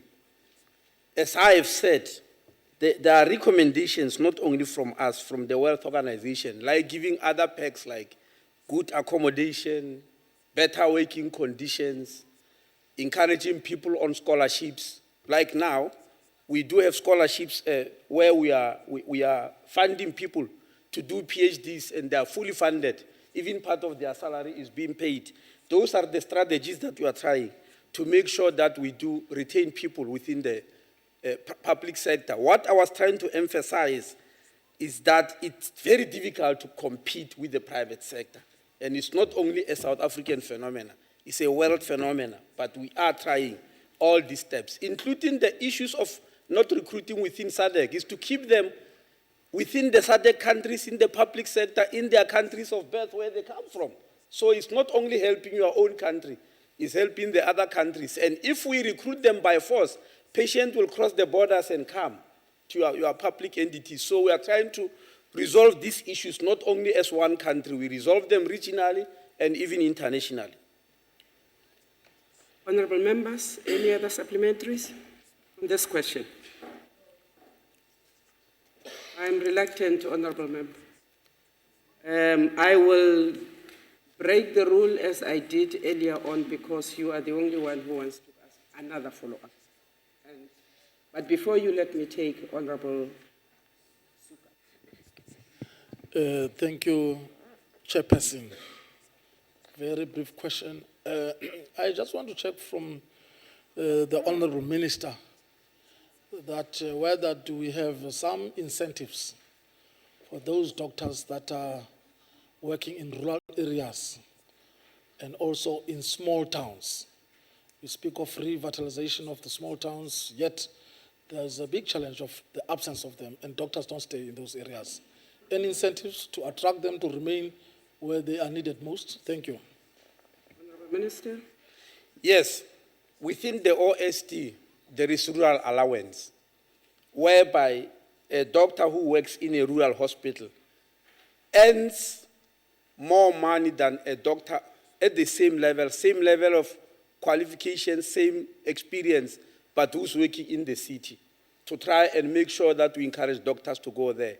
The other method is to try and give them equipment, because some of them will come and say, I want to study further in these rural hospitals. They don't have world-class equipment. I'm going to lose. Sometimes they use it even to go to the private hospital and say they want equipment. And one of the things you are doing, you have already seen the president opening a resorti hospital in Abington. It's a very, very far rural town. That hospital has got state-of-the-art equipment, which is not found anywhere. That's why during the opening, one commentator of ENCN said, this hospital can put any private hospital to shame, because it has got world-class equipment. Why are we doing that? Because then it will attract professors and people who want to study further to go to that area, which under normal conditions they will not have gone. So it is one of the strategies, and there will be many more hospitals of that nature that are opened in far rural areas where professionals don't necessarily want to go. Thank you. Van Lingen. Chairperson, I'm covered. He stole my question. That takes care of that question, Honourable Minister. We proceed to the question number 44 as put by the Honourable von Brandes. The Honourable from Brandes is not in the House. Has he made arrangements? Okay. Honourable Minister? Yes. Chairperson, this question is about TB, the increasing prevalence of TB, the plans and programs at primary health care level, and how much budget in 2 financial years. Chairperson, first of all, yes, it is indeed true.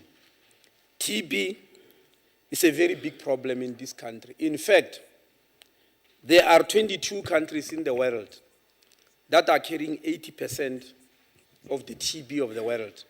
And unfortunately, 5 of them are within SADC, and South Africa is one of them.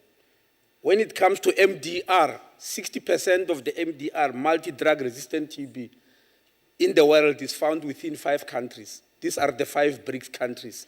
Unfortunately, you know South Africa is a member of BRICS. And lastly, 80% of the people who die because of HIV disease are actually killed by TB. So it is an increasing problem.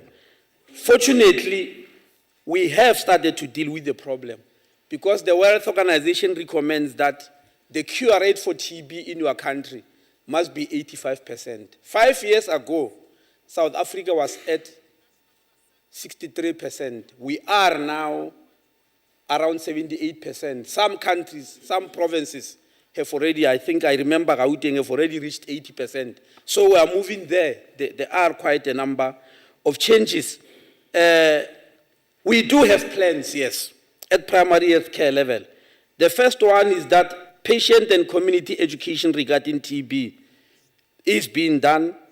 We are also promoting health-seeking behavior. There is also intensified case finding. In fact, in 2011, the then Deputy President, Rekhalema Motlanti, on World TB Day, unveiled 3 strategies to fight TB in the country. The first one was to put up teams for intensive case finding, visit relatives of people who have got TB. And we know we have got a database. There are 405,000 people with TB in the country. And so they were visiting their families to screen them. And at the last count, they've already visited 105,000 families. And they did unveil 3,000 TBs in those families, which were previously not known. The second strategy was to open an MDR hospital in each and every province. The third one was the day the Gene Expect was unveiled. Honorable Chairperson, Gene Expect is a new technology to diagnose TB, the first one after 50 years. Meaning for the past 50 years, science was using one technology to diagnose TB. Now Gene Expert came as a new technology. It revolutionized the diagnosis because before Gene Expert, it used to take us 5 days to diagnose TB. It now takes us 2 hours. Before Gene Expert, we used to take 3 months to diagnose MDR TB. We now take 2 hours instead of 2 months. And I want to announce in this house that we are #1 country in covering our health facilities and laboratories. We Gene Expect, no country is higher than us. Last year, about 4 million tests were done worldwide on Gene Expect, and more than half of them were done in one country, that is South Africa. So we are doing something about it. Lastly, Chairperson, we identified who is most vulnerable for TB in the country. And we found 3 clear vulnerable groups. The first most vulnerable group are people in correctional service facilities. There are 150,000 of them, and we are going to have to screen them and their relatives. The second group are mine workers, especially those who work in gold mines. They are very vulnerable. There are 500,000 of them. The last group is what the World Health Organization called peri-mining communities, people whose houses or villages are around the mines. And we have identified 6 districts where such people are, which has got intense mining activity, and we have identified 600,000 people. These groups, we are going to screen them and their families. We are putting up plans now. We have applied for Global Fund for money for that.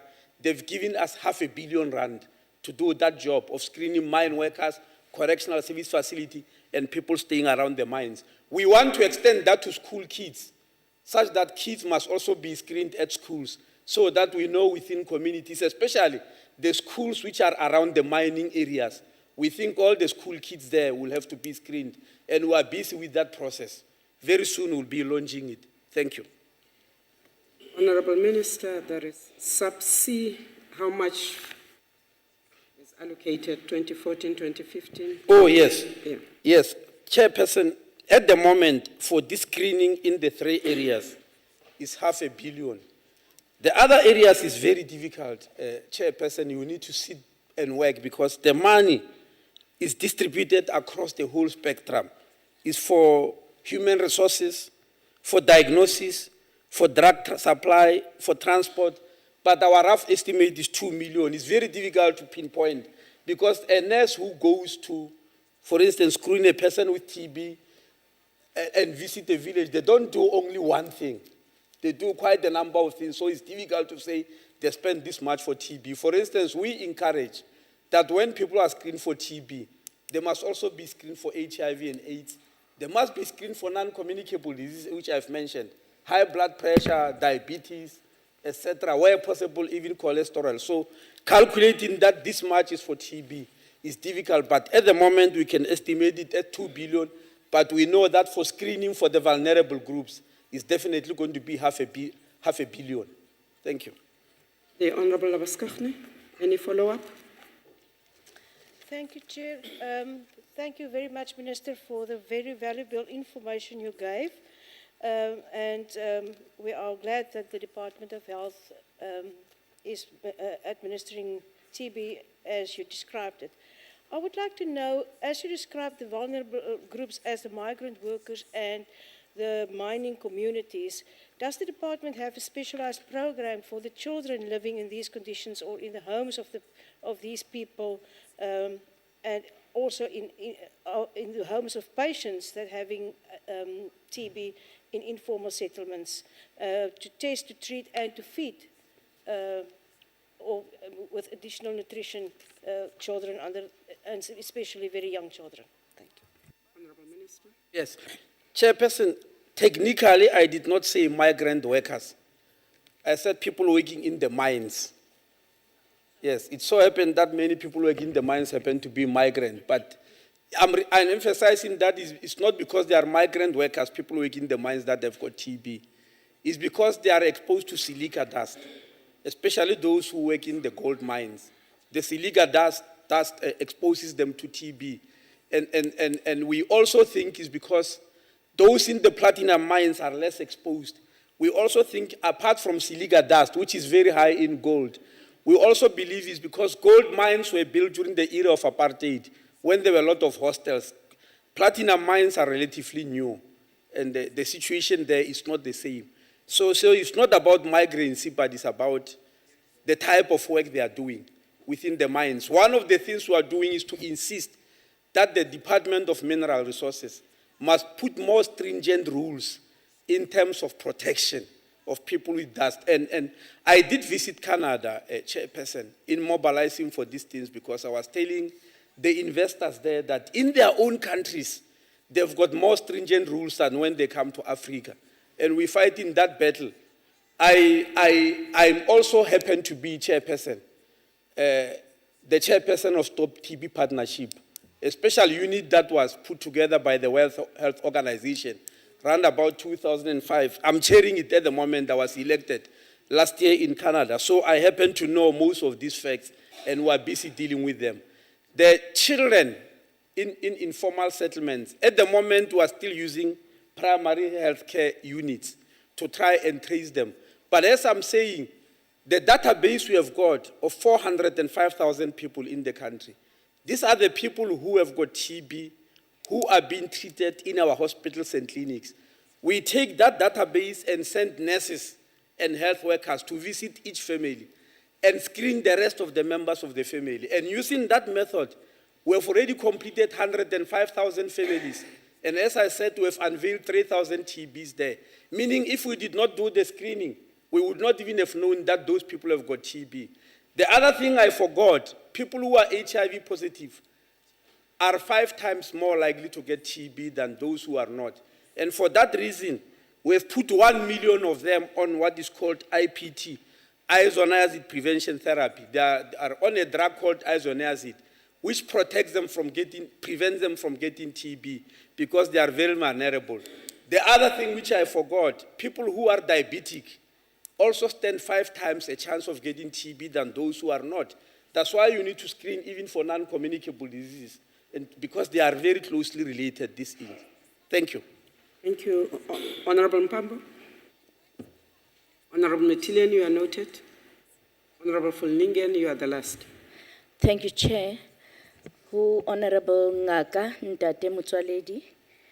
I would like to know from you, Minister, it is experienced on the ground that there are those who are suffering from this TB and completely refused to go to hospital. And I want to know from you, what are you doing to them other than the visits? Because you can't force them to go to hospital, and they completely refuse, and that poses so much danger. What are you doing to enforce, to make sure that their family members and their siblings at work are being protected? Honorable Minister. Well, indeed, these are very difficult issues. You are aware, in terms of South African law, you can't force anybody for treatment. But I don't want people to think that everybody who has got TB belongs to a hospital. That's not necessarily like that. In fact, if we have treated you and you can no longer transmit the bacteria, it's better to be in the community rather than being inside the hospital. So we are trying to cut the number of weeks that we have got to spend. If you have got MDR TB, the 9 MDR hospitals, which I said Honorable Kgalema Motlanthe opened officially, they stay there for 18 months. And it's extremely expensive because each one has to stay in their own room with their own toilet facilities, like you do in a 5-star hotel, to try to avoid them spreading it all over, especially to the health workers. So it's not in our interest to isolate people in MDR hospitals because it's very difficult. The kids who stay there, we have got to get teachers to teach them there because they are going to lose on school time. So the best thing is to make sure that people are treated in their communities. In fact, it's one other program that we are doing to make sure that even MDR is treated at home, as long as you can no longer transmit the bacteria. The Honorable Metilian. Thanks, Chair. You know, the minister who understands what he's doing. You know, I wish South Africa could have 5 ministers who could be knowing what it does. It's exactly, yeah, I think you should appreciate what I'm saying. If we had 5 ministers who are like Honorable Motsoaledi, Dr. Motsoaledi, South Africa would have a very good story to tell. Unfortunately, we don't. Anyway, single-handedly, we applaud Mr. Minister, Dr. Aaron Motsoaledi. But I only have a little bit of a concern, a question which I'm posing to him. There are, as he goes or he continues to explain, I'm tempted to ask him this question. I was, to reserve it for some other time. But I'm happy because, you see, he seems to be, full of, he knows every little bit of a thing on his job. The question, it's a question, Honorable Member. Don't hurry up. The question, it's, Mr. Minister, we have these people who are actually going around, we see them going around in villages, particularly, seeing those people or bathing those people who are suffering from HIV and TB. And these people, they seem to be doing a lot and they are not remunerated. So I just want to find out from you, do you have any plan for, these people? Thank you. It's a new one, but, I realize he's a think tank. He's a think tank in his own department. He can answer this one. Thank you. Honorable Minister, the honorable member admits that it's a new question, but if you want to respond, please do. Chairperson, it's a very lengthy answer. If the House is prepared to tolerate that, but I'll try to cut it. Please cut it, Minister. Yes, Chairperson, we're trying to re-engineer primary health care. There's something called re-engineering of primary health care, where we are saying in every municipality ward, we must have certain number of primary health care workers who are trained in that particular ward. They are the ones who will do this type of work. What the honorable member is quoting is a problem for the country because it happened 10 years ago, round about, let me say, a decade and a half ago, when HIV/AIDS started to bite. We caused ourselves problems. Every time HIV/AIDS was biting because people were not on treatment, we appointed home-based care workers. Every time TB was getting worse, we appointed dot supporters. Every time we wanted child support grant, we appointed community liaison officers. So we kept on appointing. We've just done an audit. There are 72,000 people falling within that capacity. Yet in our plans, when we appoint 10 primary health care workers per ward, we need only 42,000 people. That is the problem we're trying to resolve. Most of those people who are mentioning are called volunteers. Volunteering meaning I'm just giving my services. But when you visit them, they say, Minister, I've been volunteering, when are you going to pay me? Then you get confused. That is why they said we are rude when you say we can no longer go to the health system and say I'm volunteering. People must be hired full time. The only province that has got the best model now is KZN, and is doing very well. They've put all those people together under the Premier's office. They work together. That's why KZN is the province that reduced mother-to-child transmission more than the others. Now, we have just taken a decision that all provinces must try and follow that model because that model is much better for the country. Thank you, Minister. The last bite, Honorable van Ningen. Thank you, Honourable Chairperson. I'm still very concerned about MDR and XDR at primary healthcare level. The Minister has just said that you cannot force anybody in South Africa to take treatment. However, in the case of children, can social development or the Department of Health actually take children from a home and then place them in hospital for a specific period? And is a court order required for it? And do you understand what I'm asking? I think he does. He's just told me to repeat, Honourable Chairperson. XDR and MDR patients, when they are children and they are living in informal settlement, can they be forcibly removed from their families to take treatment at a TB hospital in an MDR or an XDR hospital? By court order or without? Honourable Minister. Well, Chairperson, we have not yet really come across such an incident. The fact that people cannot be forced into treatment, we must also not over-exaggerate it. If you sit with people and explain very thoroughly, most of the time they understand. The problem is if they don't have any community health workers, which will make them understand. I've never come across a situation where we had to go to court, unfortunately. But if we had to, I'll go and check. What I know is, for instance, take an example like immunization. Sometimes parents refuse their kids to be immunized. In terms of the law, I can override such a parent and get them arrested and immunize the child. So in terms of MDR and XDR, I'm sorry, I'll be giving you wrong information. I haven't checked, I'll go and check whether any child can actually be removed from their parents into a hospital. Thank you. Honorable Minister, Honorable Mitileni. Just the last small one. No. Through you, Madam Chair. This was the fourth supplementary, I wanted Honorable the Member. Minister, just a follow-up. No. It's a small one. No. And very interesting. It's very interesting, but the four supplementaries have been done. We proceed to the next question. The next question is the question posed by the Honorable Zwane to the Minister of Health on the Ebola. Honorable Minister.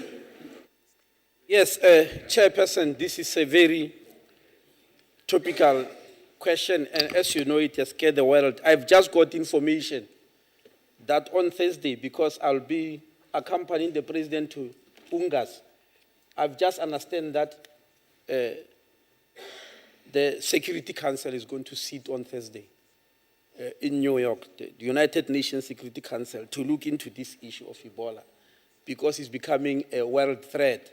But having said so, yes, Chairperson, I want to assure you that we have taken measures. Perhaps the first thing I must say, Chairperson, there is a wrong perception. You know, last week I was in China and Hong Kong.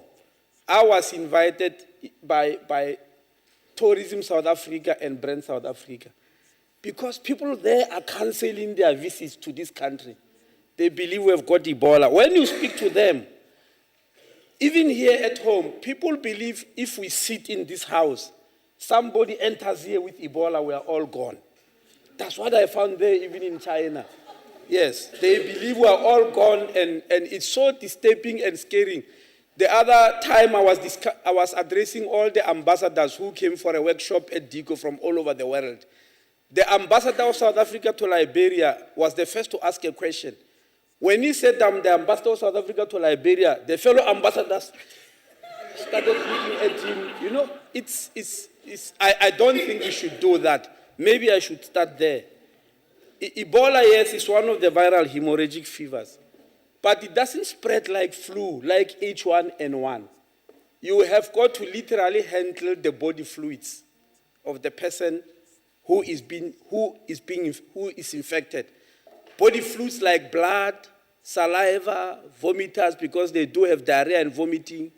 You know, if you have to touch them and those body fluids after touching them, perhaps you don't wash your hands and you brush your mouth or your eyes. It doesn't, if you drop Ebola here on my head, I'm not going to get it. Even if you drop the blood here, because this is intact skin. I just wanted people to understand that. Why then is it spreading so fast in that part of the world? Those conditions don't exist here, and I'm not saying we can't get Ebola. You are aware that there are 2 people who got Ebola from United States. They went to die, they went to United States, they got treated, and they never infected anybody. There's a Spanish priest who's from Spain, and he went there, he passed on, he never infected anybody. Because they can contain it. In South Africa, we got Ebola in 1996. Yes. You don't know about it because yes. We got it in 1996, it came with a doctor from the DRC who was sick and he came here, he never disclosed that he has got Ebola. The nurse who treated him passed on, but he was the only one, it was contained. What are the different conditions in West Africa? Number one, that part of the world is just post-conflict. Liberia has been in a civil war for a long time, so is Sierra Leone, etc. So their healthcare facilities are found wanting because they are post-conflict, they are post-war. That is the first thing. The second thing are cultural differences. Every nation has got its own culture. It so happened that there's a culture they practice there, which unfortunately is devastating. What is that culture? The natural host of Ebola is a bird, a fruit bird. I don't know in other languages, but a bird. Unfortunately, there they eat it for meals. From birds, it goes to chimpanzees, apes, you know, and unfortunately, they also eat them. So it's very easy for it to spread. The third problem is the culture of touching people who passed away in bidding them farewell, which I know doesn't happen here. So I want you to understand those conditions. that they do not exist here. And lastly, if the healthcare system is not ready, it means people don't have protective clothing. Now, back here at home, Chairperson, we do have protective clothing. 11 hospitals, as I'm speaking, have been given a set of 600 protective clothing. It was easy because we were ready during the time of H1N1. We just had to send that protective clothing there. Now, in West Africa, they never had it.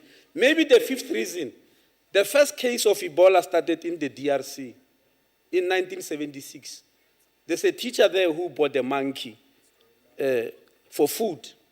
Yes. And he went to slaughter it and unfortunately got Ebola from it. And the reason that they call it Ebola is because he infected people around the Ebola River in the DRC. That's how the name came about, because it's the villages around the Ebola River, which were heavily affected. Now, DRC can contain this thing because they know it. West Africa is for the first time in history that they get Ebola, and they are not ready for it because they've never seen it. If you go to countries like Uganda, as I said, DRC, Congo, Gabon, even us here once, they did have Ebola before they know how to handle it. There in that part is new and they were not ready. So here, I'm reassuring you we are ready. And I'm not saying we can't get Ebola, but I'm just saying our state of readiness is much better. Maybe lastly, also because we have got the NICD, the National Institute of Communicable Diseases. It has been declared as one of the centers of excellence in the whole continent, not only the sub-region. And within the NICD, there is what we call Biosafety Laboratory Level 4.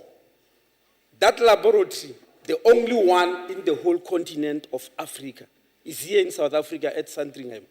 And it's the one that can handle deadly organisms like Ebola, smallpox, etc. So we are ready because we have got an infrastructure that can handle this problem, and they don't have it. That's why the mobile laboratory that is used now in Sierra Leone for the whole West Africa is from us here.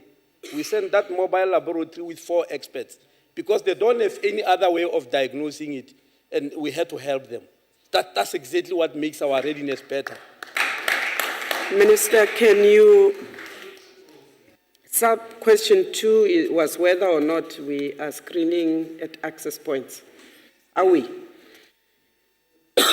We are in fact screening, Chairperson, but what we did strategically was to choose areas which we think are very vulnerable. We believe we are vulnerable at OR Tambo Airport. That's number 1. That's why in Gauteng we have chosen 2 hospitals, while the others are given 50 sets of protective clothing. In Gauteng, each of the 2 hospitals were given 100 because we expect that if Ebola has to enter the country, it will be through OR Tambo. The second airport that disturbs us is Cape Town International Airport here. The third one is, in Gauteng is OR Tambo and Lanseria. Those are the main threats for the whole country, Lanseria and OR Tambo. The second one that worries us is Cape Town International Airport and Kinshasa. So those are the ones we are looking at. We've put thermal scanners there to try and scan people. We've put even questionnaires.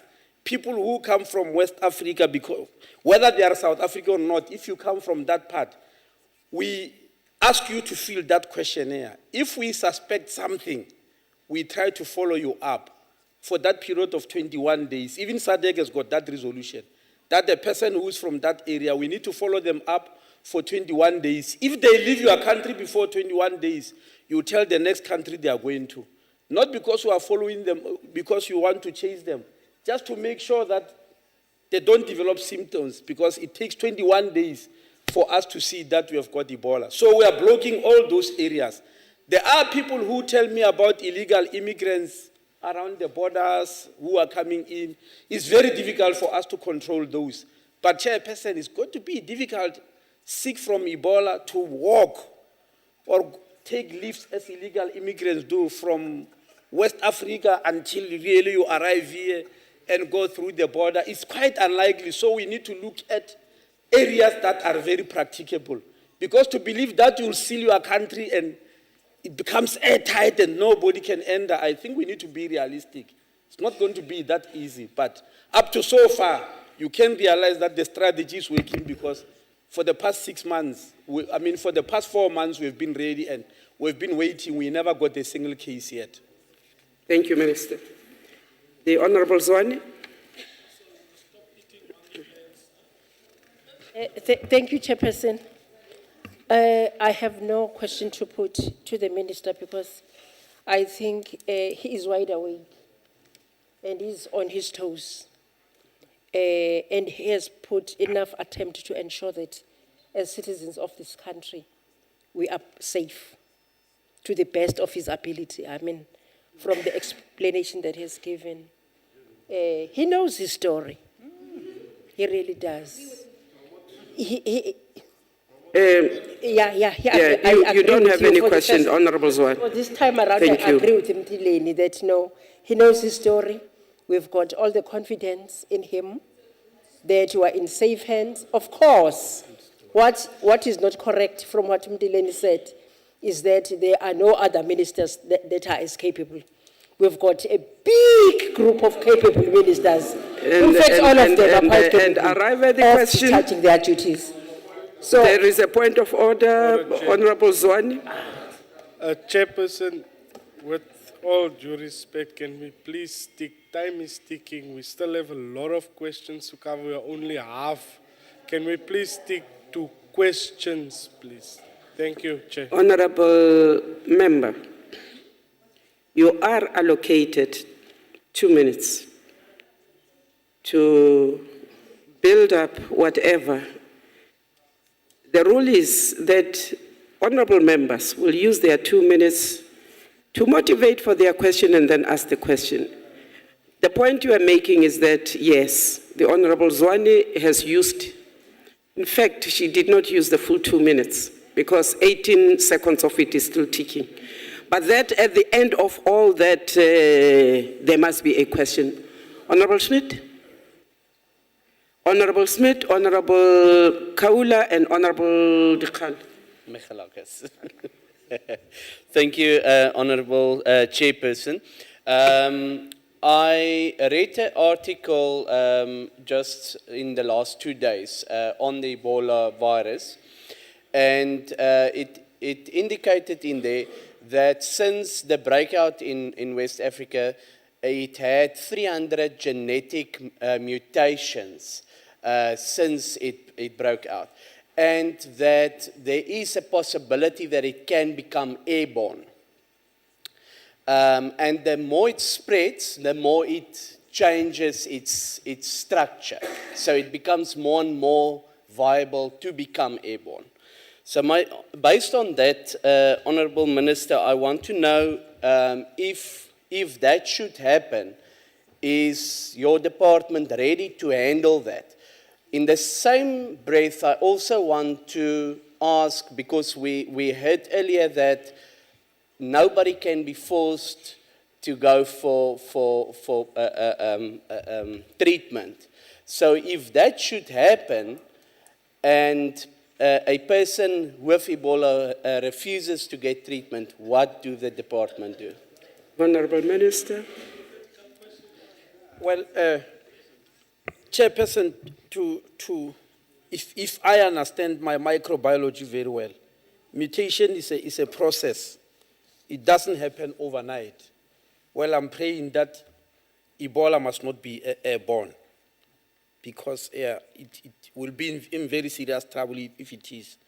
But up to so far, we are dealing with a situation where it's only spread through the body fluids, and I think it will take a longer time for that type of mutation. If it does, there are teams and specialists. I've just told you in South Africa we have got the National Institute of Communicable Disease. It's a center of excellence. We have got a multi-sectoral response team. They sit in that response team. It meets fortnightly to assess the situation. If there is any change, like the situations we are mentioning, then they'll be able to advise. Up to so far, I've never met anybody who refused to go to hospital with Ebola. Part of the reason is when people are sick, they bring themselves to hospital. You don't have to tell them to go. They are feeling the pain, they are very sick. It's us who discover when they are there that they've got Ebola. Many of them don't know before going in. That patient who the media was chasing, they were saying there was somebody with Ebola here, is because he went to his own private doctor. But because all the doctors in the country, we have sent them guidelines on what to do and when they suspect something. That doctor was suspicious. They've got a toll-free number to NICD. He phoned NICD and they guided him on what to do with the patient. And they asked that patient to come to hospital, and that's how he got tested. Up to so far, we don't remember a situation where anybody refused to come for treatment. If that situation comes, we'll have to put it to the multi-sectoral team, understand that type of phenomena, and see how to deal with it. But we have never experienced that up to so far. Honorable Kohler. Thanks, Chairperson. Thank you, Honorable Minister, firstly for affirming that where you have got elephants in abundance, you don't have big problems. Elephants and ants. You have spoken about the measures that have been taken around the airports as entry points, Johannesburg, Tambo, Lanseria, King Shaka, and Cape Town. And the minister has not said anything about the ports. We have got 4 big ones in the country. There is Richards Bay, there is Durban, there is Port Elizabeth, and there is Cape Town.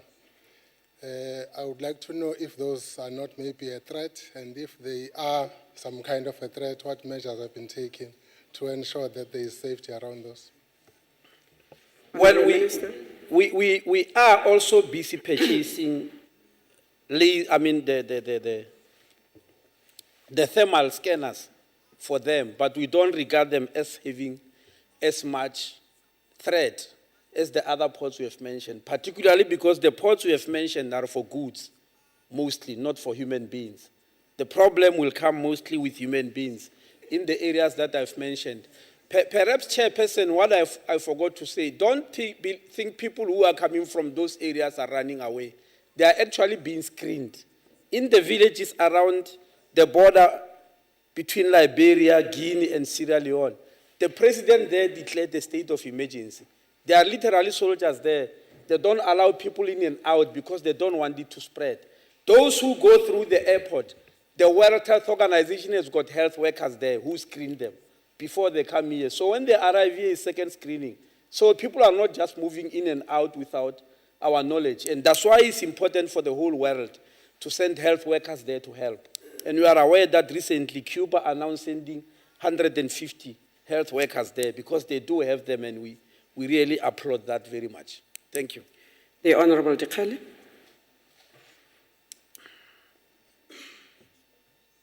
Thank you, Chairperson.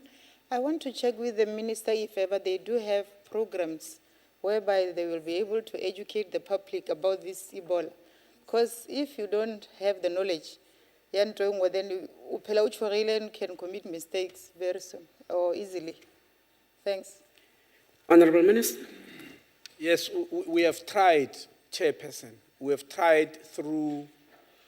The first thing is that in each and every hospital, we have got these documents, which I've said have been spread there for the health workers. We have held workshops for members of the public. We have tried through the media many times to educate them. The problem that you are experiencing is that the media in South Africa is not interested in that. They are interested in the first case of Ebola. They even said I'm accusing them when I asked them, why do you want Ebola? In 2 press conferences where I announced the 2 patients who they were following up that they are negative. You can see how disappointed they are. So, because they wanted you to say, yes, it's positive. And yes, unfortunately, yes, I did ask them that question, why do you want Ebola? Shouldn't you be happy that we are not getting it? So they don't. It's only when a SADC called a meeting, when one journalist in Zimbabwe asked why SADC doesn't call a workshop for all the journalists. And I thought that was very constructive. But that was a Zimbabwean journalist. He said, please workshop us. Because we call them as ministers, explain some of these things and say, please go and inform the public. So we do. For instance, Professor Shabir Mahdi, he is the head of NICD. I was with him for 30 minutes on ETV in the morning. He said South Africans must worry more about TB than Ebola. And he mentioned it 3 times. He said the chances of getting TB, if you are in South Africa, is higher than the chances of ever getting Ebola. Because, honorable members, as ordinary citizens, when last did you ever touch blood or saliva of somebody unrelated to you, generally a member of the public? It's usually health workers who do that, not ordinary people. So he was saying, as an ordinary citizen, worry more about TB than Ebola, but nobody was listening.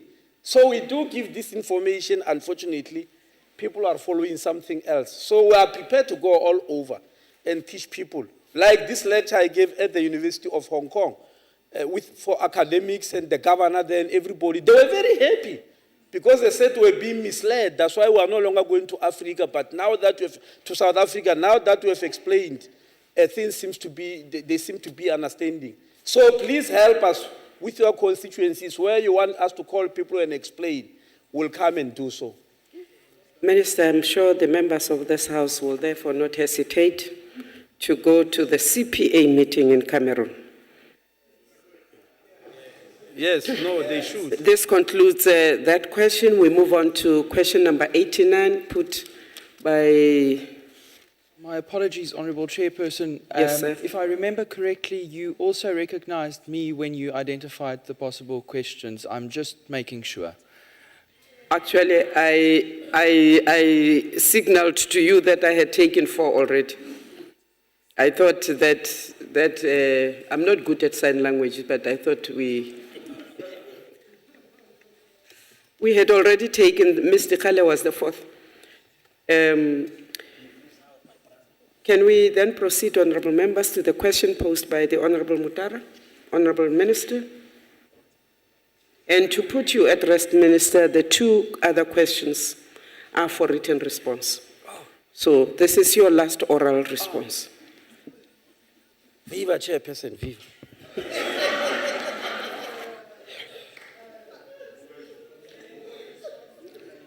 Chairperson, indeed, we are planning to build many new hospitals.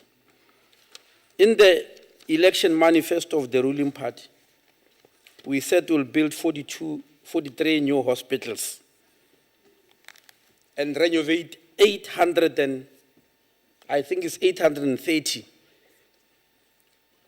facilities that already exist and build 216 new clinics. As I'm speaking now at the moment, there are 11 hospitals that are currently under construction, and many others that are going to be replaced because of their age. So we are online. We are preparing that in the next 5 years, we must have built those 43 new hospitals. We must have put 216 new clinics. We must have renovated the 800 health facilities. Most of them in the pilot districts for NHI.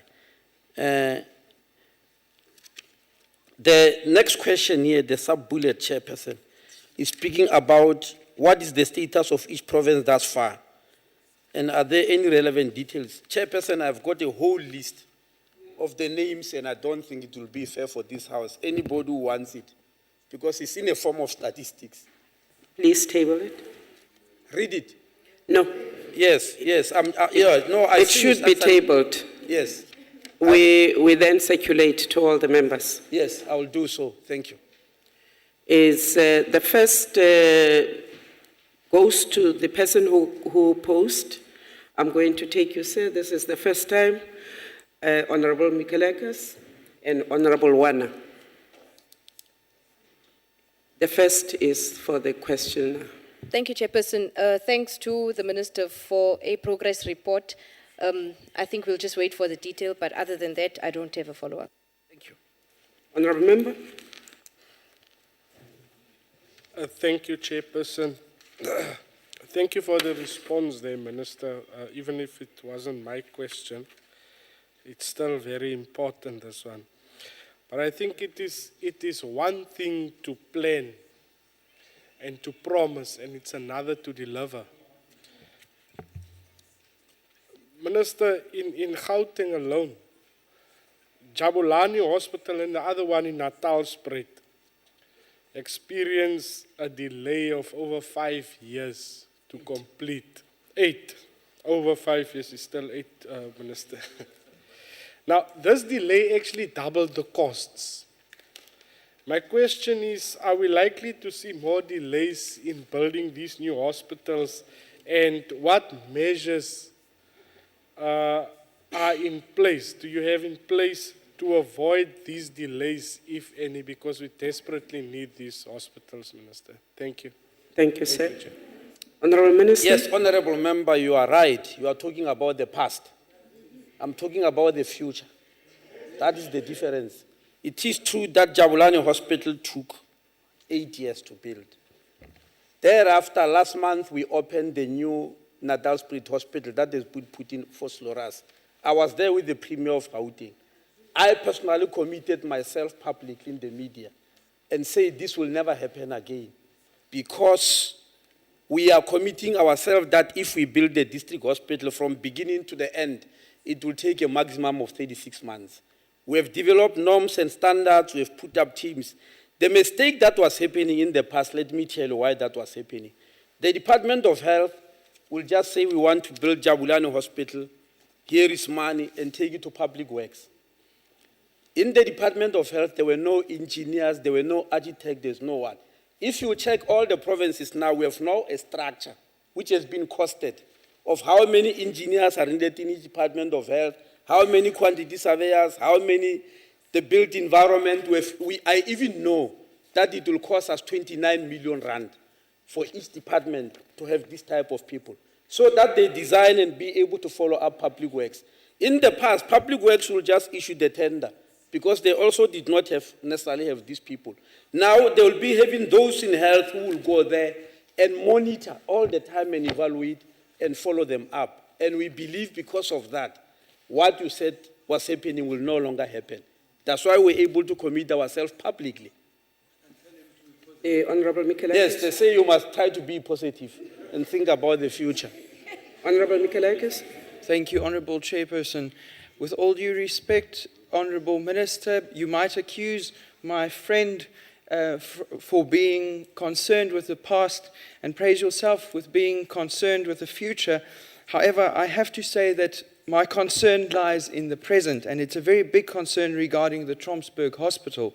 Honourable Minister, the Tromsburg Hospital in the Free State has already been built, but for quite some time it hasn't been carried over to the department by the contractors who have built it. Could you perhaps indicate why the hospital has not yet been carried over to the department, and when will this happen? Thank you.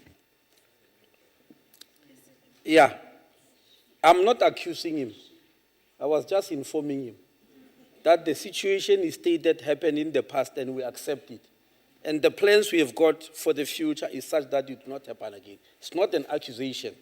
The hospital you are talking about, if I'm not mistaken, is it the hospital in Harip in the Free State? Yes, next to N1, which is very beautiful, you must add that. Extremely so. I don't know why you forgot that. Extremely beautiful. Yes, we have sent engineers there, they are checking, so that when we open it, there shouldn't be deficiencies. It must open with equipment, with staff, because in the past, some of these things were not necessarily done. So just be a little bit patient. It's going to be done. Thank you. The Honorable Wana. Thank you, Chairperson. My question is in the issue of Umtata. There was a budget at the time I was in the Committee of Health in the Eastern Cape. There was a budget for Umtata Nurses Home, and that budget was taken over to the National Department. Secondly, there's an issue of mental hospital, which was called Sir Henry Elliott. I just appeal to you, Minister, that those two. Honorable Wana, we can't hear you. You can't? Your voice is pitched low. Okay. What I'm saying, Minister, the time in the Eastern Cape, there was a budget specifically to build the nurses' home in Mthatha General. And as you are aware that Mthatha General has been revitalized, but that building is undermining the status of this new hospital and the two hospitals, Nelson Mandela Academic, because that portion was sent to be built and the budget was done and was sent to the Eastern Cape. The time in that process, that was taken back to the National Department. My appeal to you is that when that nurses' home is going to be built, and when that mental hospital, because Mthatha is getting bigger and the project of the president is vitalizing the Mthatha, but those two buildings are just making the status of these new buildings in a very bad situation. I'm just appealing, within your list, I wish those two departments are also included, those two buildings. Thank you. Honorable Minister. Yes, Honorable Member, it's not only those two. Fortunately, OR Tambo District in the Eastern Cape is an NHI pilot project. And we have agreed that all the NHI pilot projects will be taken over by us at the national level. Remember, there are 11 pilot projects. We have already sent engineers there. They visited each and every hospital, literally, each and every clinic, literally. If you come to the department, I'll show you the documents. They've actually checked their status from the roof to the walls, the ceiling, the floor, water supply, electricity. They've even color-coded them. Where you need a total replacement is red. Where you need major maintenance is amber. Where you just need minor repair is green.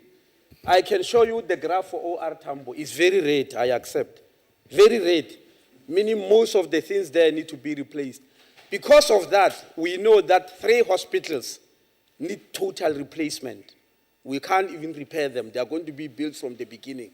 8 clinics need total replacement. A number of nurses' homes are on the program. So the build framework and plan for that OR Tambo is quite extensive. It doesn't also only involve Nelson Mandela Academic Hospital. It involves that. We also know that 40 clinics need extra space and we're busy giving them. So it's quite an extensive program which has been costed, which we have got, and we're busy implementing it. That's why we're putting up these structures for that implementation. So you can relax, Honorable Member. It's going to happen. Thank you. I'm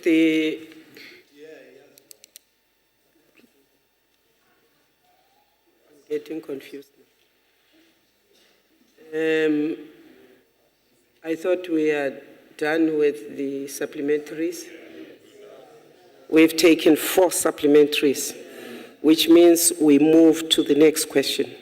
The next question, the Honorable Member. Honorable Mitleni, when a written response, the person who pens the question gets the first bite, then the 3 supplementaries are spread across any other member. We've done the 4. We move on now, Honorable Minister, to the written responses. Do you have the responses, or are they going to be circulated? I do have them, Chairperson. Please just table them. You don't. I may circulate them. Do I really have to go through them? No. Tabling simply says, this is the response I'm tabling. Then the copies are circulated to all the members. Yes. Here is the response. That would be question number 3 on our order paper as posed by Honorable von Lingen to the Minister. Yes. And Chairperson, even if the rules were allowing me to do it orally, it wouldn't have been possible because these are figures for every municipality, odometer reading for every ambulance, what it cost, and that's what the question is asking. What is the reading for every ambulance? How many kilometers has it done and all that? The answers are here, so I can't read them here, I can table it. Yes, if it is for written response, you simply table the response that is written. Can you, Honorable Minister, can you table all of them then so that we can leave you. The other question is question number 8. Yes. Which deals also from the Honorable von Lingen. It says whether he has conducted any surprise inspections at hospitals. If you have a response, please table it. Yes, I've got the response here, is it, Chairperson? I'm tabling it. The response to question 9 is also from the Honorable von Lingen. It is question number 9, whether he will provide information on the hygiene conditions at Livingston Hospital. Yes, I'm also tabling it, Chairperson. And the last question for written response, I think, was that. I think that was the last question for written response. We thank you very much, Minister of Health. The point of order. Thank you, Honorable Chairperson. Just on a point of order, I saw that the Chief Whip of the NCOP were shocked about the fact that that question was asked. Just as a point of clarity also on that this was actually a written question that wasn't answered and lapsed. So maybe the Chief Whip didn't understand that it wasn't an oral question, it was a written question. Honorable Smith, thanks for giving us a light moment. I think the Chief Whip has heard you. Honorable Minister of Health, thank you very much. We proceed to the questions asked. The first one is asked by Ms. Lebuskachny, the Honorable, to the Minister of Higher Education. The Honorable Deputy Minister. Thank you very much, Honorable Chair. The response to question 46 asked by Honorable Lebuskachny is as follows. The post-school education and training system, as described in the 2013 White Paper for Post-School Education and Training, consists of the following institutions and institutional types. 26 public universities, including the 3 recently established universities, 50 public TVET colleges, previously referred to as FET colleges, public adult learning centers, soon to be absorbed into community colleges which are to be established, private post-school institutions, 21 SETAs, your sector education and training authorities, and the National Skills Fund, regulatory bodies responsible for qualifications and quality assurance in the post-school system, that is your SAQA, your quality councils, and the National Artisan Moderating Body, the National Student Financial Aid Scheme, NASFAS, and the National Institute of Humanities and Social Sciences. The system seeks to serve all South African citizens who are out of school by providing a diverse range of education and training opportunities, from short skills programs to full qualifications at all levels of the National Qualifications Framework. Therefore, the post-school program includes all activities carried out to enable the post-school system to function effectively. The implementing agents are the range of institutions I have referred to above, and insofar as budget is concerned, some of the institutions chair entities with their own budgets. Public adult learning centers, your former ABET centers, are funded through provincial education departments, whilst the SETAs, the National Skills Fund, and the National Artisan Moderating Body are funded through the levy grant system. My department provides partial funding for universities and TVET colleges.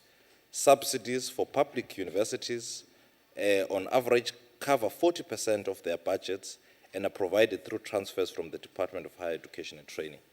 The department also provides part of the budget for TVET colleges, whilst the remaining portion of the budget is currently being provided through provincial education departments. The fourth part of the question is in relation to the time frame for the implementation of the program. Well, Chair, the post-school education and training system already exists. And fortunately, we started in this new administration with a white paper on post-school education and training, which provides a new policy direction on how the system can be expanded, how quality can be improved, and how we can increase diversity. And I thank you. The Honorable Labuskaghni. Chair, thank you very much for the answer. I would like to know, with specific reference to the short skills program and the FET colleges, how does the department assess and fulfill industry needs and areas of skills shortages by these programs? Honorable Deputy Minister. Thank you very much, Honorable Chairperson. We are now implementing a turnaround strategy on FET colleges. We do believe that the work that we do in the colleges is as good as having employers on board. And that is why we are having constant engagements with employers so that they are able to tell us their needs and in turn be able or rather enable us to craft and design the curricula in our colleges to respond to the needs of industry and employers. So we are working very closely with the employers. The SETAs are now beginning to facilitate workplace training for our college students and graduates because they are constantly engaging. In fact, to a large extent, the SETAs are constituted by the employers, and therefore that is another platform where we get to engage employers through the SETAs because they are levy payers to the SETAs. Thank you very much, Chair. Thank you, Deputy Minister. Any supplementary? The Honorable Zwane. Thank you, Chairperson. Thank you, Minister, for the programs that your department is rolling out to ensure that we create space for young people or even old people to develop skill, because we do understand that there is shortage of skill in the country, particularly the special skills. To that extent, what motivation generally can the minister give to young people out there, because we are speaking to the nation to encourage them to pursue skills development as preparing themselves for career? Thank you. Deputy Minister. Thank you very much, Honorable Chairperson. Chairperson, given the skills mismatch in the country and the shortage of skills, we have embarked on a national roadshow of really trying to encourage our young people to consider taking up careers along artisanal and technical skills. With the recent launch of the Infrastructure Build program by our President, there are even greater opportunities for our young people to get employment, and therefore we will continuously encourage our young people to really heed to our call, but also request members of council to do the same when they are engaging with their constituencies. We have to channel our young people, all of us, into the kind of skills pipelines that will make them much more eligible for employment. Thank you very much. Thank you, sir. That Honorable Metileni, the last bite. Madam Chair, this one is very small and very close to what has just explained. I just feel, I will have done injustice if I don't at least post this one. There was an institutional name change of tertiary institutions. But you call me to order if may not be in order, but I think it is very relevant. Institutional name change, and in this very country, democratic country, we still have some institutions which are called by the apartheid names. I just want to know from the Deputy Minister if there could be any plans to maybe look into this issue. We still have the University of Venda, which I think to us it still reminds us of, the TBVC states. And when most of the institutions changed, that one was never changed. And I just want to know if there could be any plans. If the chief whip could at least allow me, I think you'll hear from the deputy minister if he can be able to answer this one. Please cover me on this one. The deputy With due minister, respect, please. Yes, you are covered. The deputy minister did make a point that previously we had institutions called TBVs, FETs, and now they are called. And therefore, as a follow-up to that line, the honorable minister wants to know whether the University of Venda will continue to be University Venda. It is up to the deputy minister. Well, thank you very much, Chair. Well, to a large extent, it is a bit related.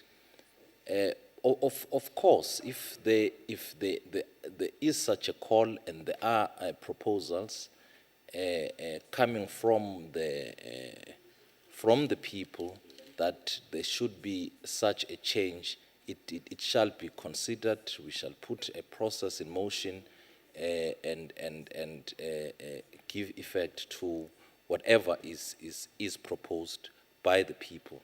So for as long as the people of Venda, the people of South Africa, are still comfortable with the name of University of Venda, despite the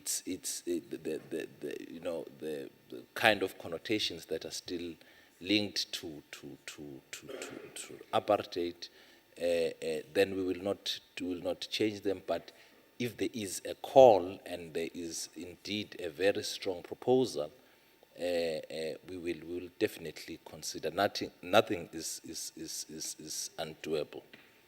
Thank you, Deputy Minister.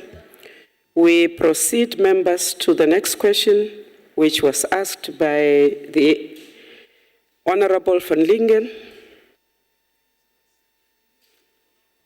Thank you very much, Honorable Chairperson. The response to question 47 by Honorable van Lingen is as follows.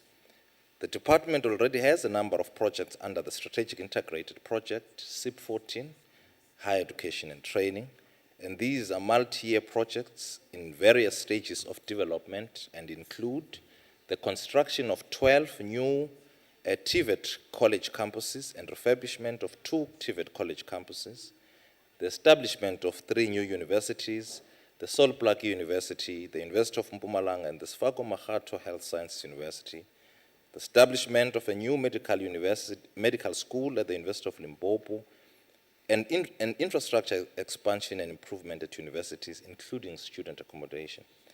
In addition to the above infrastructure development program, the department has also led a major project to ensure that adequate skills are developed to ensure the success of all the strategic integrated projects across all levels of occupations. The project commenced in April 2012 with the establishment of a special projects unit in the department. The unit has already undertaken a series of steps to determine the skills required, current supply of these skills, and consequently, those that are scarce. Having identified a list of skills in demand, some 92 occupations ranging from managers and professionals to artisans, plant and machine operators, and elementary workers, the department established occupational teams in August 2013, each consisting of an employer, a learning institution, either at a university or a TVET college, a training center, and an assessment representative. These teams were asked to outline the pathways that need to be traveled from entry to expertise for each occupation, but as well determine where the current blockages are and how these might be addressed. Thank you very much, Chairperson. The Honorable van Lingen. Honourable Chairperson, the Honourable Minister mentions all these projects that has been ongoing since April 2012. May we have a complete list of them, please? I presume he has brought the list because that is what we have asked for. And then how many of them are on schedule because they have been going on for time. We didn't ask about skills that goes with it. We have asked about the actual projects.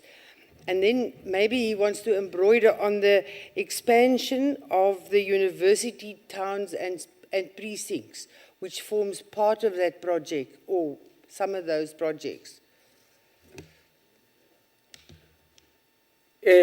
Honourable Member, repeat the last part. There's a phrase that is being used in the SIP 14 that says, expand university towns and precincts. What does that all entail? Honourable Deputy Minister. Well, thank you very much, Chair. Indeed, we can give an outline of where we are with these projects. Safe to say, the two new universities, in fact, the three new universities, have now been established. Contractors are on site. Construction is starting next month. What we did, we opted to use existing structures and buildings in the two provinces in Mpumalanga and in the Northern Cape to start up programs for the 2014 academic year. In terms of the university towns, I think what we are trying to say here is that where we will be establishing these universities, we will obviously want to see a growth, because we are quite serious about advancing a knowledge-based economy, and therefore we want those towns to expand, so that our students, when they finish, when they graduate, they're able to be absorbed by the different industries within those towns. These new universities obviously are going to be comprehensive universities, so they will have both aspects of academic and technical, and therefore we have equally partnered with different industries in building these two institutions. In the Northern Cape, Anglo Gold America has committed an amount of about 100 million rands towards the construction of the university, but also they said they are willing to get others involved in expanding, but also in ensuring that the towns where we'll be building these universities are expanded. Thank you very much. Thank you. Members, any supplementaries? Ndati Mitelene and Ndati Smith. Madam Chair, thanks so much. I'm happy today we actually posing nice questions that are beneficial to the community. We have got Gyan College of Education, of course, which is now has become a white elephant. And it has got buildings which are university standard. Do you consider maybe opening one college there, one university there? Because I don't think you spend much on infrastructure. Yours is just to build in, files and cabinets to open a university, which could at least be beneficial, because the people of Guyana and the surroundings are at least 250 kilometers away from, Teflop. So I just want to know if you have any plans for that institution. Thank you. Honourable Deputy Minister. Much, Chairperson. I will be responding to this question later. And I will be speaking specifically to the former Kiani College of Education. Honourable Smith. Thank you, Honourable Chairperson. My question to the Minister is, all these projects, are they funded to happen within the next 3 years, over the next 3 years?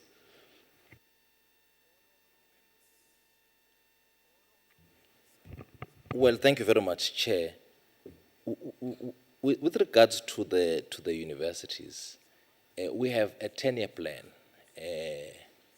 and we've made a point previously that there is nowhere in the world where you can establish a university today and have full enrollments in the following year or even in 3 years. We will be, the university will be expanded over a period of time. We have started with borrowed programs from the different universities. We are offering, for instance, in Mpumalanga, we are offering 3 programs. We are hoping to add an additional 2 next year, and so it will go. But in the next 10 years, we'll have a fully fledged university, but no university. And we are doing this for the first time. Perhaps I must just caution members of the council that we are doing this for the first time. These are 2 new universities in post-apartheid South Africa. We have to do it right. We are relying on advice that we get from experts on how an institution of higher learning is established, especially a university, and we can never do it in a matter of a year or 3 years, but we do have a 10-year plan, and at least in 10 years, we are hoping that we'll be having fully fledged universities. But the universities are now in existence. We've started offering academic programs. With regards to the TVET college campuses, those will be completed within a period of 2 years, because those are college campuses. It's not new FET or rather TVET colleges, it's college campuses. They are going to be state-of-the-art campuses, but they will be completed within 2 years, because at least that we've done before, but with the universities, we are doing it for the first time. Thank you very much. Thank you. The Honorable Smith, you are querying something? Yes, yeah. Honorable Chairperson, maybe the Deputy Minister didn't understand my question nicely. I was asking specifically about the funding, so the budgeting part of it. Is there a budget to do this? Okay. Deputy Minister. Of course, the budget will cover for the structures that we currently need. So it will cover the need, the areas which we've identified. For instance, the University of Mpumalanga will focus on agricultural studies. So we will introduce academic programs, and the funding will speak to the kind of programs that we'll be offering in the interim. And over the years, we cannot say the current funding will cover infrastructure that will come in the next 5 to 10 years. But the current funding is really covering what we have identified as a need to start up the university. I think that Honorable Smith put another question formally in writing so that it can be taken on. I do know that the SIPs, the funding is allocated for under the PICC. Therefore, these 2 universities, the budget, a multi-year budget is being worked out under the Presidential Infrastructure Committee. Honorable Khaila.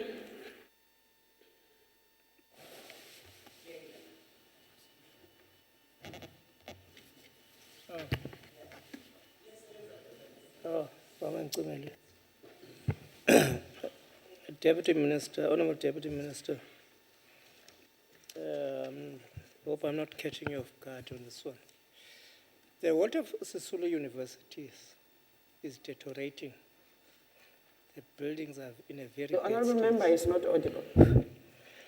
The water of Sisulu University's buildings have deteriorated. They are in a very bad state. Are there any plans to renovate it this current term or next term? Thank you, Deputy Minister. The new question, if the Deputy Minister has appetite. It is a new question, but I think I am responding to this question in my later response. Okay. It will be responded to. That takes care of the 4 supplementaries.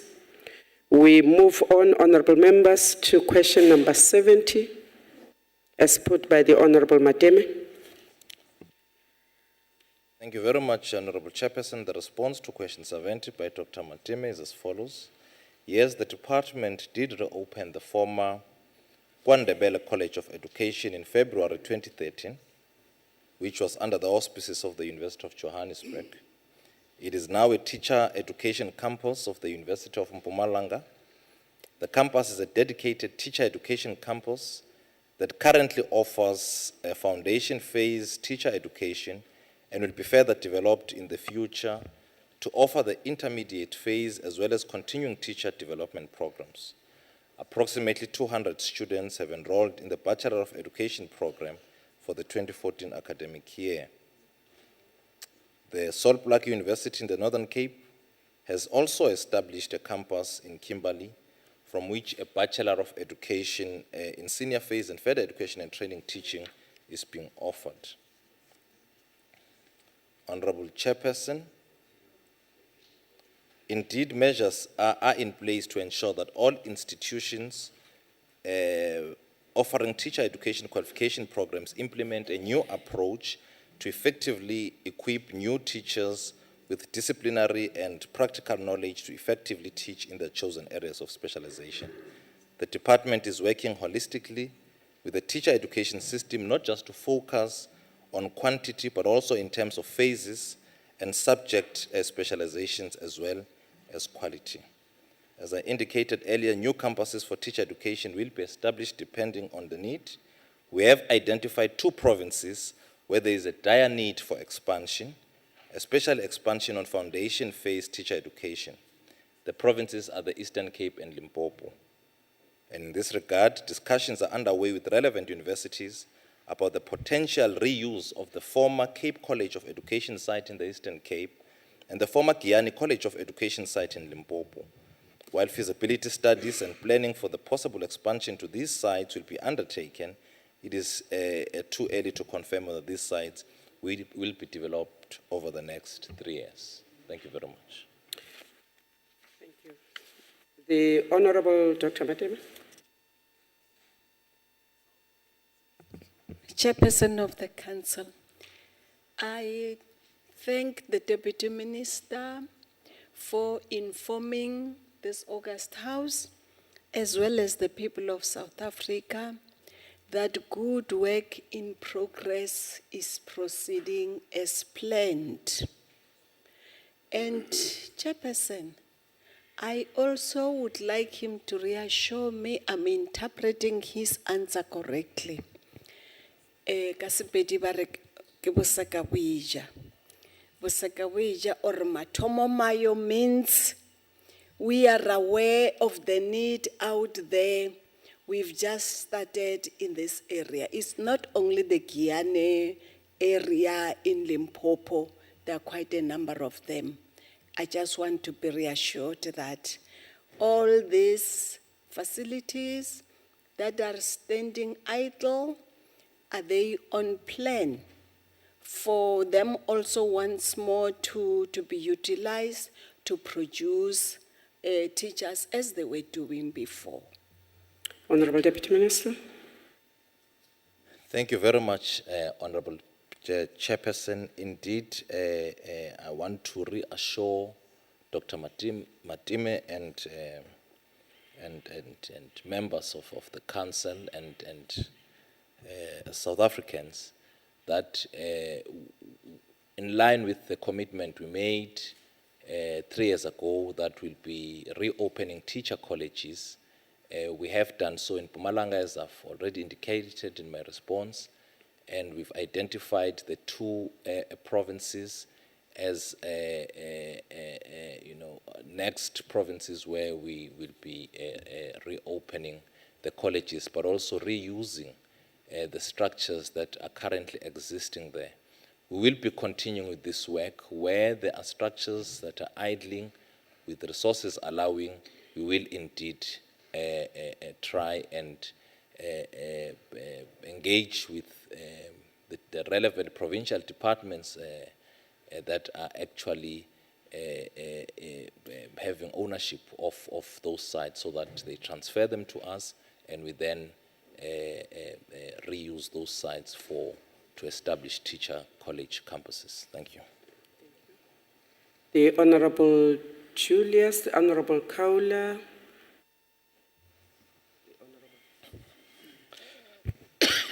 Thank you very much, Chairperson. Deputy Minister, the current provision in the South African qualifications framework or authority requires that the initial training of teachers is a B.Ed degree, in line with opening up teachers' colleges. So, to pursue a qualification in education, thus necessitates a university exemption, or as we call it, university entrance at matric level. Now, we know that the majority of our grade 12 learners, especially from township and rural schools, pass matric with entry to a diploma qualification, to pursue a diploma, studies in a diploma. And we know that some schools, and especially these township and rural schools, are not there yet in terms of resources and quality matric education at that level, especially in grade 12. And you know, it poses a challenge to those learners. They are left out of the system because now they want to go and study education, and I have a lot of examples of this from my local community because I used to work with these learners. They cannot pursue any teaching qualifications. They have to go and rewrite matric, and sometimes they don't even get it right in 3 years. My question is, are there any plans to engage the South African qualifications framework to reintroduce the higher diploma in education qualification like we had in the past, as a means to provide an opportunity for prospective teachers without university exemption, but only with diploma qualification entrance at matric level? Thank you, Chair. Thank you, sir. Deputy Minister. Thank you very much, Honorable Chairperson. This is already happening. The Honorable Member of Council is correct that the college campuses that we're establishing will be under the jurisdiction of universities, but we have in the new campus in Siabuswa allowed students, those who have not or who did not get bachelor passes, to get into diploma programs within the university. That will be your foundation, your teacher foundation phase, which will then get them to the actual program of Bachelor of Education. But it is already happening at Siabuswa, and we are hoping that with the new campuses that will be opening, it will be the case. But it's a discussion that we are having now. Reopening this, as you know, government had taken a decision some time back that those who want to pursue teaching must study through universities, and that led to what the member is referring to. But in trying to reverse that, and in light of the shortage of teachers, we are trying to reverse some of those decisions, and we are starting with Siabuswa, and we'll be replicating it to the other college campuses that will be opening. Thank you, sir. Honorable Kaula.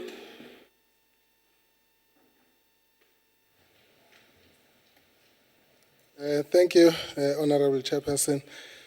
I hear the Honorable Deputy Minister is talking about two provinces, the Eastern Cape and Limpopo, in respect of the former colleges of education.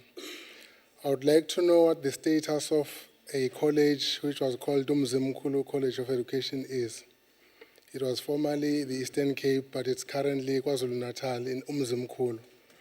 I'm saying because in 2011, just before the local government elections, the Honorable Minister of Higher Education came to the area, announced that it was going to be reopened as a college of education. When that happened, the basic Department of Education in the province of KwaZulu-Natal was already in the process of renovating the infrastructure because they were going to relocate their district offices from Kokstad to Umzimkhulu. So they had to stop because of this announcement. I would like to know then where things stand, because people in the area and in the province were told that that was going to be opened as a college of education. So basic education provinciality stop everything that they were doing. Honorable Chairperson, if the Minister had made such an undertaking, it means we will reopen that teacher college. We have identified two for now. KwaZulu-Natal, I am aware that KwaZulu-Natal and I think the Northwest will follow after these two provinces. When we made this commitment, we said we'll start with Mpumalanga, then Eastern Cape and Limpopo, then KwaZulu-Natal, Northwest, and we'll go on like that. So if there was a process that was halted as a result of the minister's undertaking, it was not really out of mischief, or rather he was not, it was not an intention to mislead, but we will be reopening that teacher college. And where there are existing structures, even better for us, it means the process will run much more speedily. Thank you. Honorable Makwe.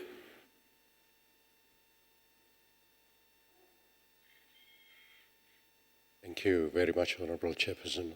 Honorable Deputy Minister, there is a category of educators, or what we may want to call teachers as well, who are playing a pivotal role in the preparation of the very young ones, those that are providing education in the ECDs.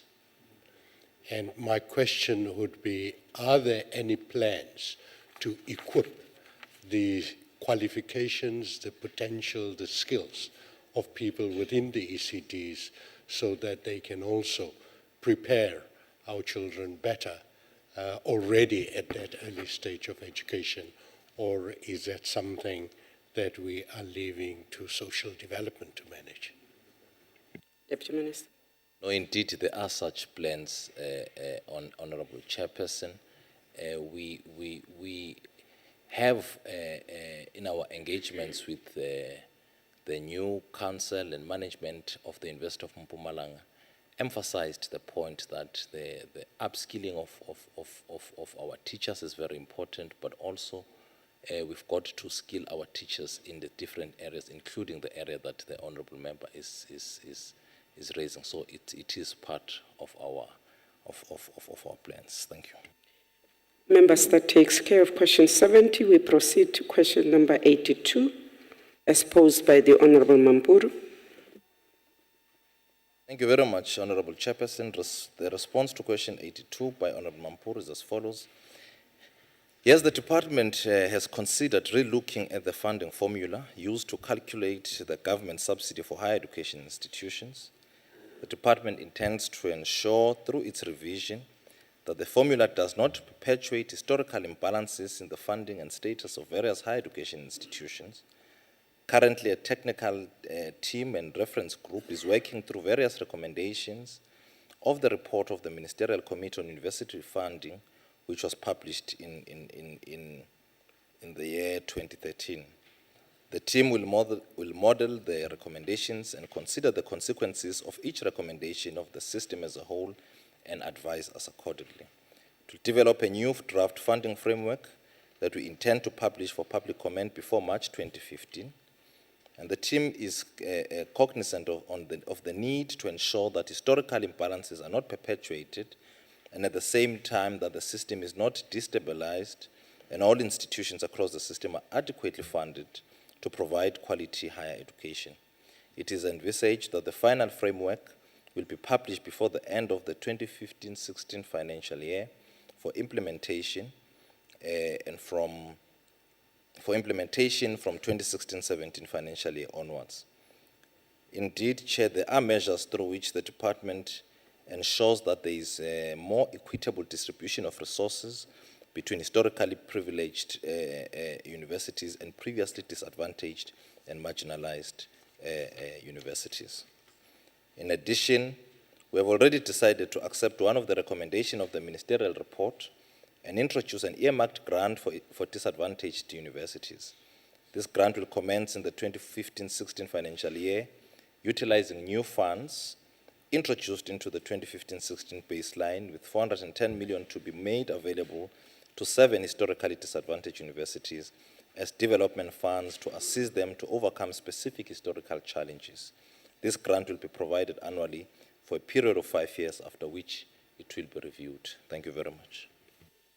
The Honorable Mampuru. Ke a leboga modulasetulo wa bolela minister o re thuto ke lesedi re a leboga. That was a comment.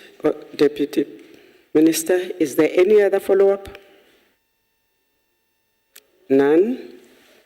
We proceed, honorable members, to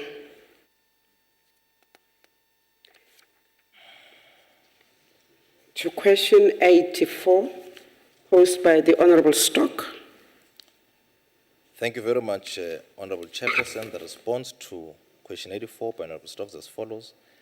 The department is currently implementing 2 programs that are specifically designed to improve learning outcomes at universities, including increasing success and throughput rates.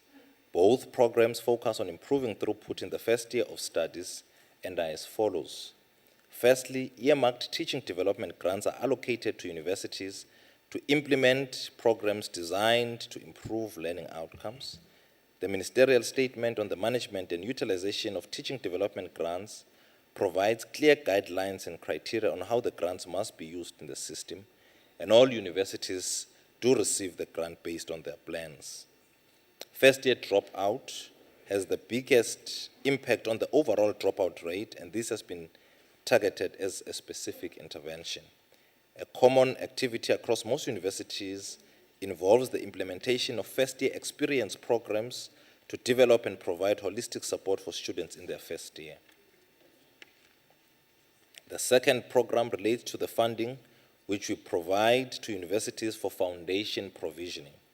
Significant numbers of students who meet minimum admissions criteria are nevertheless underprepared or unprepared for regular programs and hence do not succeed or tend to drop out.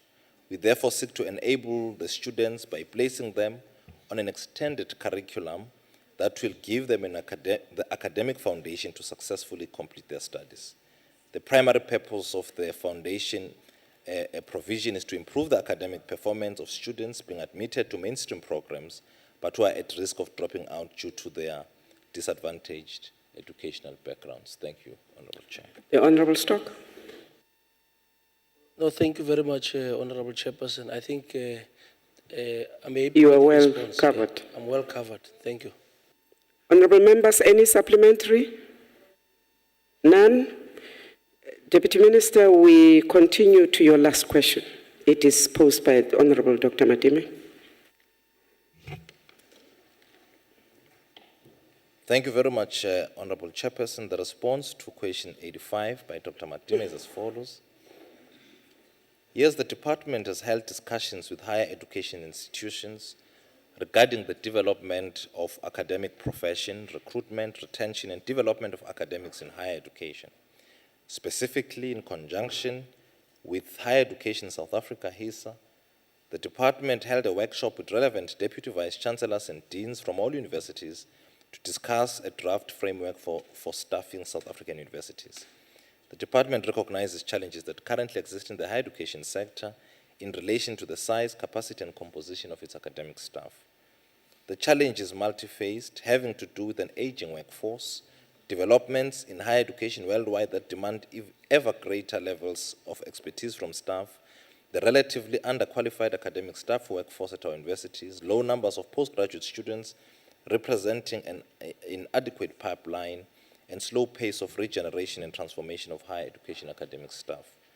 The department has therefore developed a response that builds on previous investigations and international experience in the form of a draft called Staffing South Africa's Universities Framework, which involves a comprehensive approach to building capacity and developing future generations of academics.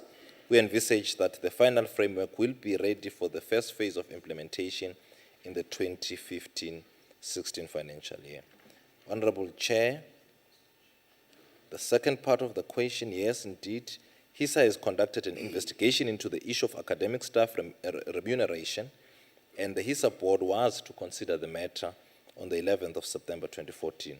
We will engage with the findings of the HISA study as a department, but the department also believes that the framework will create attractive pathways and incentives to attract talented young people, talented new young recruits to the academic profession. And I thank you very much, Honorable Mateme. Chairperson of the session, I am answered. I am happy. Honorable members, any of you supplementary? I think the energy levels have gone down, honorable members. Deputy Minister, thank you very much. That was the end of your questions for today. Honorable members, we proceed to the questions which were put to the Minister of Social Development. We have received an apology from the Minister of Social Development. She has had to get into preparations, go and participate in the, what do they call, the activities outside the UN before, the precursors. She has then apologized to say that she is going to be part of the President's UN visit, but she has had to leave early. She did indicate that she was trying to get the deputy to come and stand in. We must apologize that we have not heard from the deputy. We will take the matter up with the minister.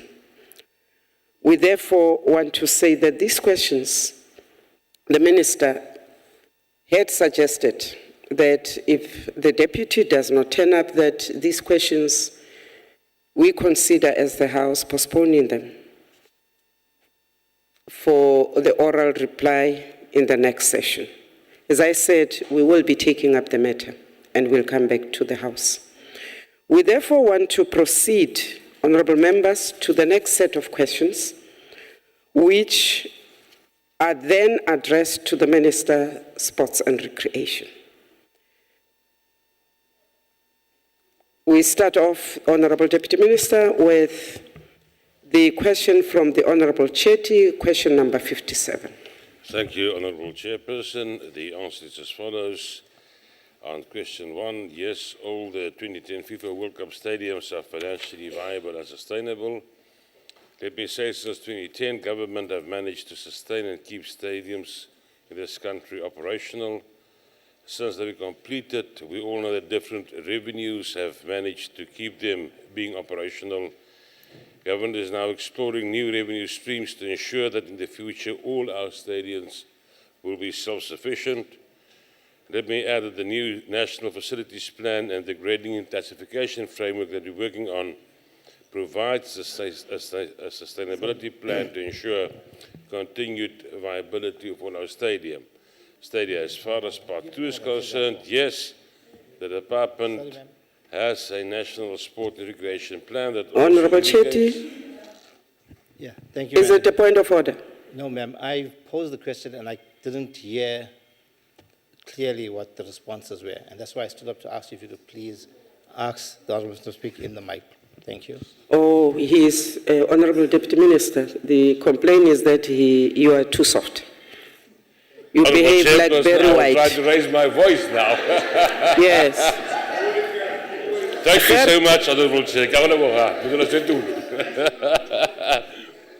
As far as part 2 is concerned, yes, the department has a national sport and recreation plan that also indicates the importance of facilities as one of our enablers in developing sport. A facilities framework as well as a facilities classification system have been developed and approved to guide the municipalities and provinces to plan and to manage the provision and maintenance of their respective facilities. As far as part B of the question is concerned, currently the Department of Sport and Recreation does not fund the provision and management of sports facilities because we do not receive any budget for it. However, we are engaging stakeholders involved in managing the stadiums. In fact, a meeting with all the facility managers was held by the Minister of Sport and Recreation, and to hear the challenges that was done as part of protecting the investments made by government on behalf of our people. The Department has also planned to get 15% of the P component of the municipal infrastructure grant to be ring-fenced and allocated to the department, national department, to assist us to address the facilities backlog, to sustain the existing facilities, and to address the maintenance of all our facilities. This will also include addressing, if we have to, the 2010 Stadia facility sustainability measures. Thank you. Honorable Chetty. Thank you. Thank you, Honorable Deputy Minister. My follow-up question will be, when the stadiums were constructed, what long-term plan did the department have for the stadiums due to the fact that municipalities are now squandering council funds to entice soccer teams to the city at a cost to their core service delivery issues? Thank you. Deputy Minister. Honourable Chairperson, if I heard the question correctly, when government had put in the bid to host the 2010 FIFA World Cup, we knew that we will leave a lasting legacy for generations to come. It stretched wider, and in a follow-up question that I have to answer, we will elaborate more on that. But in terms of the stadiums and the facilities management plan, we engaged all tiers of government, and that's why we say we would like to see the P component, 15% of that ring-fenced and transferred to the national department, precisely because we do find from time to time, sadly so, that municipalities do not always use the 15% ring-fenced for sport and recreation facilities to address precisely what they need to address. So we did plan for that. We are on our feet, progressing, absolutely ensuring that we not only sustain and maintain what we have, but that we preserve this wonderful legacy to host future mega events in our country. I thank you. Thank you. Members, any supplementaries? The Honourable Zwani, Honourable Mtileni, Honourable Kaula, those three. Then, I do want to thank the government of the Republic for actually made sure that they actually built those world-class facilities for our citizens.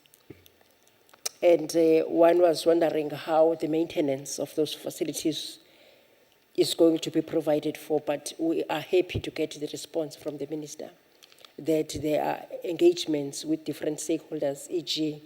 COCTA, to ensure that the MIG funding, part of it does assist in the maintenance of those facilities, because we want them to live and to look as beautiful for as long as it is possible to do so.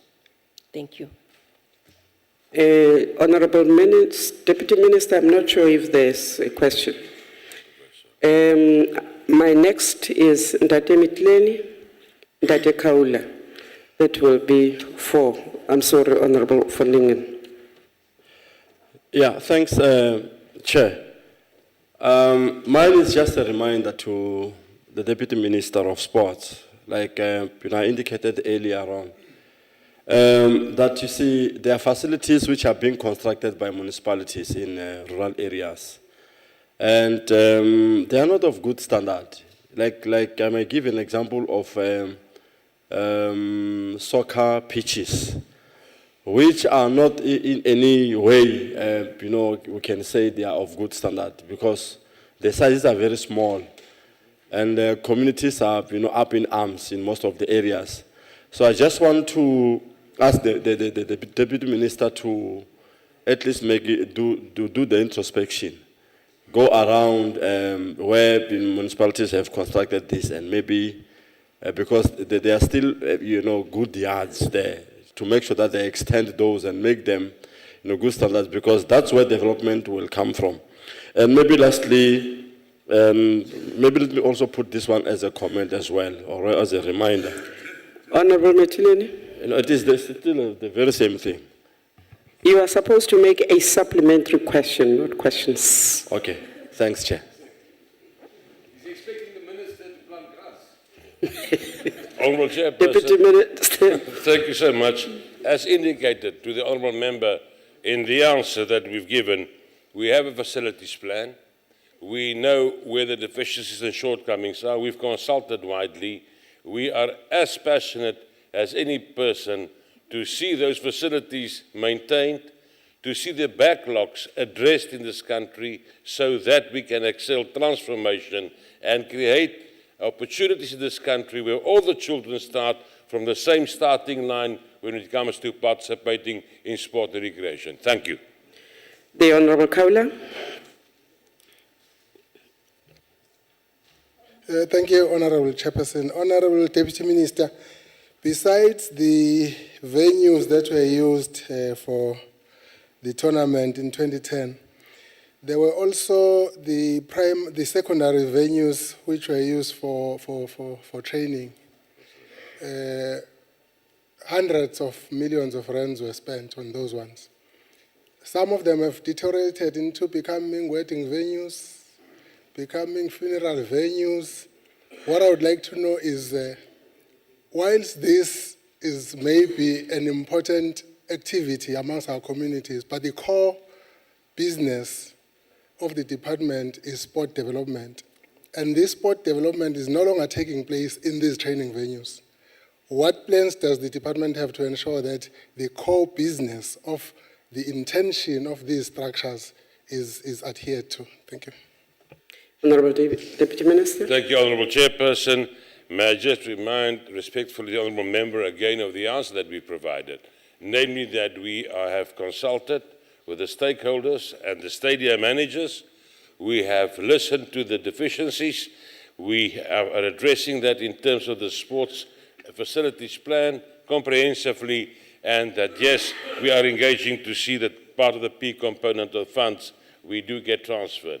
May I just hasten to also add, Honourable Chairperson, that yes, although sports development and the stadia are there for sports development, you are referring, Honourable Member, to the 20 training venues that we have built right across the country.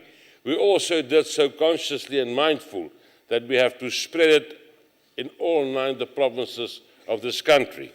Now, it was also partly designed, like all the World Cup stadia, to be multi-purpose. In other words, your communities must take ownership of that, communities must be able to access it and to use it. So to have a concert or to have a funeral session in that is absolutely in line with the policy and the thinking. The fact is, it must not only become that, it has to be maintained and it has to be available for sports and sports development. Thank you. Okay, thank you, Honourable Minister. We are now on question number 58. Honourable Minister. Thank you, Honourable Chairperson. First, the plan of action of the department is that we have done a presentation to the Premier of KwaZulu-Natal and the Mayor of eThekwini in respect of our proposal to bid to host the 2022 Commonwealth Games in that wonderful city and province.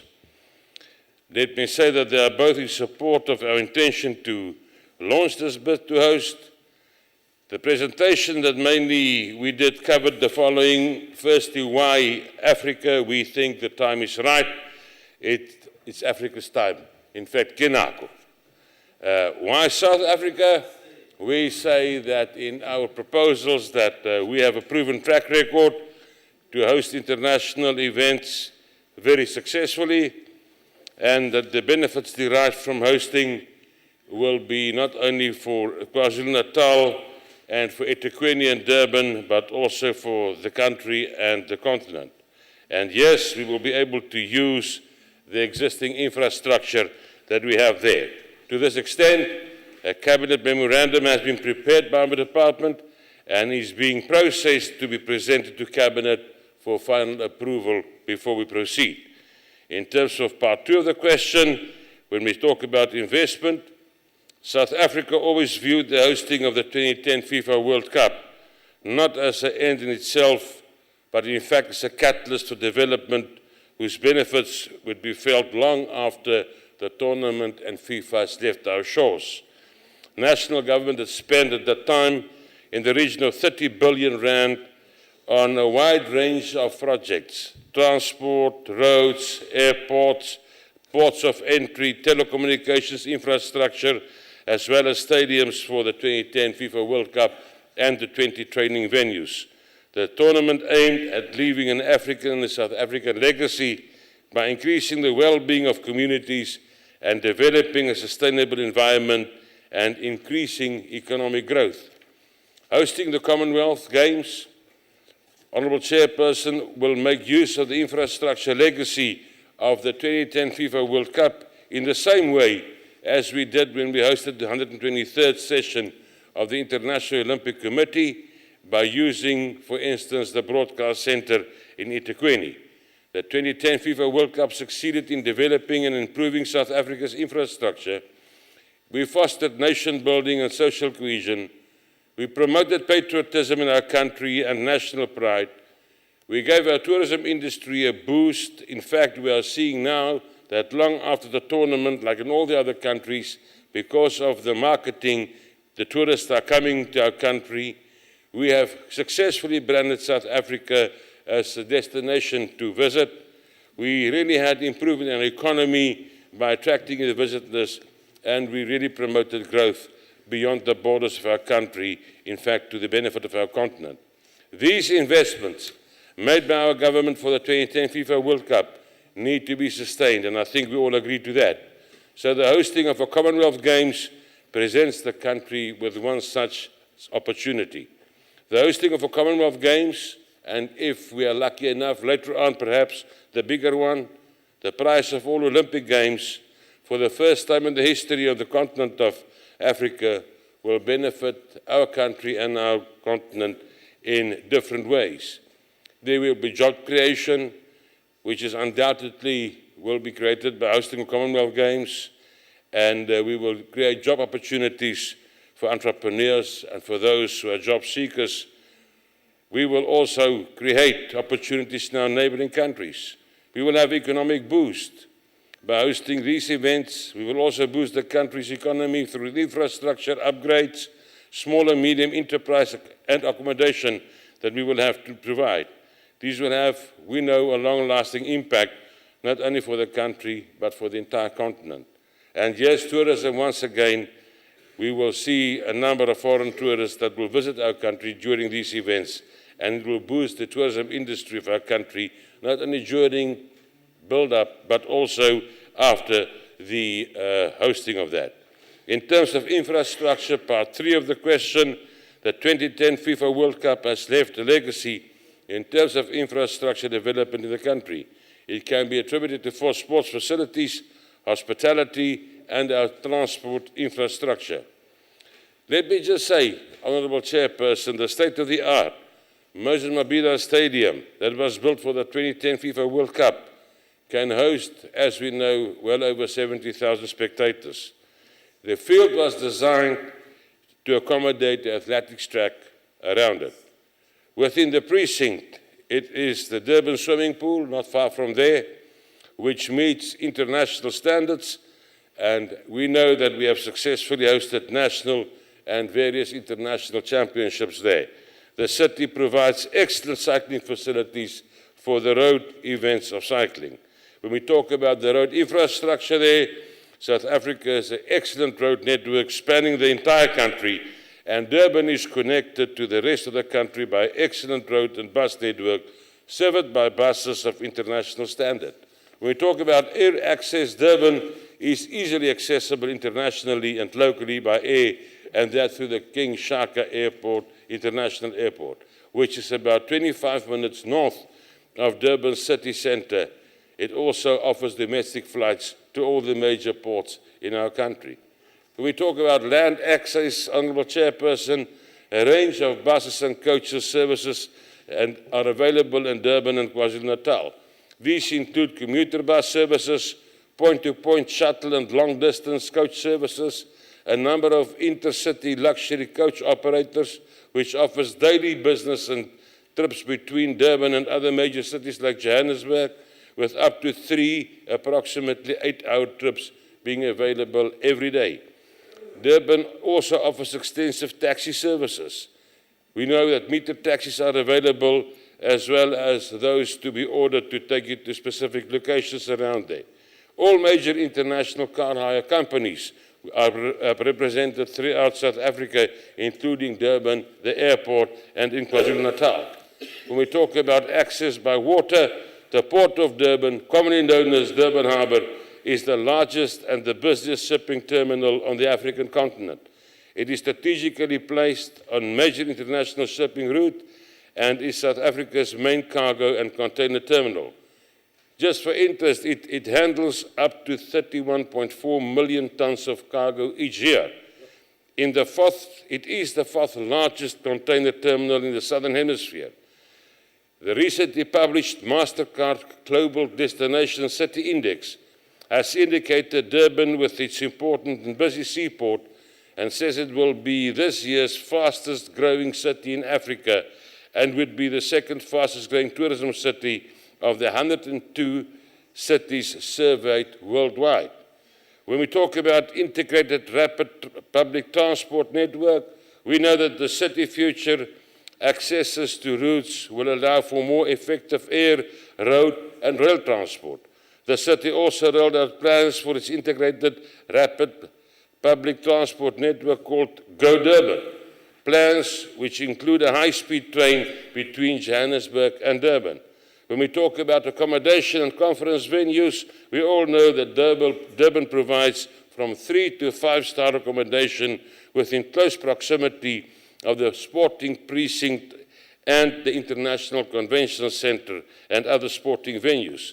There are numerous superior quality guest houses, motels, inns, beds and breakfast establishments, as well as self-catering lodges, youth hostels, and timeshare apartments within a 1-hour drive, or let's say 50 kilometers from the city centre. The variety gives options to stay on the beach, or in a quiet and a leafy suburb, or in a vibrant restaurant district, or in a nature reserve, or whatever nearby transport node you may want. When we go to part B, and we talk about the capacity to deliver this event, Honourable Chairperson, South Africa has demonstrated its capability to successfully stage mega events, ably supported by the willing assistance of many volunteers and support from government. We have previously hosted not only the 2010 FIFA World Cup, prior to that the 2009 Confederations Cup. We've hosted successfully on short notice the 2013 African Cup of Nations, the International Cricket World Cup, the International Rugby World Cup, the Commonwealth Heads of Government meeting. We've hosted COP17 conference in December 2011 and the BRIC Summit in March 2013. When South Africa decides to bid to host, we decided to bid to host the 2010 FIFA World Cup. It was done on the basis that the tournament should leave a lasting legacy for our country and our children. The strategic legacy objectives were clearly defined, and when reviewed the successes of the tournament, it was confirmed that a number of these objectives were achieved. A bid to host the Commonwealth Games is submitted by a bid committee and acting on behalf of identified stakeholders. Once governments agreed, it will be supported by SASCOC, and the final contract will be signed by the Commonwealth Games Federation and the host cities respectively with SASCOC. The bid process will require strong support from all 3 tiers of government, evidenced throughout the guarantees that will have to be submitted as part of the bid. Now, based on the experience of hosting the 2010 FIFA World Cup, the bid committee would be established, including major stakeholders chaired by SASCOC. Given the significant role of the Interministerial Committee and the role it played in preparing for the 2010 FIFA World Cup and the lessons learned from that, we will have an IMC to be considered for the bidding process of the Commonwealth Games. There is significant residual experience in SASCOC in our country, and all 3 tiers of government should we decide to go ahead to launch this bid.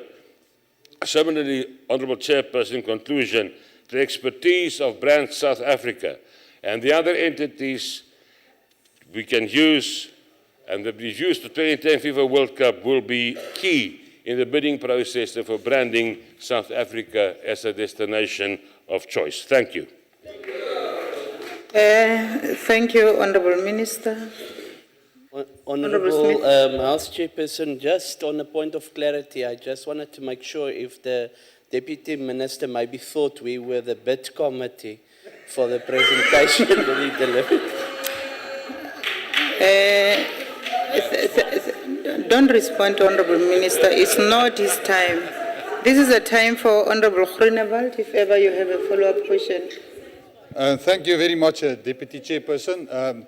I want to thank the Honourable Deputy Minister for his reply on the question, and I haven't got a follow-up on that. I wish them, I think from all of us, good luck for the future. Thank you very much. Okay, any supplementary question from the honourable members? You'll be number 1, number 2, 3, and the last one. No. Honourable Van Dingen is the last one, is the 4th one. Thank you, in that order. Thank you, Honourable Chair, and to the Deputy Minister. I would like to ask Minister, as the only financially viable stadium, the Moses Mabhida is now being granted further opportunity to develop. Why is that? The Honourable Minister. Honourable Chairperson, no, I don't think Moses Mabhida is the only viable stadium we have. But we were saying that it's designed in such a way that we can put the athletics track around it.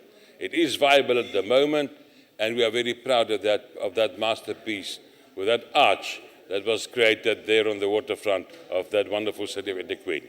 Okay, thank you, Honourable Minister. Honourable Ntebe. No, Chair, the Deputy Minister was eloquent in his presentation. I just want to check in terms of the legacy that I know that infrastructural development that comes about, the legacy, are we also including or seeking to expand and include stadiums like your Mabato Stadium, which were not part of the legacy program as identified? Honourable Minister. Honourable Chairperson, just on a point of clarity, if honourable members do read the question that we had to respond to, we had to respond to every part of the question asked. So I did not present to a proposed bid committee on behalf of government. We just responded to the question asked. That's all what we did, and we did so thoroughly. Now let me just say, honourable member, for the question asked, thank you for the question. We will be guided. We will be guided in the bid process should government give the final nod. Once we have presented to cabinet and they've applied their mind, together with the bid city and the province, we will then take that into account. But I can assure honourable members and the NCOP that government will never ever agree to a bid that will not leave a lasting legacy and give benefits to the wider community in South Africa, including our continent. We live in an age where we have to consolidate the African agenda. I thank you. Thank you, Honourable Minister. Honourable Fanny.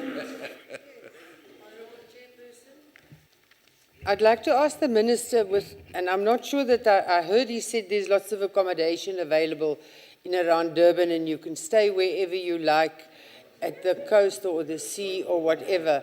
But every single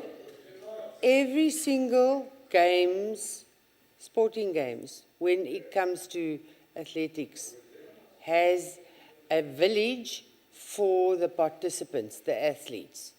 Has that been included? I didn't hear any comment on that. And where is the space for that in Durban? Thank you, Honourable Funding and Honourable Minister. Honourable Chairperson, thank you so much to the Honourable Member for the question. No, we did not speak about the athletes' village, not only for those participating in athletics, all the athletes. We did not speak about that because it wasn't part of the question. But yes, it will be part of the planning. We all know that you have to put an athletes' village. Let me just remind the Honourable House and NCP that when we hosted the All Africa Games in Alexandra, we've created the athletes' village, and we've turned it into housing afterwards. So it was beneficial to the community of that part of the world in Gauteng. So we will do the very same. Like I said to honourable members, we will never, if Cabinet approves, go ahead without leaving a lasting legacy and leaving benefit to society at large. Thank you, Honourable Minister. Honourable Van Lingen was the last one. And then now we are going to question number 81, which was asked by Honourable El Suka. Honourable Minister. Thank you, Honourable Chairperson. First part of the question, the answer is yes. The department has relevant programs in each case as by the question. In order to encourage a healthy lifestyle, the National Department of Sport and Recreation implements the Big Walk campaign annually across all 9 provinces. This is in line with the Association of Sport for All, which declared October as a walking month on the first Sunday in October as the start of the walking month worldwide. In addition, our department, in collaboration with the identified stakeholders, such as the Barry Stander Foundation and Cycling South Africa, also has a Cycle for Life program aimed at encouraging school children and youth to use non-motorized transport by cycling to and from school, and also to participate in cycling events. Further, the department is currently seeking Cabinet approval for the declaration of the first Friday of October annually to be declared National Recreation Day, with the aim to encourage the South African public to participate in moderate recreational activities that should become part and parcel of leading a healthy and an active lifestyle. Part B of the question is to address the identification and development of talent among the youth. The school sports strategy that Sport and Recreation in our country is implementing in partnership with the Department of Basic Education is focused on learners under 12 years of age and up to those in under 19, and that in 16 different sporting codes. The department has a core trained talent scouts who identify talent at the district, at the provincial and the national levels. Learners that are identified as highly talented in the national championships are identified per code and offered a ministerial sports bursary, which enables them to continue to nurture their sporting talent while they participate in sport. The nurturing of the identified talent takes place in sport-focused schools, which collaborate with provincial departments and the Department of Basic Education. Talent is also nurtured at provincial and district academies of sport, which provide chairperson a range of medical and scientific support services, amongst others. Part 2 of the question, A, yes, the programs include development of public gyms. Public gyms with equipment were installed in renovated buildings belonging to municipalities identified by the 9 provinces. These are known as indoor community gyms. The department also hands over equipment which is installed in municipal areas consisting mostly of parks. These are known as outdoor community gyms, and our department has up to now installed 12 community outdoor gyms across the 9 provinces, and there are another 9 outdoor community gyms that will be installed in the current financial year as we speak. Part B of that question, yes, the program includes the development of sport facilities. The facilities that have been developed including the following: it's multi-purpose sports courts that have been completed in collaboration with the Sports Trust through the Ministerial Sport Outreach Program. 12 schools have been beneficiaries of multi-purpose courts, which can accommodate 4 sporting codes that can be played in those courts interchangeably. It's netball, basketball, futsal, and volleyball. Sport for Change projects in collaboration with the German Development Bank, commonly known as KfW, include multi-purpose courts of soccer and rugby fields and children play areas. More facilities are also built by municipalities through the Municipal Infrastructure Grant, the MIG. Part 3 of the question is, all programs that we spoke about have commenced. Programs are implemented in all 9 provinces, and furthermore, programs are implemented in all provinces targeting previously disadvantaged areas. I thank you. Thank you, Honourable Minister. Honourable Suka, do you have any follow-up question? Thank you, Chairperson. I must appreciate the response by the Ministry of Sport and Recreation. And as such, I would encourage them to roll out that program throughout the country. And also the partnership between the Department of Sport and Recreation and the private sector, they should also be encouraged, because this talks directly to the wellness of members or to the wellness of South Africans, so that we beat this obesity and so on and all other diseases that we have. Otherwise, I think I've asked a question on behalf of these members. Thank you very much. Thank you. The Honourable Member does not have a question but a comment. Any supplement? Do you want to get in, Honourable Minister? Honourable Chairperson, just to thank the Honourable Suka, but also to mention that, yes, we have announced sponsorship with private sector. Brutal Fruit has come on board supporting various codes. Various sponsorships have been announced up to now. So we are engaging the private sector, and that wonderful remark of the Honourable Member, fighting obesity, becoming active and healthy, walking briskly every day. I say viva a luta continua. Thank you, Honourable Minister. Now it is your time, Honourable Members. Do you have any follow-up questions? Honourable Tau. No, thank you very much, House Chair. The follow-up question, therefore, would be, does that response take into account the fact that at the villages where members reside or stay, there is infrastructure?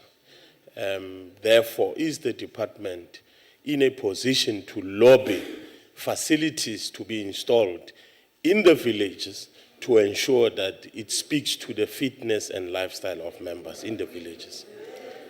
Honourable Minister. Honourable Chairperson, thank you so much for a very positive question. Yes, the answer is undoubtedly yes. We have a sport and recreation facilities plan filled in by norms and standards. We know that we can't build a stadium for 70,000 seaters all over the country. You have to define what's needed. If you have to roll out a multi-purpose facility in villages where you can have multi-purpose courts, sporting codes practiced, we will do that. This is why, Honourable Members, Chairperson, we are in a massive drive.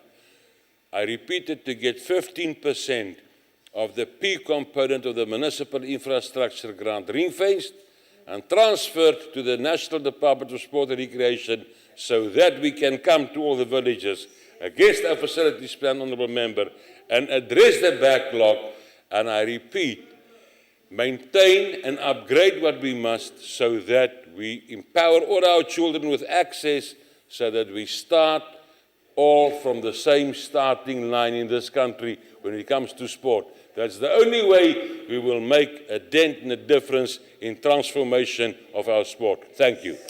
Thank you, Honourable Minister. We are now on question 101, which is the last question to the Honourable Minister of Sports and Recreation, and the question is from Honourable V.E. Mitilen.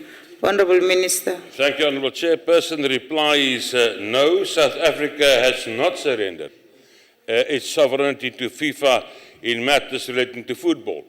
The question of the governance of football, like all other sports, in this case football, rests with the recognised National Federation. In the case of South Africa, it's the South African Football Association, commonly known as SAFA. SAFA is an affiliate of the international governing body for football, which is FIFA. The technical aspects of the game and its governance, therefore, will fall within the jurisdiction of FIFA internationally and are governed by the statutes no matter in which country that game is played. This is required in order for uniformity of the game and the rules of the game. Otherwise, the result would be different standards, different rules and regulations being implemented, which would lead, without doubt, to chaos. The governing bodies of football thus have international mechanisms to deal with any allegations of mismanagement or corruption. As far as part 2 of the question is concerned, the matter concerning the investigation of allegations of match fixing involving Bafana Bafana national team in the warm-up of games leading to the 2010 FIFA World Cup did receive the attention of the Minister. The Minister of Sport had, based on a report received from SASCOC, decided it would be prudent and necessary in the light of the seriousness of the allegations and the supporting documents to approach the President of the country in terms of Section 13(4) of the National Sport and Recreation Act 1998 as amended, to consider appointing a commission of inquiry into match fixing and the affairs of soccer. The President decided at the time it was not prudent to appoint a commission of inquiry.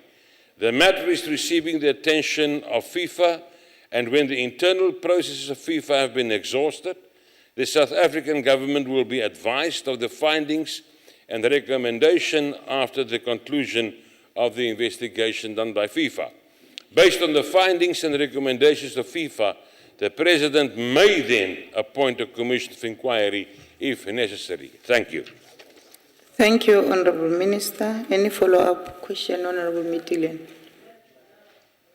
All in order, ma'am, none. Okay, thank you, Honourable Member. Any other supplementary question? None, okay. Let me take this opportunity and thank you for your time, Honourable Minister.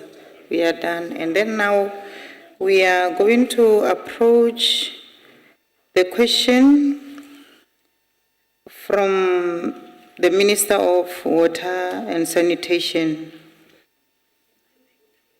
Oh, from the members to the Minister of Water and Sanitation. Honourable Minister, we are on question number 60.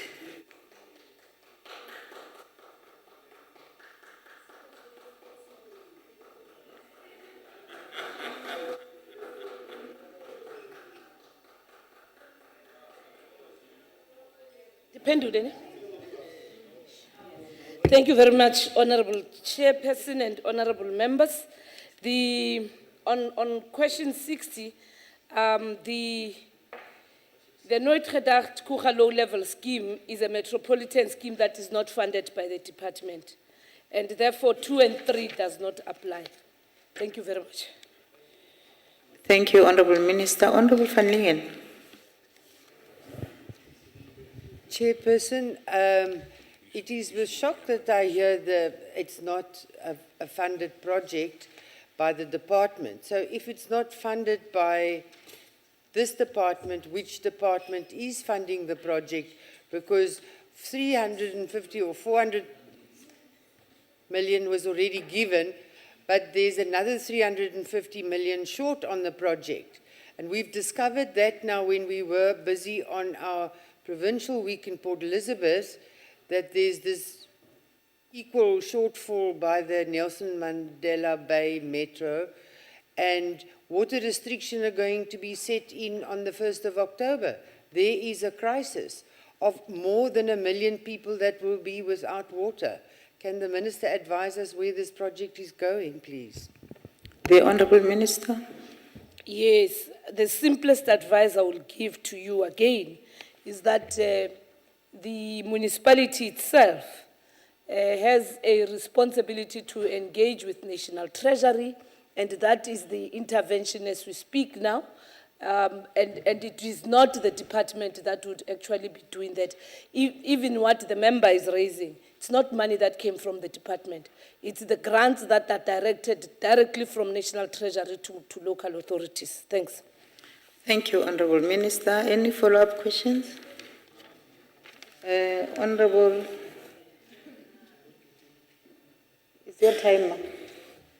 Honorable Mpambo Sibukwana, please don't avoid saying my name. Honorable Mpambo Sibukwana. Sibukwana. I thank you.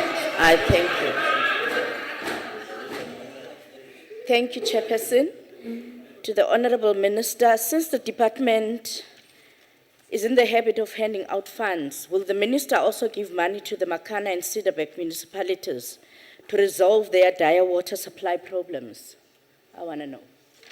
Thank you. Thank you, Honorable Mpambo Sibukwana. Honorable Minister. Thanks, honorable members.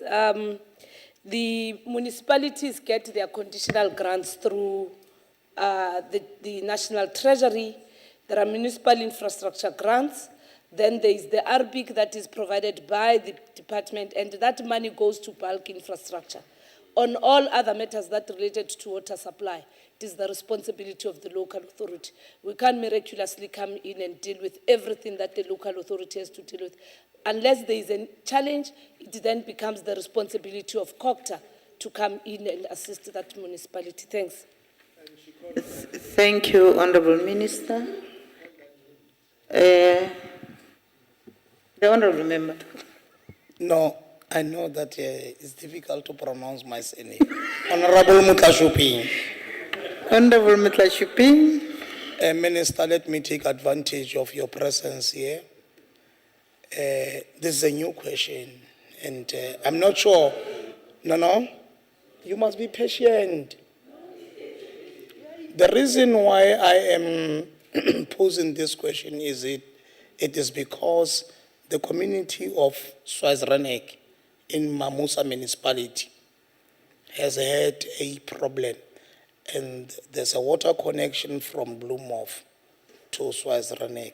I'm not sure how far that process is, and if you are able to answer to the specific question that I'm asking, and if you are not able, Minister, because it's a new question, I'll respect your view. Thank you very much. Thank you, Honorable Mutlashuping. It's good that you know that is a new question, but it is up to the Honorable Minister if ever should want to ask. So that any other member must not ask me about another municipality where they come from. Local government gets conditional grants to deal with water issues. And local government has to have the operations and maintenance programs to deal with water supply. Unless otherwise it is part of a national program and the intervention comes on the basis of what COGTA has assessed through its performance monitoring, then the national government steps in through the water boards. The issues of Bloemhof and Mamusa are again issues of local government, and just to move out of this scheme, this coming Thursday, the President is convening a summit on local government. And part of it is to reposition local government to deal with these kind of issues, or even reviewing the issues of the allocation of grants directly to local authorities and the capacity of local government. So I assume there will not be any other questions about your municipality in Ekurhuleni. Thanks. Thank you, Honorable Minister. We are now on question 62. The question was asked by Honorable J.J. Lord. Honorable Minister.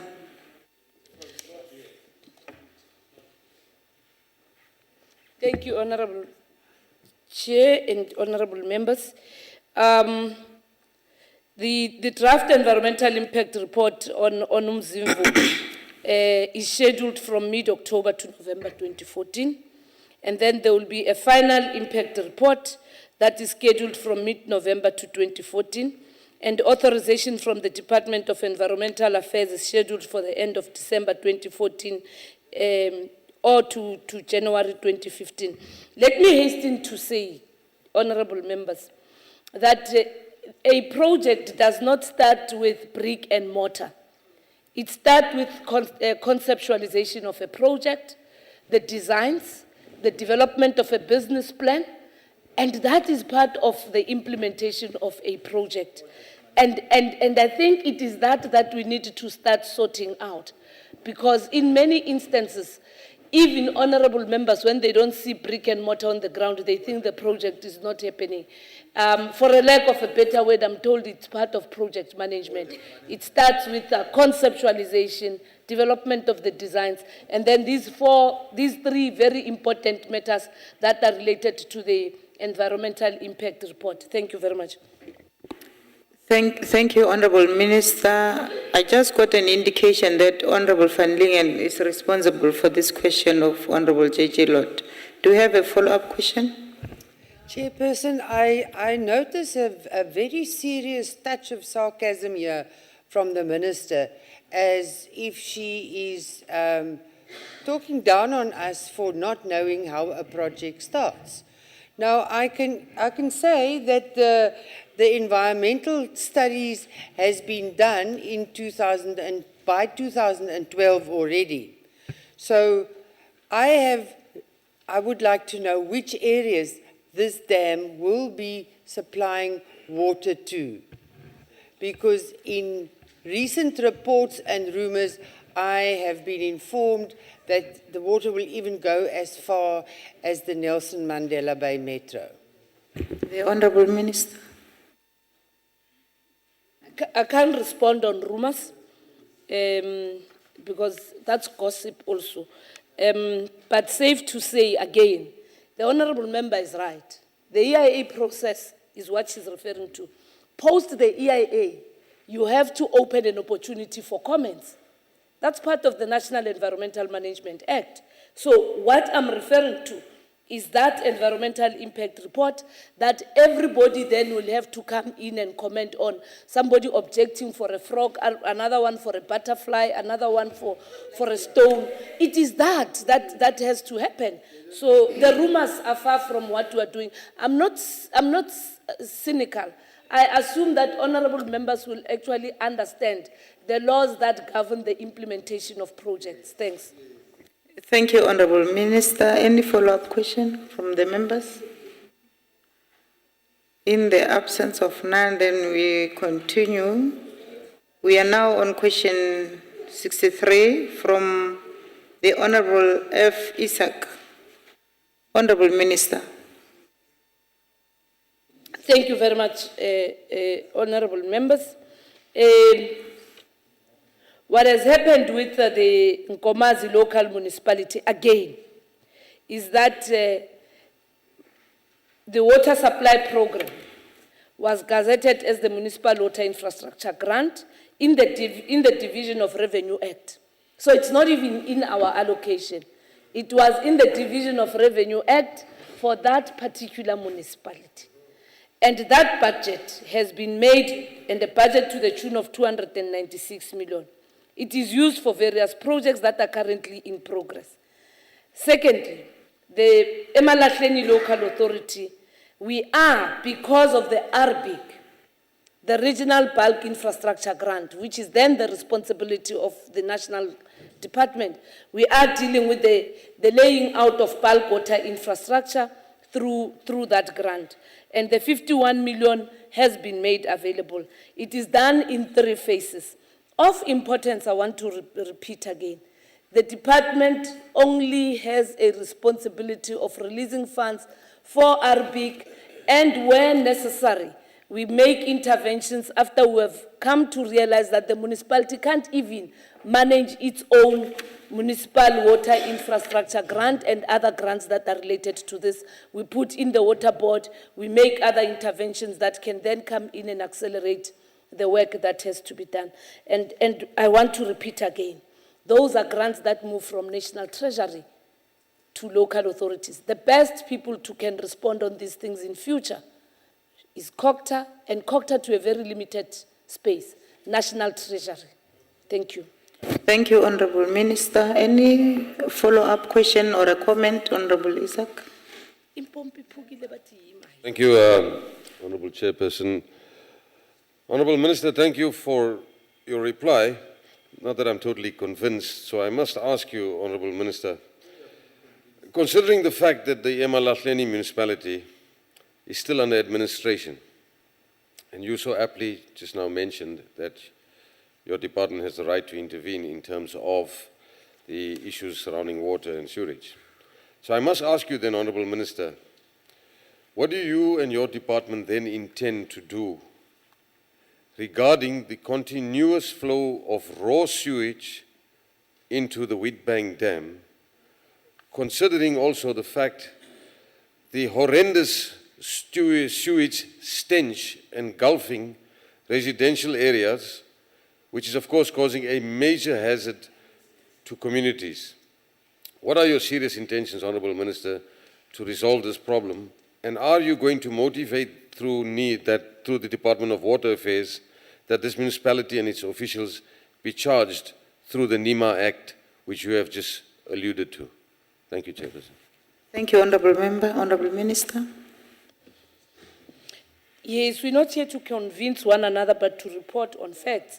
And the thing that I want to raise here, honourable members, is that the challenges that are there in Emalahleni have to do with capacity of local government in its entirety. And that's why that municipality is under administration.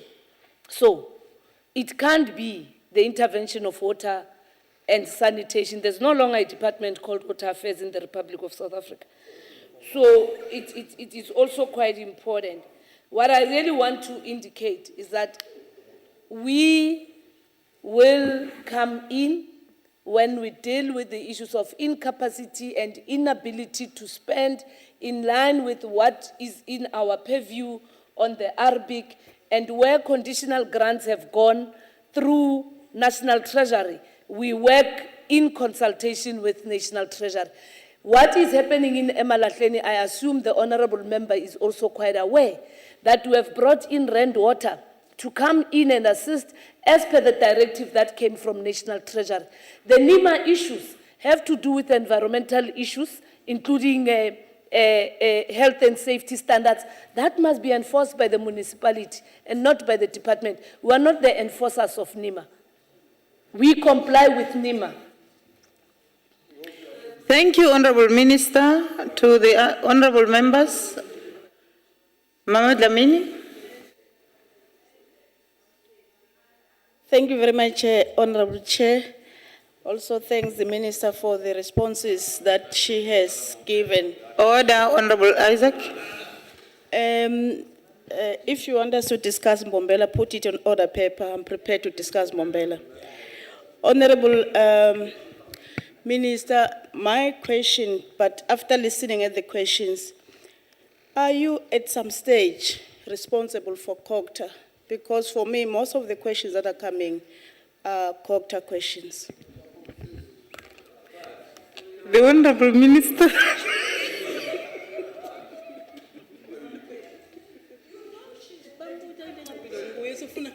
Thank you, and thanks, Honourable Member Dlamini. That's exactly what I'm raising.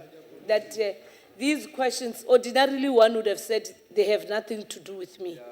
But because of the respect of the House and the fact that we are just over 100 days in the fifth administration, one felt that must come to this Honourable House and say, separate COGTA from us and let's exercise oversight.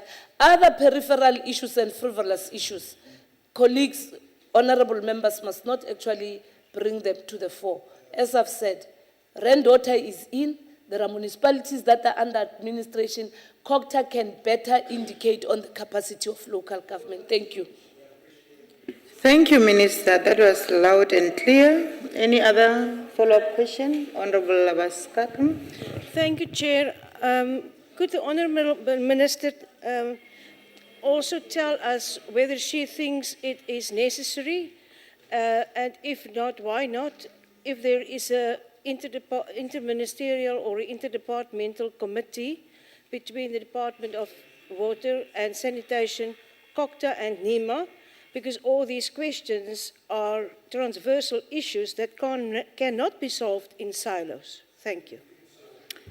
Thank you, Honourable Member. Honourable Minister. Minister Pravin Gordhan, who's the Minister for COGTA, is the convener of a cabinet committee that deals with service delivery. And that committee is comprised of all the key departments: human settlement, water and sanitation, social development, National Treasury, to name just but a few. And the intentions thereof is to make sure that we move away from a silo approach. Out of the summit that the president is hosting, I would also invite members of the House to again pick up what is going to be presented there as the way forward of how best we want to deal with issues of service delivery in an integrated manner. Thank you, Honorable Minister. You'll be the last one, Honorable Smith. Thank you, Honorable House Chair. I'm just wondering whether this department didn't get the wrong name and rather should have been called the Ministry of Bulk Water Services, because it seems like there's no responsibility. And I want to know what is the department's, in the light that the minister says, you know, when it comes to municipal services on water and sanitation, that her department don't have anything to do with that. Where does that department comes into play then? Or do we put our hands in the air and say, well, it's not my problem, shift it on? Because that's what the department is, name says. Then there's a total misrepresentation on the name. So I just need some clarity on that. Okay, the Honorable Deputy Chairperson. I hope I won't be accused of being a member of the executive. But Chair, I'm rising on a point, whether if you call it information or what, because what members are raising now, it's precisely what we grappled with as the National Council of Provinces. When we looked at our constitutional mandate, we said central to our work is to strengthen intergovernmental relations and cooperation. And these are some of the things that members are beginning then to raise. And I think it will be, the questions are, especially the last comment, it's not even a question, it's a last side comment, which would need us now as members of the council to begin to sit down and reflect on some of these matters and say, how then do we ensure that we move forward by bringing, there will be nothing wrong, I mean, as the NCOP, to bring together Cogstar, Treasury, water and sanitation, human settlements, and so forth, and say, here is an issue, whether if we deal with it as a topical issue and have a debate with all the ministers under one roof and so forth. So I will just propose that we don't find ourselves putting the minister now in a situation where she will definitely have no option but to withdraw from even answering the questions. Thanks. Thank you, Honorable Tau, the Deputy Chairperson of the House. I believe that it cleared everything, all the frustrations that one would find themselves in as the honorable members. And then now we continue with our questions. Question number 69 is from the Honorable Kaula. Honorable Minister. Ngiyabonga Baba Khawula. The Uthukela Water is an entity that was established by the provincial government of KwaZulu-Natal through their Cogstar department in terms of the Municipal Systems Act. And it is then accountable to that department. As to why then they have actually decided to dissolve the water board, the answers can be better found with the KwaZulu-Natal department. And again, I'm saying, decently so. It's 100 days. We will all learn. Honorable Minister, please take your seat. Honorable Van Lingen. Chairperson, Honorable Tau has just explained how we work together. In this House, we do local government, provincial government, and national government. We cannot ask questions to the provincial governments. We ask it to the national minister, who must then respond. And this is a point of order. It's a deviation immediately after Honorable Tau made a very valid point. Okay, Honorable Tau, do you want to respond to what Van Lingen has said? Okay, continue, Honorable Minister. Yes, I've said it. It's the KwaZulu-Natal provincial government that established the Uthukela and they again decided on their own to do away with the water board. And they can be better placed to then give a response in that regard. And the NCOP is better positioned because it deals with provincial affairs as well. Thanks. Thank you, Honorable Minister. Honorable Kaula. Thank you, Honorable Chairperson. Thanks, Honorable Minister. Be that as it may, Honorable Minister, this water board was responsible for the bulk water supply to the district municipalities of Uthukela, Amajuba, and Umzinyathi. Now, there were stories about issues of mismanagement and corruption. Now, what I'm saying is I'm not contesting the dissolution. In fact, it was a very good move. But what I'm saying is government cannot allow a situation where fingers are pointing at people for mismanagement, but nothing gets done. That is my contestation, Honorable Minister. And there's something that needs to be done, has to be done by the powers that be. And to me, water and sanitation is one of the powers that be that needs to do something on those people who were culprits into the issues of mismanagement in that board. Thank you, Chairperson. Thank you, Honorable Kaula. The Honorable Minister. Honorable Kaula, angeke just siqobongele enkingeni okungasiyona yethu. Lo mthwalo waka government waKwaZulu Natal. Ibona ababumba le water board. Futhi emveni kokuthi bayenza uphenyo lwabo, babona ukuthi mabachithe I-water board le. Bathathe wonke amandla wayo bawuphindisele kubona as department.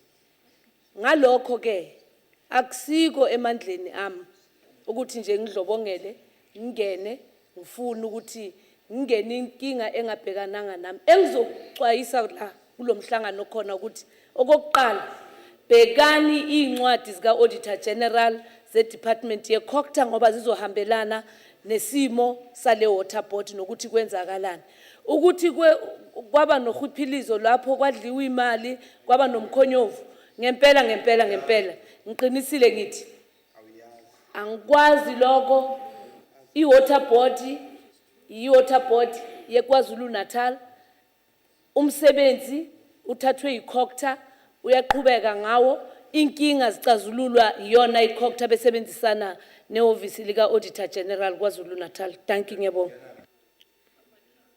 Thank you, Honorable Minister. To the honorable members, do you have any supplementary question or comment? Okay, we will continue. Order in the House. We are now on question number 91 from the Honorable Osifako.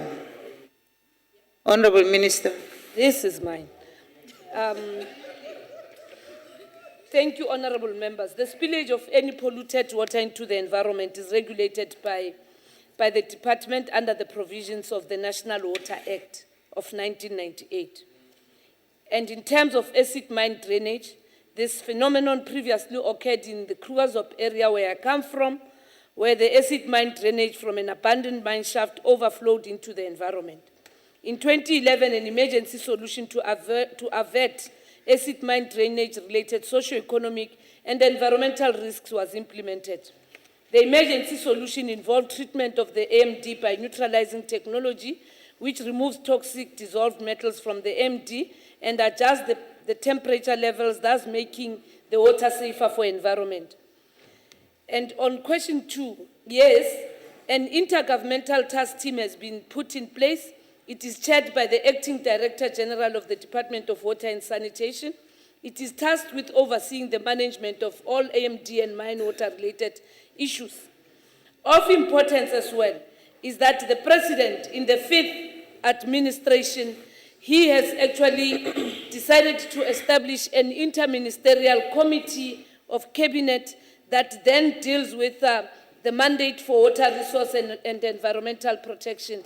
In a few weeks' time, we will actually be calling on service providers and those who have the capacity to come and help us on just dealing with acid mine drainage, not only on an emergency basis, but right across in South Africa where we have similar challenges, including the eastern basin of Gauteng, which is currently a priority.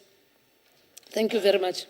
Thank you, Honorable Minister. Honorable Sfako, do you have any question? Oh, thank you very much, Honorable House Chair, Honorable Minister. I think the question is a confirmation that indeed there is intergovernmental collaborations in addressing such challenges. I'm appreciating that. But with specific also a case of the sanitation spillage in some communities, in particular in the area around Madibeng. If there is intergovernmental collaborations, I hope all that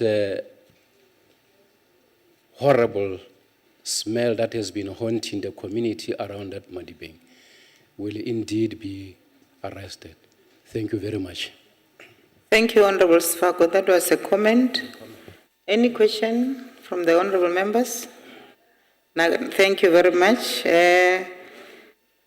We will now go to the last question. And the question is from Honorable Dr. Vodwa to the Honorable Minister. Thank you very much, Honorable Member. In 2005, it was estimated that there were 252,254 buckets in use in formal or established areas in South Africa. These buckets existed before the democratic government took over administration of the country in 1995. An earmarked budget of 1.8 billion was made available by National Treasury to eradicate buckets in formal areas between 2005 and 2008. 98% of these buckets were replaced under this program. However, some buckets in the Eastern Cape, Free State and Northern Cape could not be removed due to difficult ground conditions, lack of bulk services and/or inadequate financial resources. Buckets that existed after 1994 in both formal and informal areas were not included in this program, hence the existence of bucket sanitation. On the second question, in October 2013, government made a commitment to eradicate all existing buckets in all types of settlements, both formal and informal, in a period of 3 years. An earmarked budget of a total of 2.5 billion has been allocated to the program, with 650 for 13-14, 899 million for 14-15, and 975 million for 15 and 16. The new department, which has now actually inherited this particular mandate, together with the Department of Human Settlement and Cooperative Governance, are working together to ensure that the bucket system of sanitation is eradicated. However, honorable members, what we need is proper planning at municipal level that has to be strengthened and make sure that there's improvement so that new households are provided with appropriate sanitation services instead of a bucket toilet. Also, we are moving away from a one-size-fits-all because it is not only the waterborne sewer that is a solution in South Africa. We have now called for submissions, requests for information, and assume honorable members of this House have seen through the media the request for information on the use of alternative technology, given the fact that South Africa is a water-challenged country. Secondly, given the fact that, again, the ground conditions in some of the areas would actually make it difficult for us to have a waterborne solution.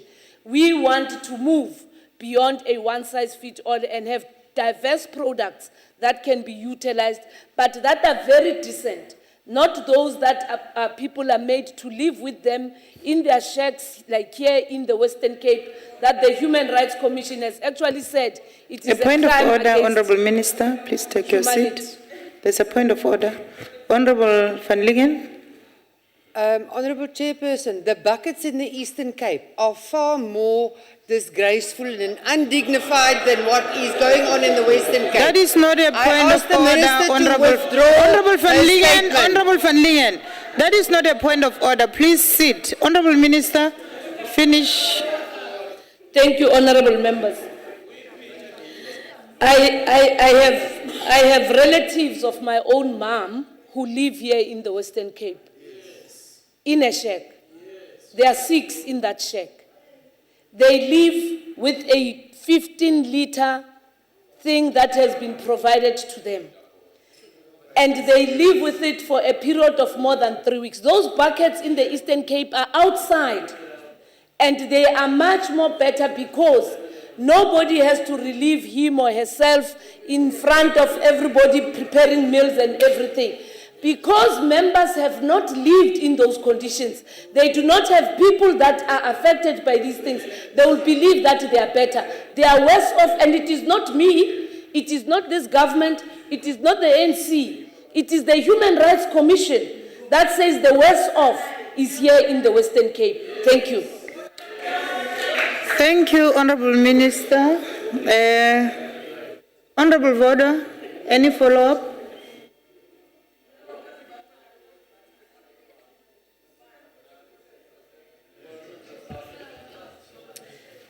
Thank you. Honorable Minister, please ensure that this is made a priority and that there will be proper planning at all levels of government and especially at local government level to ensure that this eradication does take place as a matter of urgency. We will, of course, be monitoring the progress in this regard. Thank you, Acting Chair. It's not a question, it's a request. So we can continue. If ever there are questions, Honorable Hoshi Tavijani. Oh, okay. So, Honorable Minister, Honorable members are satisfied that we have done a good job. So there is okay, order, Honorable members. There is an announcement that the honorable members should know that the replies to the questions to the Minister of Social Development have been submitted to the questions office this afternoon. And that concludes our work for today. Have a good night, honorable members.